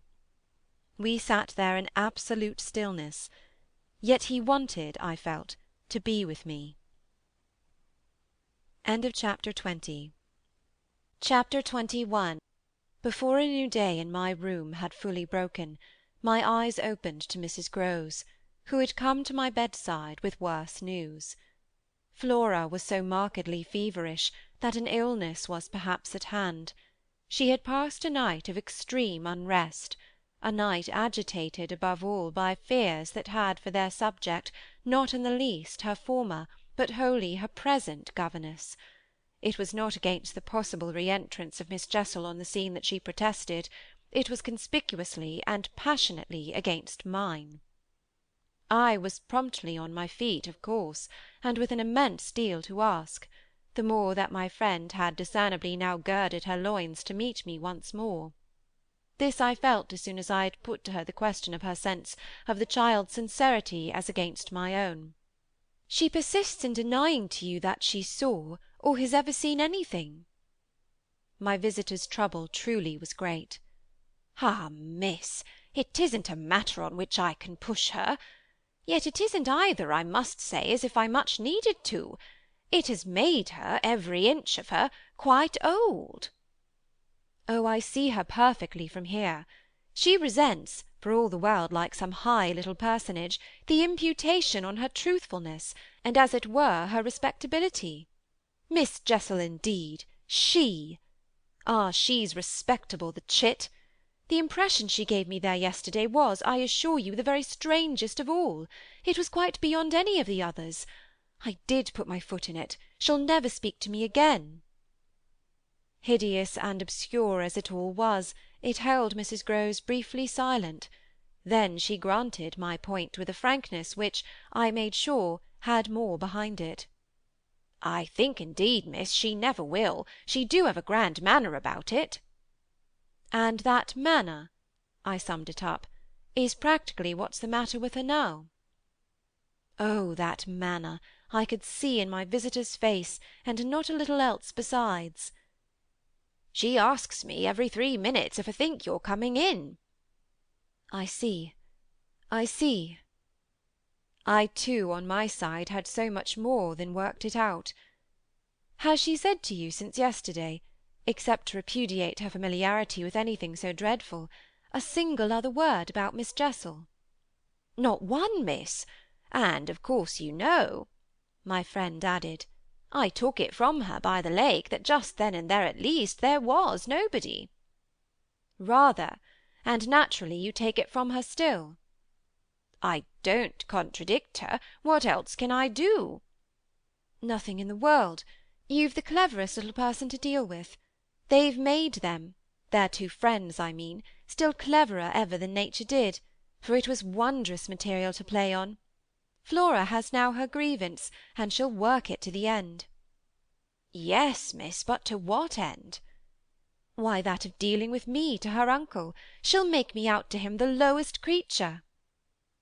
I winced at the fair show of the scene in Mrs. Grose's face. She looked for a minute as if she saw them sharply together. "And him who thinks so well of you." "He has an odd way—it comes over me now," I laughed, "of proving it.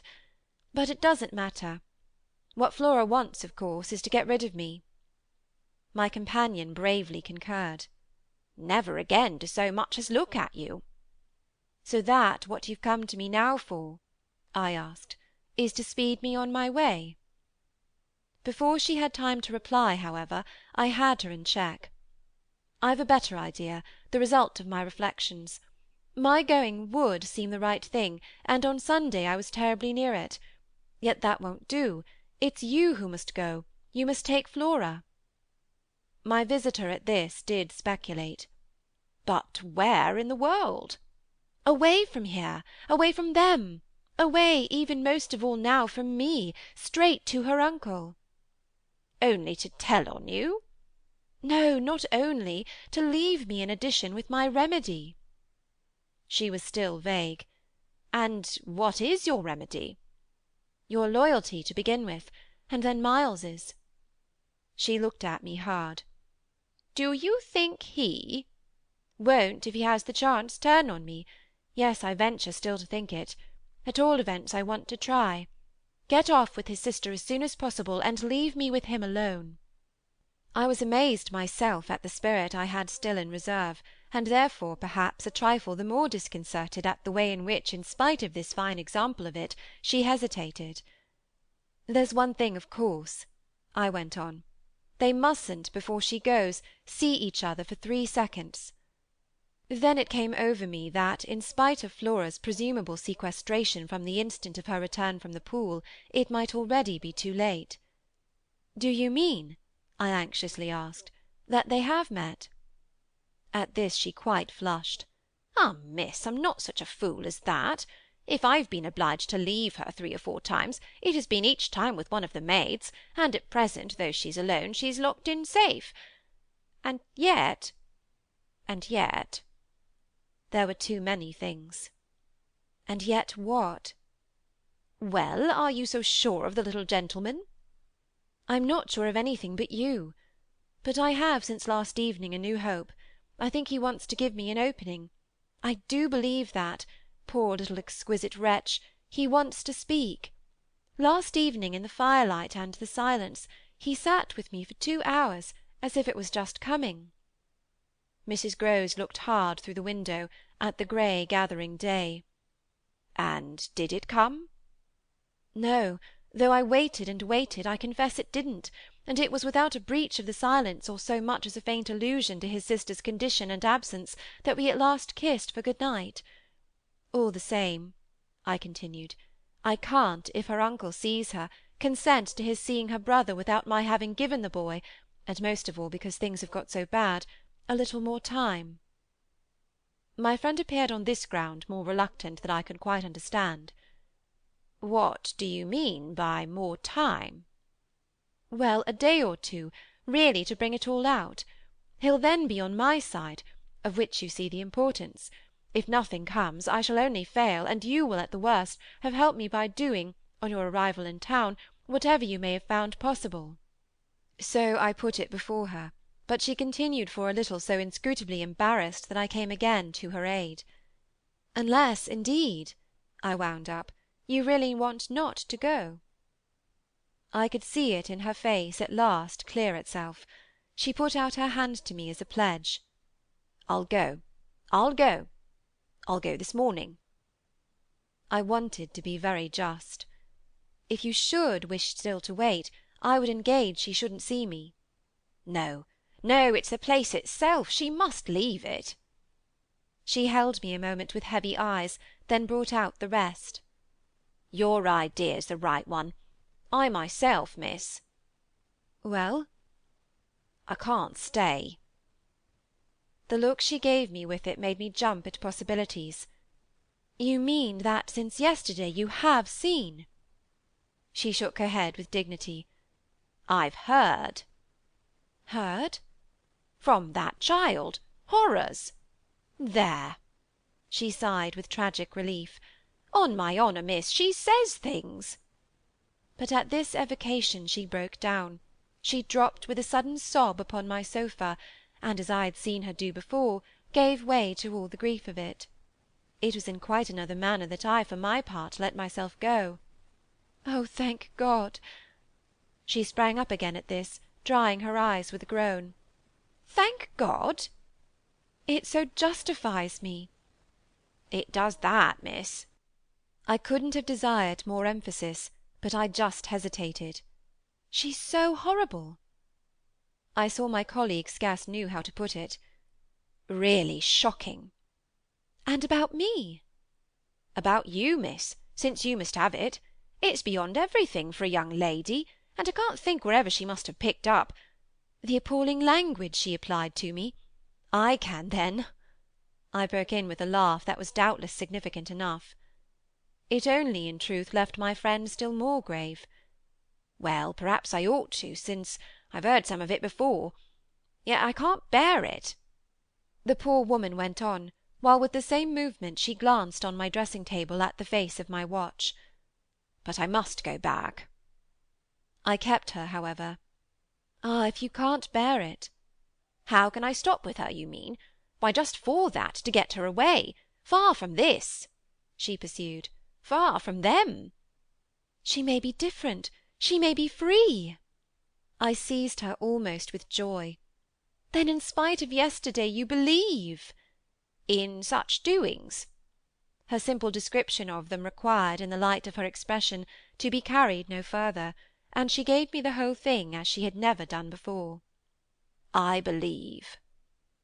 Yes, it was a joy, and we were still shoulder to shoulder. If I might continue sure of that, I should care but little what else happened. My support in the presence of disaster would be the same as it had been in my early need of confidence, and if my friend would answer for my honesty, I would answer for all the rest. On the point of taking leave of her, none the less, I was to some extent embarrassed. "There's one thing, of course, it occurs to me, to remember. My letter giving the alarm will have reached town before you." I now perceived still more how she had been beating about the bush, and how weary at last it had made her. "Your letter won't have got there. Your letter never went." "What, then, became of it?" "Goodness knows. Master Miles—" "Do you mean he took it?" I gasped. She hung fire, but she overcame her reluctance. "I mean that I saw yesterday, when I came back with Miss Flora, that it wasn't where you had put it. Later in the evening I had the chance to question Luke, and he declared that he had neither noticed nor touched it." We could only exchange on this one of our deeper mutual soundings, and it was Mrs. Grose who first brought up the plum with an almost elated "You see?" "Yes. I see that if Miles took it, instead, he probably will have read it and destroyed it." "And don't you see anything else?" I faced her for a moment with a sad smile. It strikes me that by this time your eyes are open even wider than mine. They proved to be so indeed, but she could still blush almost to show it. "I make out now what he must have done at school." And she gave, in her simple sharpness, an almost droll disillusioned nod. "He stole." I turned it over. I tried to be more judicial. "Well, perhaps." She looked as if she found me unexpectedly calm. "He stole letters." She couldn't know my reasons for a calmness after all pretty shallow, so I showed them off as I might. I hope, then, it was to more purpose than in this case. The note, at any rate, that I put on the table yesterday," I pursued, "will have given him so scant an advantage, for it contained only the bare demand for an interview, that he is already much ashamed of having gone so far for so little, and that what he had on his mind last evening was precisely the need of confession." I seemed to myself for the instant to have mastered it, to see it all. "Leave us, leave us!" I was already at the door, hurrying her off. "I'll get it out of him. He'll meet me. He'll confess. If he confesses, he's saved. And if he's saved—" "Then you are—" The dear woman kissed me on this, and I took her farewell. "I'll save you without him," she cried as she went. Chapter 22. Yet it was when she had got off, and I missed her on the spot, that the great pinch really came. If I had counted on what it would give me to find myself alone with Miles, I speedily perceived, at least, that it would give me a measure. No hour of my stay, in fact, was so assailed with apprehensions as that of my coming down to learn that the carriage containing Mrs. Grose and my younger pupil had already rolled out of the gates. Now I was, I said to myself, face to face with the elements, and for much of the rest of the day, while I fought my weakness, I could consider that I had been supremely rash. It was a tighter place still than I had yet turned round in, all the more that, for the first time, I could see in the aspect of others a confused reflection of the crisis. What had happened naturally caused them all to stare. There was too little of the explained, throw out whatever we might, in the suddenness of my colleague's act. The maids and the men looked blank, the effect of which on my nerves was an aggravation, until I saw the necessity of making it a positive aid. It was precisely, in short, by just clutching the helm that I avoided total wreck, and I dare say that, to bear up at all, I became that morning very grand and very dry. I welcomed the consciousness that I was charged with much to do, and I caused it to be known as well that, left thus to myself, I was quite remarkably firm. I wandered, with that manner, for the next hour or two, all over the place, and looked, I have no doubt, as if I were ready for any onset. So, for the benefit of whom it might concern, I paraded with a sick heart. The person it appeared least to concern proved to be, till dinner, little Miles himself. My perambulations had given me, meanwhile, no glimpse of him, but they had tended to make more public the change taking place in our relation as a consequence of his having at the piano, the day before, kept me, in Flora's interest, so beguiled and befooled. The stamp of publicity had of course been fully given by her confinement and departure, and the change itself was now ushered in by our non-observance of the regular custom of the schoolroom. He had already disappeared, when, on my way down, I pushed open his door, and I learned below that he had breakfasted, in the presence of a couple of the maids, with Mrs. Grose and his sister. He had then gone out, as he said, for a stroll, than which nothing, I reflected, could better have expressed his frank view of the abrupt transformation of my office. What he would not permit this office to consist of was yet to be settled. There was a queer relief, at all events, I mean for myself in especial, in the renouncement of one pretension. If so much had sprung to the surface, I scarce put it too strongly in saying that what had perhaps sprung highest was the absurdity of our prolonging the fiction that I had anything more to teach him.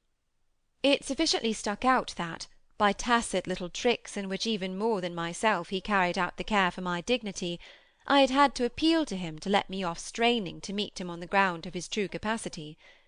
He had, at any rate, his freedom now. I was never to touch it again, as I had amply shown, moreover, when on his joining me in the schoolroom the previous night, I had uttered, on the subject of the interval just concluded, neither challenge nor hint. I had too much from this moment my other ideas. Yet when he at last arrived, the difficulty of applying them, the accumulations of my problem, were brought straight home to me by the beautiful little presence on which what had occurred had as yet, for the eye, dropped neither stain nor shadow. To mark for the house the high state I cultivated, I decreed that my meals with the boy should be served, as we called it, downstairs, so that I had been awaiting him in the ponderous pomp of the room outside of the window of which I had had from Mrs. Grose, that first scared Sunday, my flash of something it would scarce have done to call light.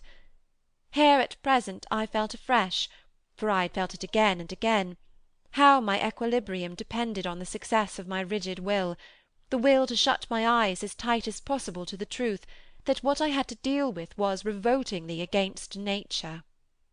I could only get on at all by taking nature into my confidence, and my account, by treating my monstrous ordeal as a push in a direction unusual, of course, and unpleasant, but demanding, after all, for a fair front, only another turn of the screw of ordinary human virtue. No attempt, none the less, could well require more tact than just this attempt to supply, one's self, all the nature. How could I put even a little of that article into a suppression of reference to what had occurred? How, on the other hand, could I make reference without a new plunge into the hideous obscure? Well, a sort of answer, after a time, had come to me, and it was so far confirmed as that I was met, incontestably, by the quickened vision of what was rare in my little companion. It was, indeed, as if he had found even now, as he had so often found at lessons, still some other delicate way to ease me off. Wasn't there light in the fact which, as we shared our solitude, broke out with a specious glitter it had never quite worn?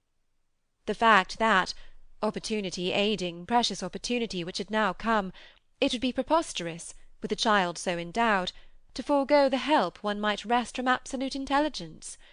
What had his intelligence been given him for, but to save him? Mightn't one, to reach his mind, risk the stretch of an angular arm over his character? It was as if, when we were face to face in the dining-room, he had literally shown me the way. The roast mutton was on the table, and I had dispensed with attendance. Miles, before he sat down, stood a moment with his hands in his pockets, and looked at the joint, on which he seemed on the point of passing some humorous judgment. But what he presently produced was, "I say, my dear, is she really very awfully ill?" "Little Flora? Not so bad, but that she'll presently be better. London will set her up. Bligh had ceased to agree with her. Come here and take your mutton." He alertly obeyed me, carried the plate carefully to his seat, and when he was established, went on. "Did Bligh disagree with her so terribly suddenly?" "Not so suddenly as you might think.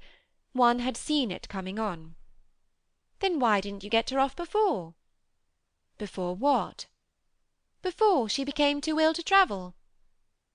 I found myself prompt. "She's not too ill to travel. She only might have become so if she'd stayed. This was just the moment to seize. The journey will dissipate the influence." Oh, I was grand! "And carry it off." "I see, I see." Miles, for that matter, was grand too. He settled to his repast with the charming little table manner that, from the day of his arrival, had relieved me of all grossness of admonition. Whatever he had been driven from school for, it was not for ugly feeding. He was irreproachable, as always, to-day, but he was unmistakably more conscious. He was discernibly trying to take for granted more things than he found, without assistance, quite easy, and he dropped into peaceful silence while he felt his situation. Our meal was of the briefest, mine a vain pretence, and I had the things immediately removed. While this was done, Miles stood again with his hands in his little pockets, and his back to me, stood and looked out of the wide window, through which, that other day, I had seen what pulled me up. We continued silent while the maid was with us; as silent, it whimsically occurred to me, as some young couple, who, on their wedding journey, at the inn, feel shy in the presence of the waiter. He turned round only when the waiter had left us. Well, so we're alone. Chapter 22. Chapter 23. Oh, more or less. I fancy my smile was pale. Not absolutely. We shouldn't like that. I went on. No, I suppose we shouldn't. Of course we have the others. We have the others. We have indeed the others. I concurred. Yet even though we have them, he returned, still with his hands in his pockets, and planted there in front of me, they don't much count, do they? I made the best of it, but I felt wan. It depends on what you call much. Yes, with all accommodation. Everything depends. On this, however, he faced to the window again, and presently reached it with his vague, restless, cogitating step. He remained there a while, with his forehead against the glass, in contemplation of the stupid shrubs I knew and the dull things of November. I had always my hypocrisy of work, behind which now I gained the sofa. Steadying myself with it there as I had repeatedly done at those moments of torment that I have described as the moments of my knowing the children to be given to something from which I was barred, I sufficiently obeyed my habit of being prepared for the worst. But an extraordinary impression dropped on me as I extracted a meaning from the boy's embarrassed back. None other than the impression that I was not barred now. This inference grew in a few minutes to sharp intensity, and seemed bound up with the direct perception that it was positively he who was. The frames and squares of the great window were a kind of image, for him, of a kind of failure. I felt that I saw him, at any rate, shut in, or shut out. He was admirable, but not comfortable.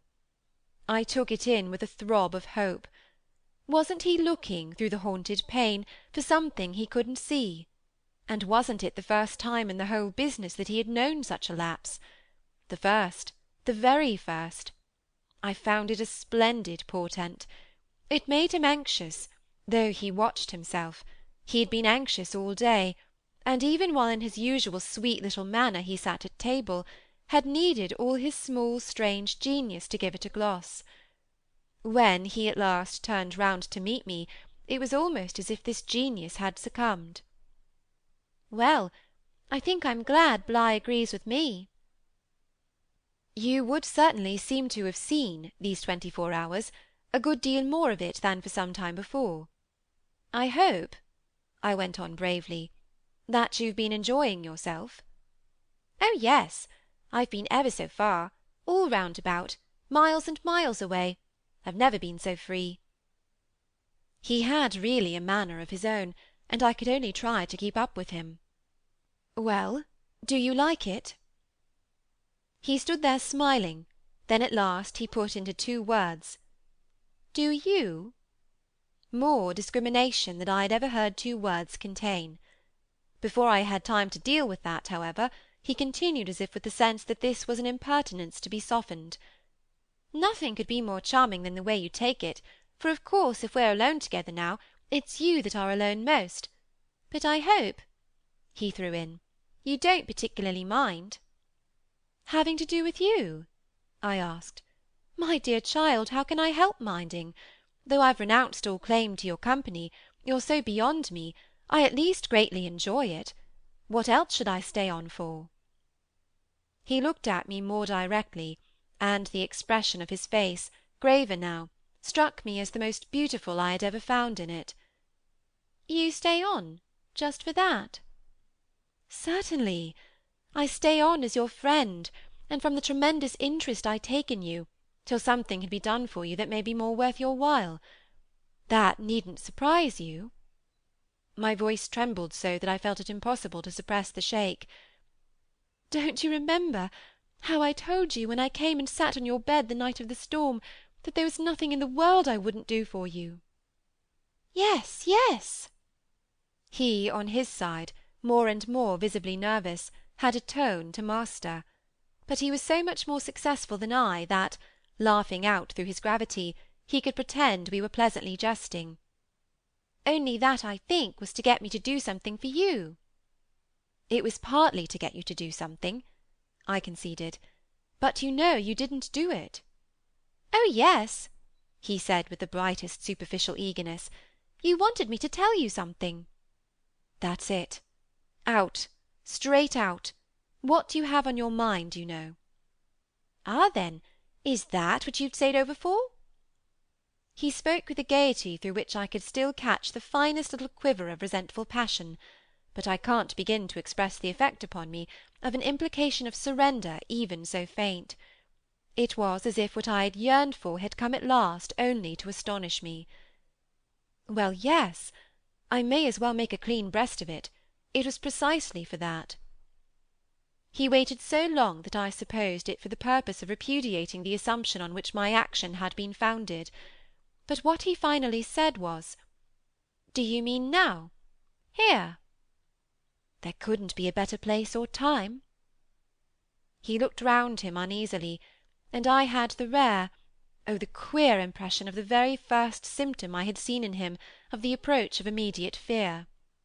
It was as if he were suddenly afraid of me, which struck me indeed as perhaps the best thing to make him. Yet in the very pang of the effort I felt it vain to try sternness, and I heard myself the next instant so gentle as to be almost grotesque. "You want so to go out again?" "Awfully." He smiled at me heroically, and the touching little bravery of it was enhanced by his actually flushing with pain. He had picked up his hat, which he had brought in, and stood twirling it in a way that gave me, even as I was just nearly reaching port, a perverse horror of what I was doing. To do it in any way was an act of violence, for what did it consist of but the obtrusion of the idea of grossness and guilt on a small helpless creature, who had been for me a revelation of the possibilities of beautiful intercourse? Wasn't it base to create for a being so exquisite a mere alien awkwardness?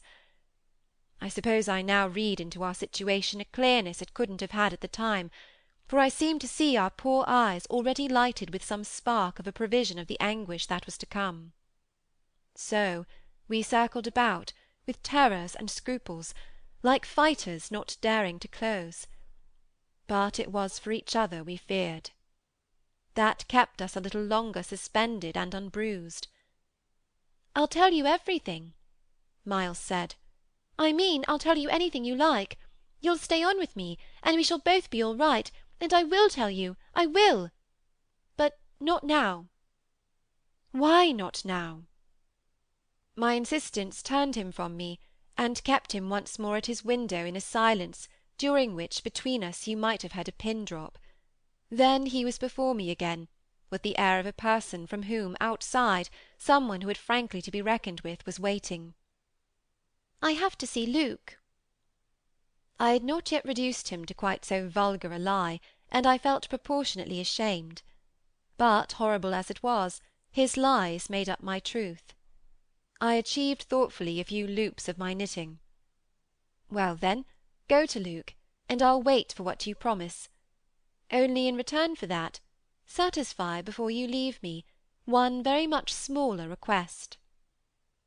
He looked as if he felt he had succeeded enough to be able still a little to bargain.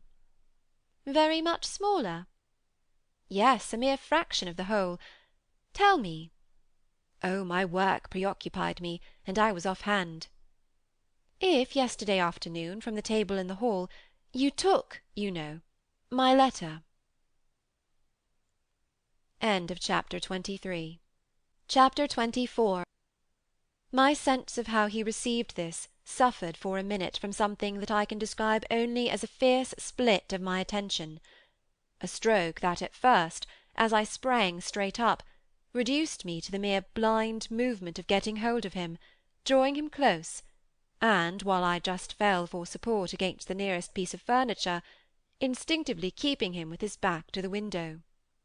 The appearance was full upon us that I had already had to deal with here. Peter Quint had come into view like a sentinel before a prison. The next thing I saw was that from outside he had reached the window, and then I knew that, close to the glass and glaring in through it, he offered once more to the room his white face of damnation. It represents but grossly what took place within me at the sight, to say that on the second my decision was made, yet I believe that no woman so overwhelmed ever in so short a time recovered her grasp of the act.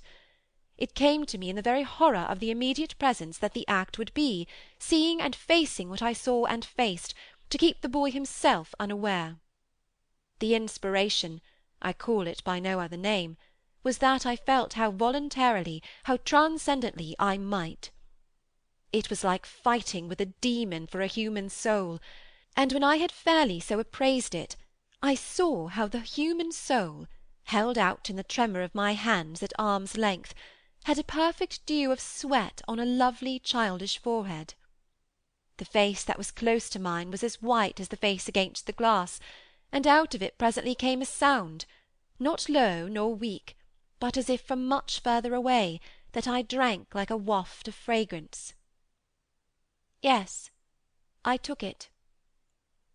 At this, with a moan of joy, I enfolded, I drew him close, and while I held him to my breast, where I could feel in the sudden fever of his little body the tremendous pulse of his little heart, I kept my eyes on the thing at the window, and saw it move and shift its posture. I have likened it to a sentinel, but its slow wheel, for a moment, was rather the prowl of a baffled beast. My present quickened courage, however, was such that, not too much to let it through, I had to shade, as it were, my flame. Meanwhile the glare of the face was again at the window, the scoundrel fixed, as if to watch and wait. It was the very confidence that I might now defy him, as well as the positive certitude by this time of the child's unconsciousness, that made me go on. "What did you take it for?" "To see what you said about me." "You opened the letter?" "I opened it." My eyes were now, as I held him off a little again, on Miles's own face, in which the collapse of mockery showed me how complete was the ravage of uneasiness. What was prodigious was that at last, by my success, his sense was sealed and his communication stopped. He knew that he was in presence, but knew not of what, and knew still less that I also was, and that I did know. And what did this strain of trouble matter when my eyes went back to the window, only to see that the air was clear again, and, by my personal triumph, the influence quenched? There was nothing there. I felt that the cause was mine, and that I should surely get all. "And you found nothing?" I let my elation out. He gave the most mournful, thoughtful little head-shake. "Nothing." "Nothing! Nothing!" I almost shouted in my joy. "Nothing, nothing," he sadly repeated. I kissed his forehead. It was drenched. "So what have you done with it?" "I've burned it." "Burned it?" It was now or never. "Is that what you did at school?" Oh, what this brought up! "At school?" "Did you take letters, or other things?" "Other things." He appeared now to be thinking of something far off, and that reached him only through the pressure of his anxiety. Yet it did reach him. "Did I steal?" I felt myself redden to the roots of my hair, as well as wonder if it were more strange to put to a gentleman such a question, or to see him take it with allowances that gave the very distance of his fall in the world. Was it for that you mightn't go back? The only thing he felt was rather a dreary little surprise. "Did you know I mightn't go back?" "I know everything." He gave me at this the longest and strangest look. "Everything?" "Everything. Therefore, did you?" But I couldn't say it again. Miles could, very simply. "No, I didn't steal." My face must have shown him that I believed him utterly, yet my hands, but it was for pure tenderness, shook him as if to ask him why, if it was all for nothing, he had condemned me to months of torment. "What, then, did you do?" He looked in vague pain all round the top of the room, and drew his breath 2 or 3 times over, as if it was with difficulty. He might have been standing at the bottom of the sea, and raising his eyes to some faint green twilight. "Well, I said things." "Only that?" "They thought it was enough." "To turn you out for?" Never truly had a person turned out shown so little to explain it as this little person. He appeared to weigh my question, but in a manner quite detached, and almost helpless. "Well, I suppose I oughtn't." "But to whom did you say them?" He evidently tried to remember, but it dropped. He had lost it. "I don't know." He almost smiled at me, in the desolation of his surrender, which was indeed practically by this time so complete that I ought to have left it there. But I was infatuated, I was blind with victory, though even then the very effect that was to have brought him so much nearer was already that of added separation. "Was it to every one?" I asked. "No, it was only to—" But he gave a sick little head-shake. "I don't remember their names." "Were they then so many?" "No, only a few. Those I liked." Those he liked?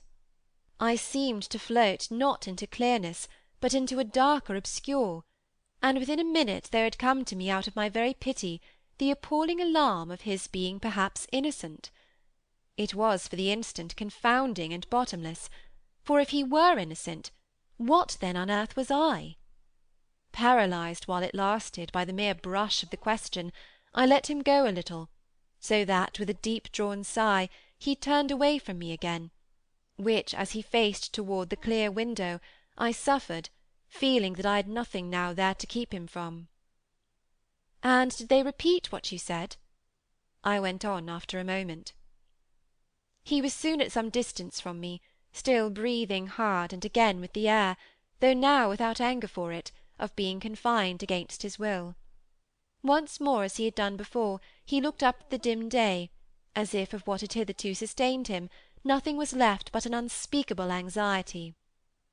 "Oh yes," he nevertheless replied. "They must have repeated them.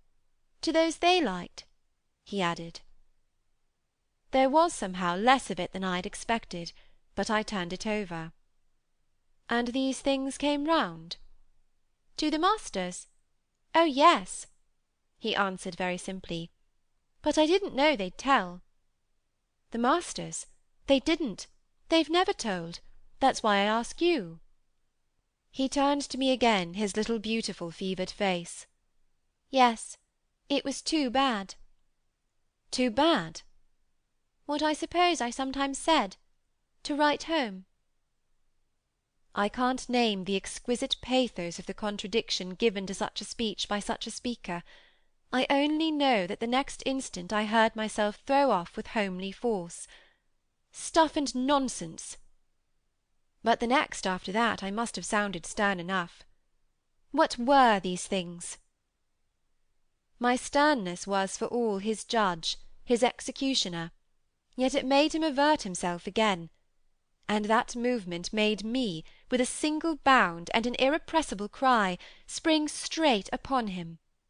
For there again, against the glass, as if to blight his confession and stay his answer, was the hideous author of our woe, the white face of damnation.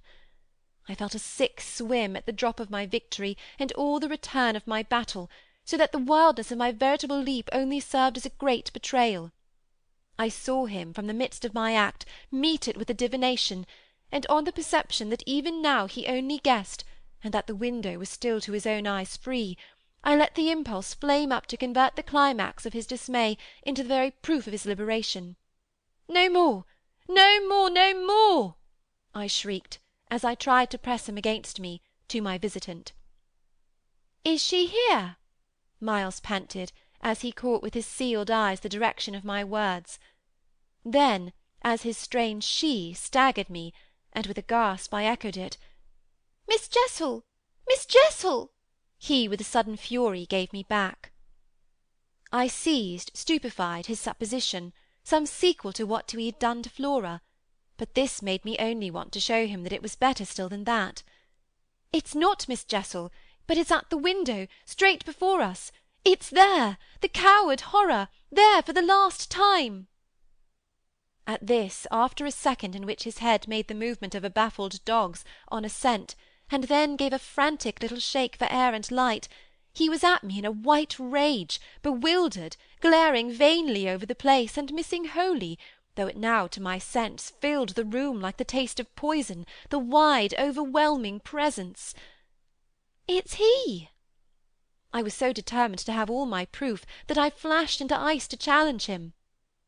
"Whom do you mean by he?" "Peter Quint! You devil!" His face gave again round the room its convulsed supplication. "Where?"